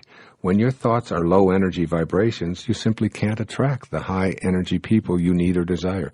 Even if they came rushing up to you announcing, "Here I am, how can I serve you? I'm willing and able," and carrying a sign saying, "I'm yours," you wouldn't recognize or believe them while you're so busy trying to attract more of what you can't have and don't deserve. Step 6. Practice being the kind of person you wish to attract. As I've touched on before, if you want to be loved unconditionally, practice loving unconditionally. If you want assistance from others, extend assistance whenever and wherever you have the opportunity. If you'd like to be the recipient of generosity, then be as generous as you can, as frequently as you can. This is one of the simplest and most effective ways of attracting the power of intention. Step 7. Detach from the outcome and practice infinite patience. This is the crucial step of faith. Don't make the mistake of evaluating your intentions as successes or failures on the basis of your little ego and its personal time schedule. Put out your intention and practice everything that I'm speaking about in this tape, and then let go. Create a knowing within and let the universal mind of intention handle the details. Step 8. Practice meditation, particularly the japa meditation, to attract ideal people and divine relationships. Practice the repetition of the sound that is in the name of God as a mantra, literally seeing in your mind's eye the energy you're radiating, bringing the people you desire into your life. You will be astounded by the results. Step 9. Look upon everyone who has ever played any role in your life as having been sent to you for your benefit. Everything and everyone in your personal history had to be there when they were. And what's the evidence for this? There they were. They were there. That's all you need to know. Don't use what transpired in the wake or the wrong people who showed up in your wake as a reason why you can't attract the right person today. It's your past, nothing more than a trail you've left behind. And finally, step 10, as always, remain in a state of eternal gratitude. Even be grateful for those whose presence may have caused you pain and suffering. Be thankful to your source for sending them and to yourself for attracting them to you. They all had something to teach you. Now be grateful for everyone God sends to your path, and know as a co-creator that it's up to you to either resonate with the high, loving energy of intention and keep those like-energized people in your life, or give them a silent blessing and a pleasant no thank you. And the emphasis is on the thank you, for that is true gratitude in action. Through relationships with others and by using the power of intention, we can radiate outward all of the energy necessary to attract what we desire. I urge you to move into this awareness now and know in your heart, just as the farmer in Field of Dreams knew, that if you build this inner dream, surely it will come.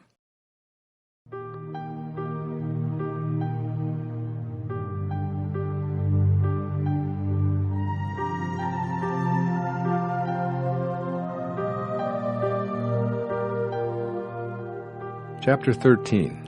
It is my intention to optimize my capacity to heal and to be healed. Every single person on the planet has within them the potential to be a healer. In order to make conscious contact with your inherent healing powers, you must first make the decision to be healed yourself. Reconnect to the disease-free, loving perfection from which you came is a succinct statement of what the self-healing process requires. The universal mind of intention knows precisely what you need in order to optimize your health. What you must do is notice your thoughts and your behaviors, which are creating resistance and interfering with healing, which is the flow of intentional energy. Recognizing your resistance is something that's entirely up to you. Your intention in this chapter is facilitated by looking at the larger objective of returning to your source and vibrating more in harmony with the energy of the power of intention. That source is never focused on what's wrong, what's missing, or even what's sickly. True healing takes you back to the source. Anything short of this connection is just a temporary fix. When you clean up the connecting link to your source, attractor patterns of energy are drawn to you. If you don't believe that this is possible, then you've created resistance to your intention to heal and to be healed. If you believe that it is possible, but not for you, then you have more resistance. If you believe that you're being punished by the absence of health, that's also resistance. These inner thoughts about your ability to be healed play a dominant role in your physical experience. Becoming a healer by healing oneself involves another one of those imaginary somersaults into the inconceivable, where you land upright and balanced in your thoughts face to face with your source. You realize, perhaps for the first time, that you and your source are one when you let go of the ego mind, which has convinced you that you're separate from the power of intention. From thoughts of sickness to intentions of wellness. The decision to create is the decision to intend. To create healing, you can't have thoughts of illness and anticipate your body falling victim to disease. Become aware of the thoughts you have that support the idea of sickness as something to be expected. Begin noticing the frequency of those thoughts. The more they occupy your mental landscape, the more resistance you're creating to realizing your intention. You know what those thoughts of resistance sound like. I can't do anything about this arthritis. It's the flu season. I feel okay now, but by the weekend it'll be in my chest and I'll have a fever. We live in a carcinogenic world. Everything is either fattening or filled with chemicals. I feel so tired all of the time. On and on and on these thoughts of resistance go. They're like huge barricades blocking the realization of your intentions. Notice the thoughts that represent a decision on your part to buy into the illness mentality of the huge profit-making drug companies and a healthcare industry that thrives on your fears. But you're the divine, remember?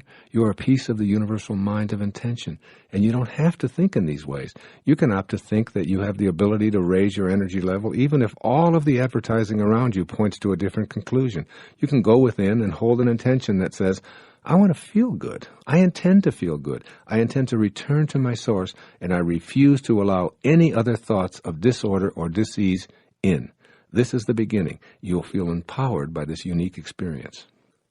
Then in any given moment of not feeling well, choose thoughts of healing and feeling good. In that instant, feeling good takes over, if only for a few seconds. Illness is not a punishment. You don't have a need for healing because you were bad or ignorant or as retribution for past life offenses. You've taken on whatever you're experiencing for whatever lessons you need to learn on this journey, which is being orchestrated by the all-providing intelligence that we're calling intention. In an eternal universe, you must view yourself and all others in infinite terms. Infinite terms means that you have an infinite number of opportunities to show up in a material body to co-create anything. As you view the sickness of the mind and body that permeates your own life as well as the rest of humanity, try viewing it as part of the infinite nature of our world. If starvation, pestilence, or disease are a part of the perfection of the universe, then so is your intention to end these things a part of that same perfection. Now decide to stay with that intention, first in your own life, then in the lives of others. Your intention will match up with the intention of the universe, which knows nothing of egos and separation, and all thoughts of illness as punishment and karmic paybacks will cease to exist. Making your intention your reality. What follows is my 10-step plan for implementing the intention of this chapter to optimize your capacity to heal and to be healed. Step 1. You can't heal anyone until you allow yourself to be healed. Connect to a loving, kind, receptive to healing energy, which is the field that intended you here. Be willing to accept the fact that you're a part of the healing energy of all of life. The same force that heals a cut on your hand and grows the new skin to repair it permanently is both in your hand and in the universe as well. You are it. It is you. There's no separation. Be conscious of staying in contact with this healing energy because it's impossible to separate from it except in your ego-diminished thoughts. Step 2. The healing energy that you've connected to at all times is what you have to give away to others. Offer this energy freely and keep your ego entirely out of the healing process. Remember how St. Francis responded when asked why he didn't heal himself of his diseases, which would cause his death at the age of 45. He said, quote, "I want everyone to know that it is God who does this healing," unquote. St. Francis was healed of ego domination, and he deliberately held on to his infirmities to teach others that it was God's energy working through him that provided the energy for all of his miraculous healings. Step 3. By raising your energy to a vibrational match with the field of intention, you're strengthening your immune system and increasing the production of well-being enzymes in the brain. A change in personality from being spiteful, pessimistic, angry, sullen, and disagreeable to one of passion, optimism, kindness, joy, and understanding is often the key when witnessing miraculous acts of spontaneous recovery from what were called fatalistic prognostications. Step 4. Practice surrender. Let go and let God is a great theme in the recovery movement. It's also a wonderful reminder in the world of healing. By surrendering, you're able to have reverence for and commune with this source of all healing. Remember that the field of intention doesn't know anything about healing per se because it's spiritual perfection already, and it creates from that perspective. It's ego consciousness that creates the disorder, disharmony, and even the diseases of our world. And it is in returning to that spiritual perfection that harmony of body, mind, and spirit are realized. Step 5. Don't ask to be healed. Ask to be restored to that perfection from which you emanated. Let nothing interfere with the intention that you have to heal and be healed. Discard all negativity that you encounter. Refuse to let in any energy that will weaken your body or your resolve. Convey this to others as well. Remember, you're not asking your source to heal you, because this assumes health is missing from your life. Come to the source as whole and complete. Banish all thoughts of illness, and know that by connecting back to this source, filling yourself with it, and offering it to others, you become healing itself. Step 6. Know that you're adored. In the moment in which you're experiencing thoughts that make you feel sick or bad, do your best to change them to thoughts that support your feeling good. And if that seems impossible, then do your very best to say nothing at all. Be on the lookout for the opportunity to literally say to yourself, I feel good. I intend to attract more of this good feeling, and I intend to give it away to any and all in need of it. Step 7. Seek out and cherish the silence. Many people who have suffered with long-term illnesses have been able to return to their source through the channel of nature and contemplative silence. Spend time in quiet meditation, visualizing yourself coupled with a perfectly healthy field of intention. Commune with this source of all that is good, all that is well, and practice accessing this high spiritual energy, bathing your entire being in this light. Meditation is always healing for me. When I'm fatigued, a few moments in silence, accessing higher, loving, kind vibrations energizes me. When I feel out of sorts, a few moments in quietude, making conscious contact with God, provides me with all that I need to not only feel good, but to help others to do the same. I always remember Herman Melville's timely words, silence is the only voice of God. Step 8. To be health, you must totally identify with the wholeness that you are. You can stop seeing yourself as a physical body and immerse yourself in the idea of absolute well-being. This is your ultimate truth, and you can allow this dynamic aura of wholeness to saturate and animate your every thought until it is all that you have to give away. This is how you heal from the inner knowing and trust of your wholeness. Step 9. Allow health to stream into your life. Become conscious of resistance which interferes with the natural flow of healthy energy to you. This resistance is in the form of your thoughts. Any thought that's out of sync with the 7 phases of intention is a resistant thought. Any thought that says it's impossible to heal is a resistant thought. Any thought of doubt or fear is a resistant thought. When you observe these thoughts, note them carefully, and then deliberately activate thoughts that are in energetic, vibrational balance with the all-providing source of intention. And finally, step 10. Stay immersed in a state of gratitude. Be grateful for every breath you take, for all of your internal organs that work together in harmony, for the wholeness that is your body, for the blood streaming through your veins, for your brain that allows you to process these words and the ears that allow you to hear them. This is the surest way to keep the connecting link to perfect health clean and pure. One of the messages of Jesus of Nazareth is apropos of all that I presented in this chapter on having a healing intention. He said, quote, "If you bring forth what is inside you, what you bring forth will save you. If you don't bring forth what is inside you, what you don't bring forth will destroy you." Unquote. What is inside you is the power of intention. No microscope will reveal it. You can find the command center with X-ray technology, but the commander in the command center remains impervious to our sophisticated probing instruments. You are that commander. You must allow yourself to be in vibrational harmony with the greatest commander of all and bring it forth to serve you, rather than allowing yourself to be in a state of disrepair.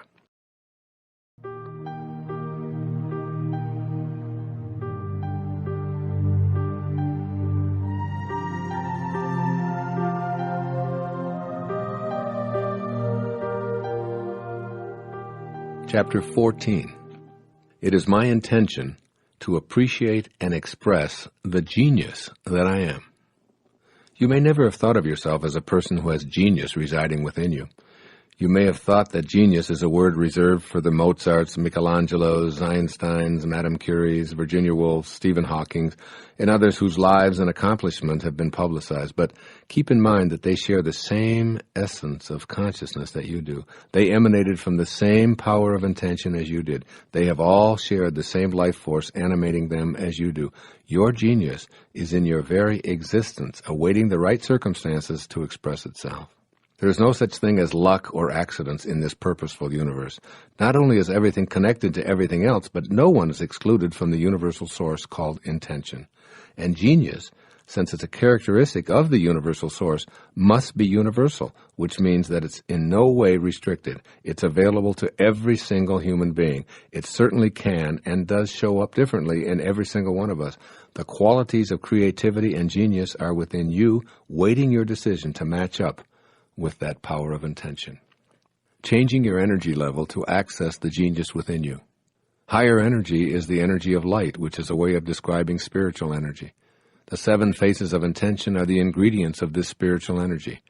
When you shift your thoughts, emotions, and life activities into these realms and deactivate the lower energies of the ego, the God force within you begins to take over.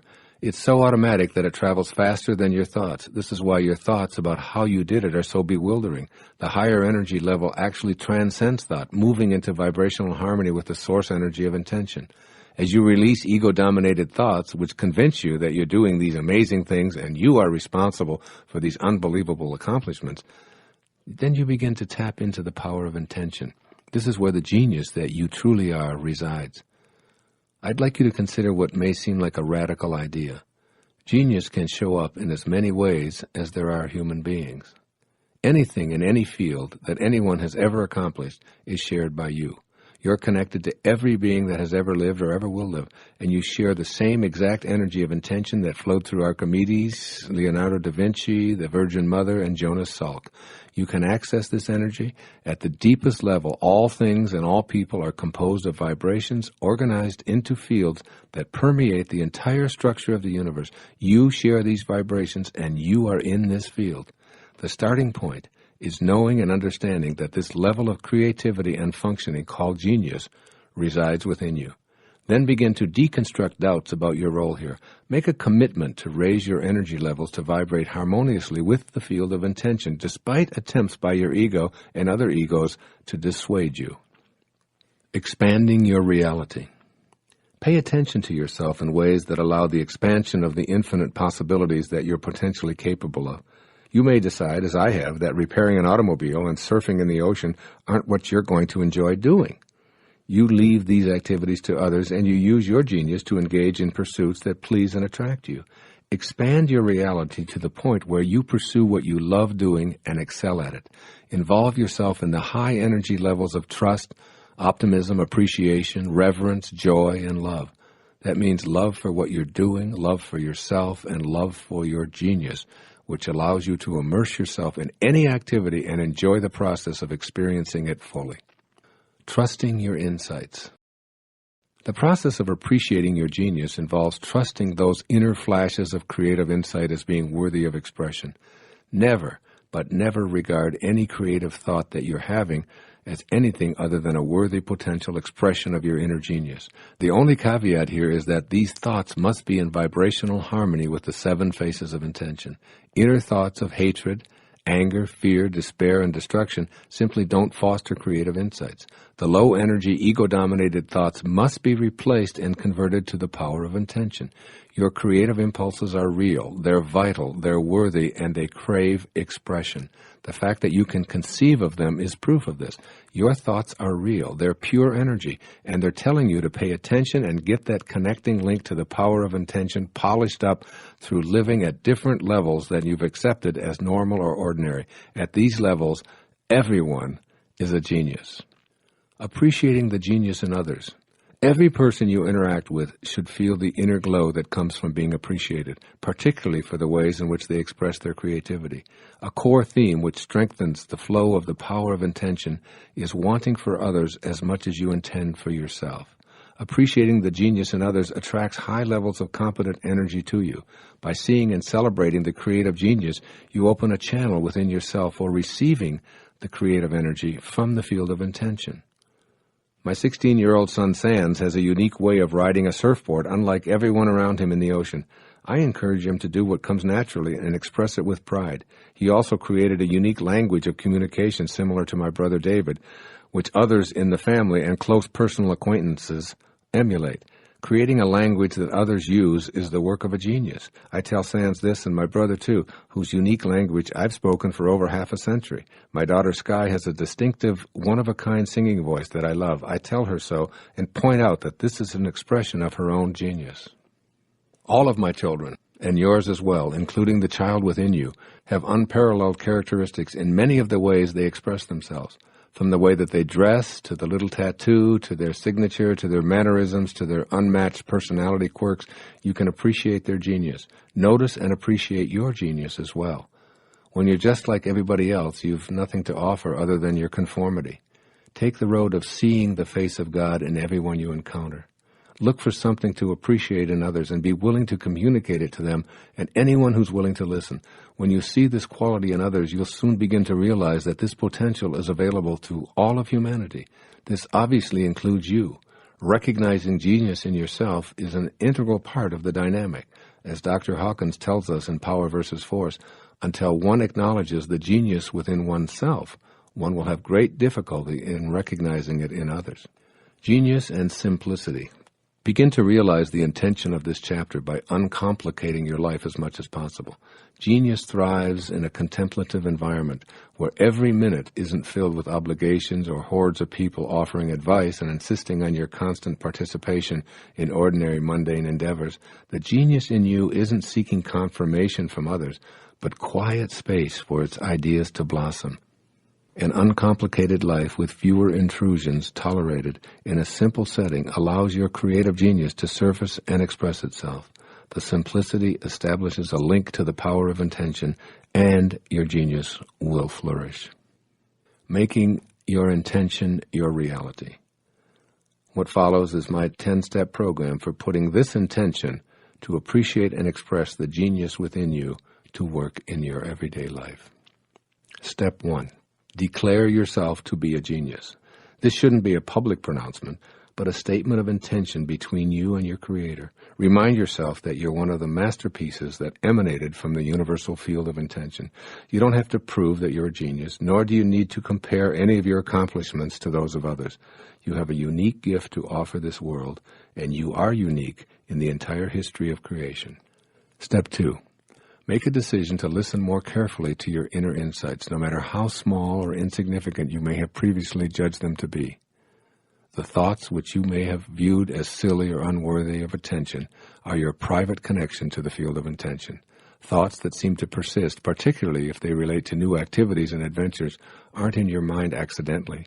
Those tenacious thoughts that don't go away should be viewed by you as intention talking to you. You signed up to express your unique brilliance, so why do you keep ignoring the genius in favor of settling for less? Step 3. Take constructive action toward implementing your inner intuitive inclinations. Any step in the direction of expressing your creative impulses is a step in the direction of actualizing the genius that resides within you. For example, writing and submitting a book outline, regardless of how you may have doubted yourself up until now, recording a CD of yourself reading poetry or singing the songs you've written, purchasing an easel and art paraphernalia and spending an afternoon painting, or visiting an expert in the field that interests you. Step 4. Know that any and all thoughts that you have regarding your own skills, interests, and inclinations are valid. To reinforce the validity of your thoughts, keep them private. Tell yourself that they're between you and God. If you keep them in the spiritual domain, you don't have to introduce them to your ego or expose them to the egos of those around you. This means that you'll never have to compromise them by explaining and defending them to others. Step 5. Remind yourself that aligning with spiritual energy is how you will find and convey the genius within you. Shift your energy to harmonize vibrationally with the energy of Source. Be an appreciator of life and refuse to have thoughts of hatred, anxiety, anger, and judgment. Trust yourself as a piece of God, and your genius will flourish. Step 6. Practice radical humility. Take no credit for your talents, intellectual abilities, aptitudes, or proficiencies. Be in a state of awe and bewilderment. Even as I sit with my pen in my hand, observing how words appear before me, I'm in a state of bewilderment. Where do these words come from? Is this really Wayne Dyer writing, or am I watching Wayne Dyer put these words on the paper? Is God writing this book through me? Was I intended to be this messenger before I showed up here as a baby on the 10th of May in 1940? Will these words live beyond my lifetime? I'm bewildered by it all. I'm humble in my inability to know where any of my accomplishments come from. Practice radical humility and give credit everywhere except to your ego. Step 7. Remove resistance to actualizing your genius. Resistance always shows up in the form of your thoughts. Watch for thoughts that convey your inability to think of yourself in genius terms, thoughts of doubt about your abilities, or thoughts that reinforce what you've been taught about a lack of talent or lack of aptitude. All of these kinds of thoughts are a misalignment and don't allow you to be in vibrational harmony with the universal, all-creating field of intention. Your Source knows that you're a genius. Any thought you have that challenges this notion is resistance, which will inhibit you from realizing this intention. Step 8. Look for the genius in others. Pay attention to the greatness you observe in as many people as possible, and if you don't see it at first, then spend some mental energy looking for it. The more you're inclined to think in genius terms, the more natural it becomes for you to apply the same standards to yourself. Step 9. Simplify your life. Take the complications, rules, shoulds, musts, have-tos, and so on out of your life. By uncomplicating your life and removing the trivial pursuits that occupy so much of it, you open a channel for the genius within you to emerge. One of the most effective techniques for simplifying life is to take time each day to spend 20 or so minutes in silence and meditation. The more conscious contact you make with your Source, the more you come to appreciate your own highest self. And it's from this highest self that your own genius will be manifested. Step 10. Remain humble while staying in a state of gratitude. Remain humble and grateful, and more of your genius will surface as you remain in a constant state of expansion. Gratitude is a sacred space where you allow and know that a force greater than your ego is always at work and always available. The man who inspires me every day, Ralph Waldo Emerson, whose photograph looks back at me as I write, put it this way: to believe your own thoughts, to believe that what is true for you in your private heart is true for all men. That is genius, unquote. Take this awareness and apply it in your life. Another genius tells us how to do this. Thomas Edison once said, genius is 1% inspiration and 99% perspiration. Are you sweating yet?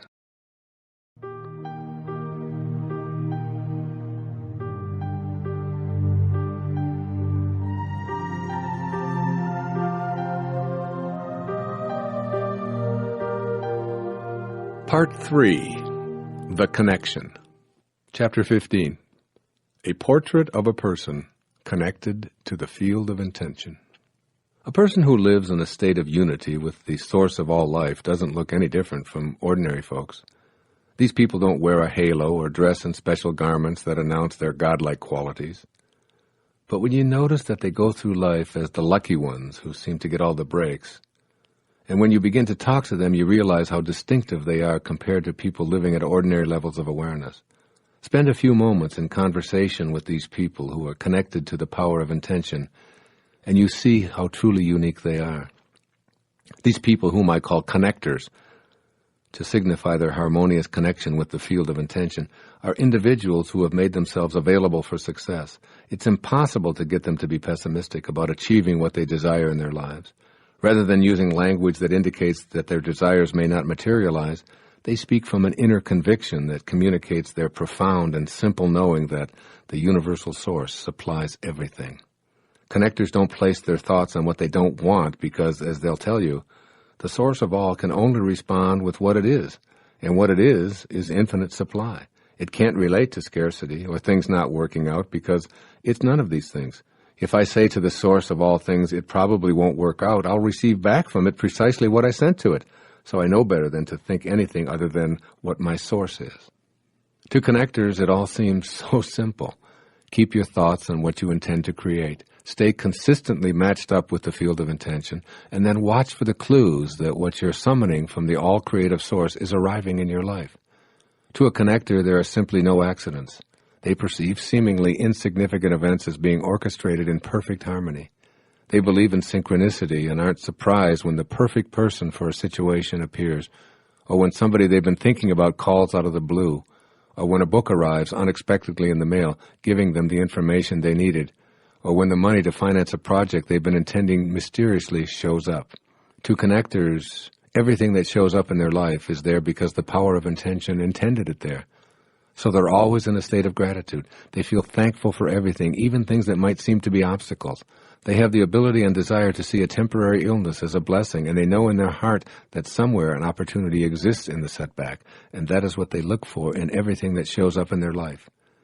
Through their thanks, they honor all possibilities, rather than asking their source for something, because that seems to give power to what's missing. They commune with the source in a state of reverent gratitude for all that's present in their lives, knowing that this empowers their intention to manifest precisely what they need. Connectors aren't surprised when synchronicity or coincidences bring them the fruits of their intentions. They know in their hearts that those seemingly miraculous happenings were brought about into their immediate life space because they were already connected to them.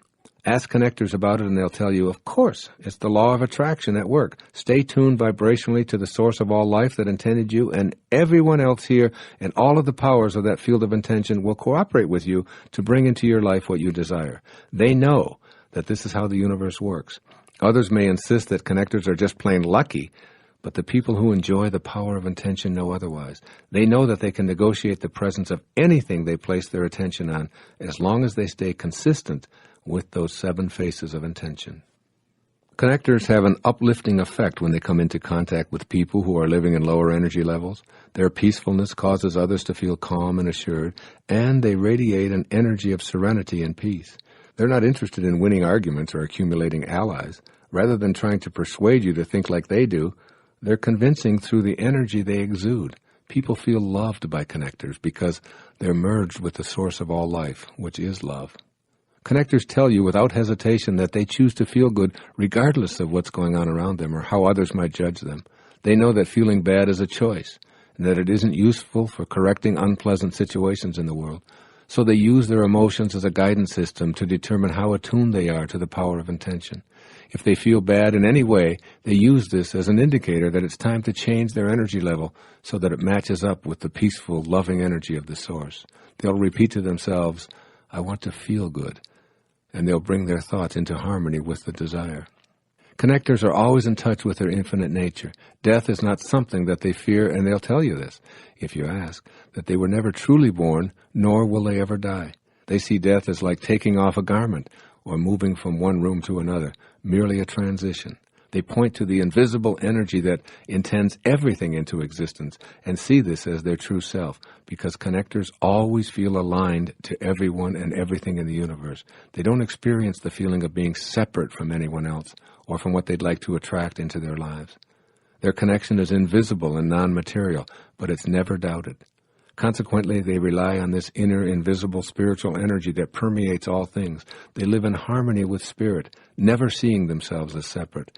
This awareness is key to their seeing the power of intention at work on a daily basis. Connector people are exceptionally generous. It's as if what they want for themselves is dwarfed only by wanting it even more for other people. They take great pleasure in giving. Others may wonder how they ever accumulate anything for themselves, yet their lives are filled with abundance, and they seem to lack nothing that they desire. The secret to the power of intention, they'll tell you, is in thinking and acting the same as the all-providing source from which all originates. It's always providing, and I choose to be a provider too. The more I give of myself and all that flows to me, the more I see flowing back to me.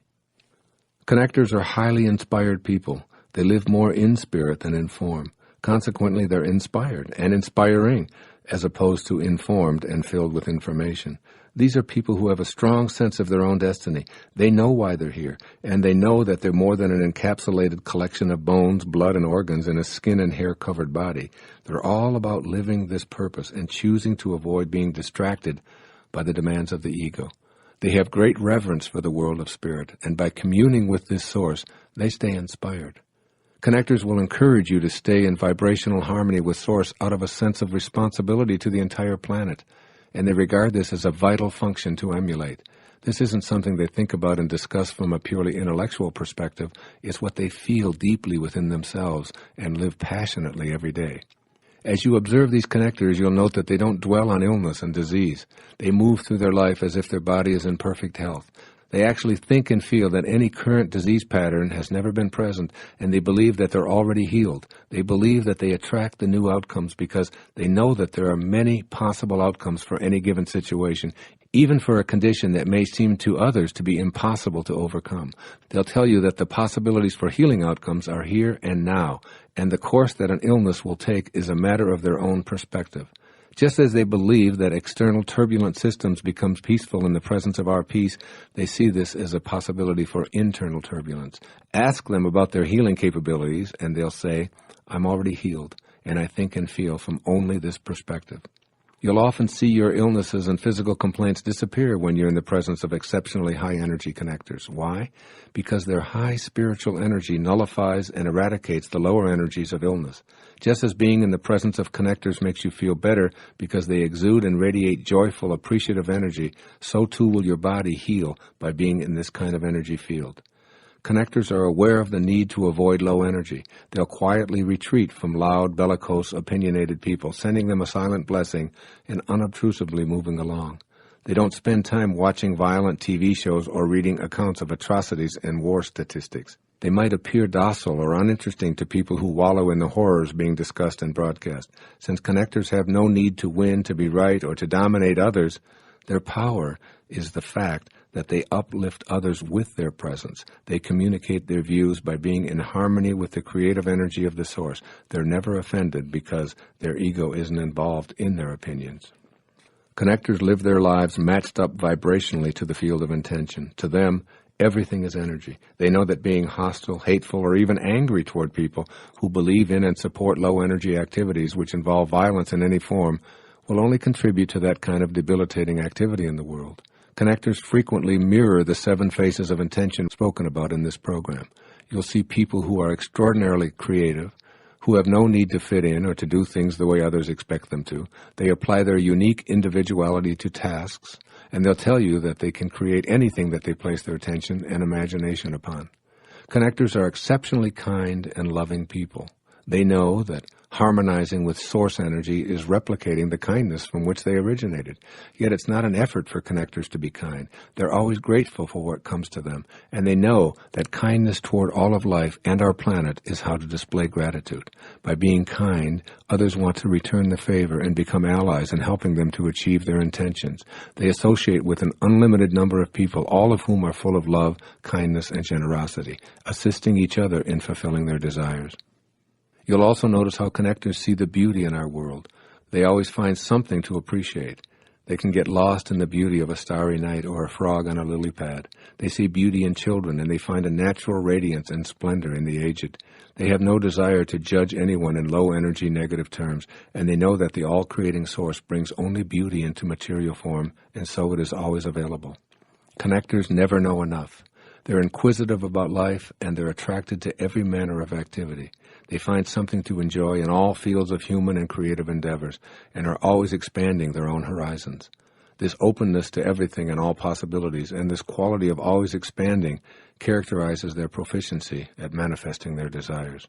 They never say no to the universe. Whatever life sends them, they say, "Thank you. What can I learn, and how can I grow from what I'm receiving?"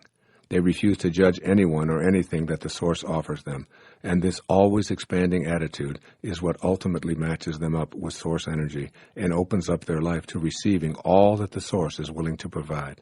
They're an open door that's never closed to possibilities. This makes them totally receptive to the abundance that's always ceaselessly flowing. These attitudes that you see in connector people are precisely the reason that these folks seem so lucky in life. When you are around them, you feel energized, purposeful, inspired, and unified. You're seeing people whom you want to hang around with because they energize you, and this brings you a feeling of empowerment.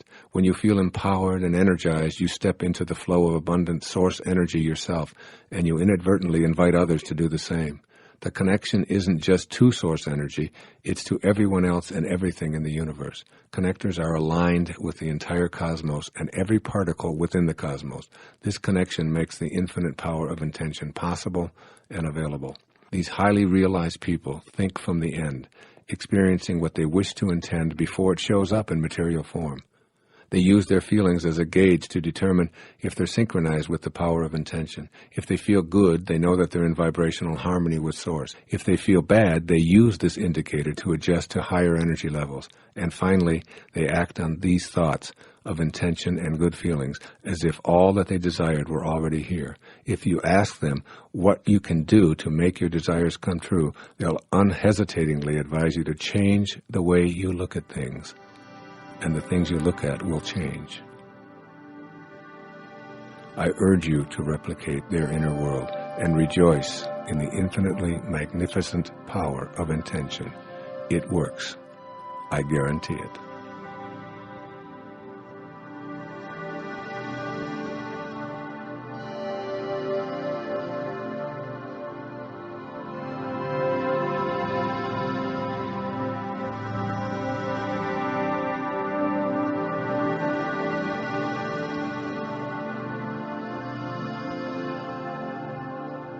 This has been a Hay House Audiobook production.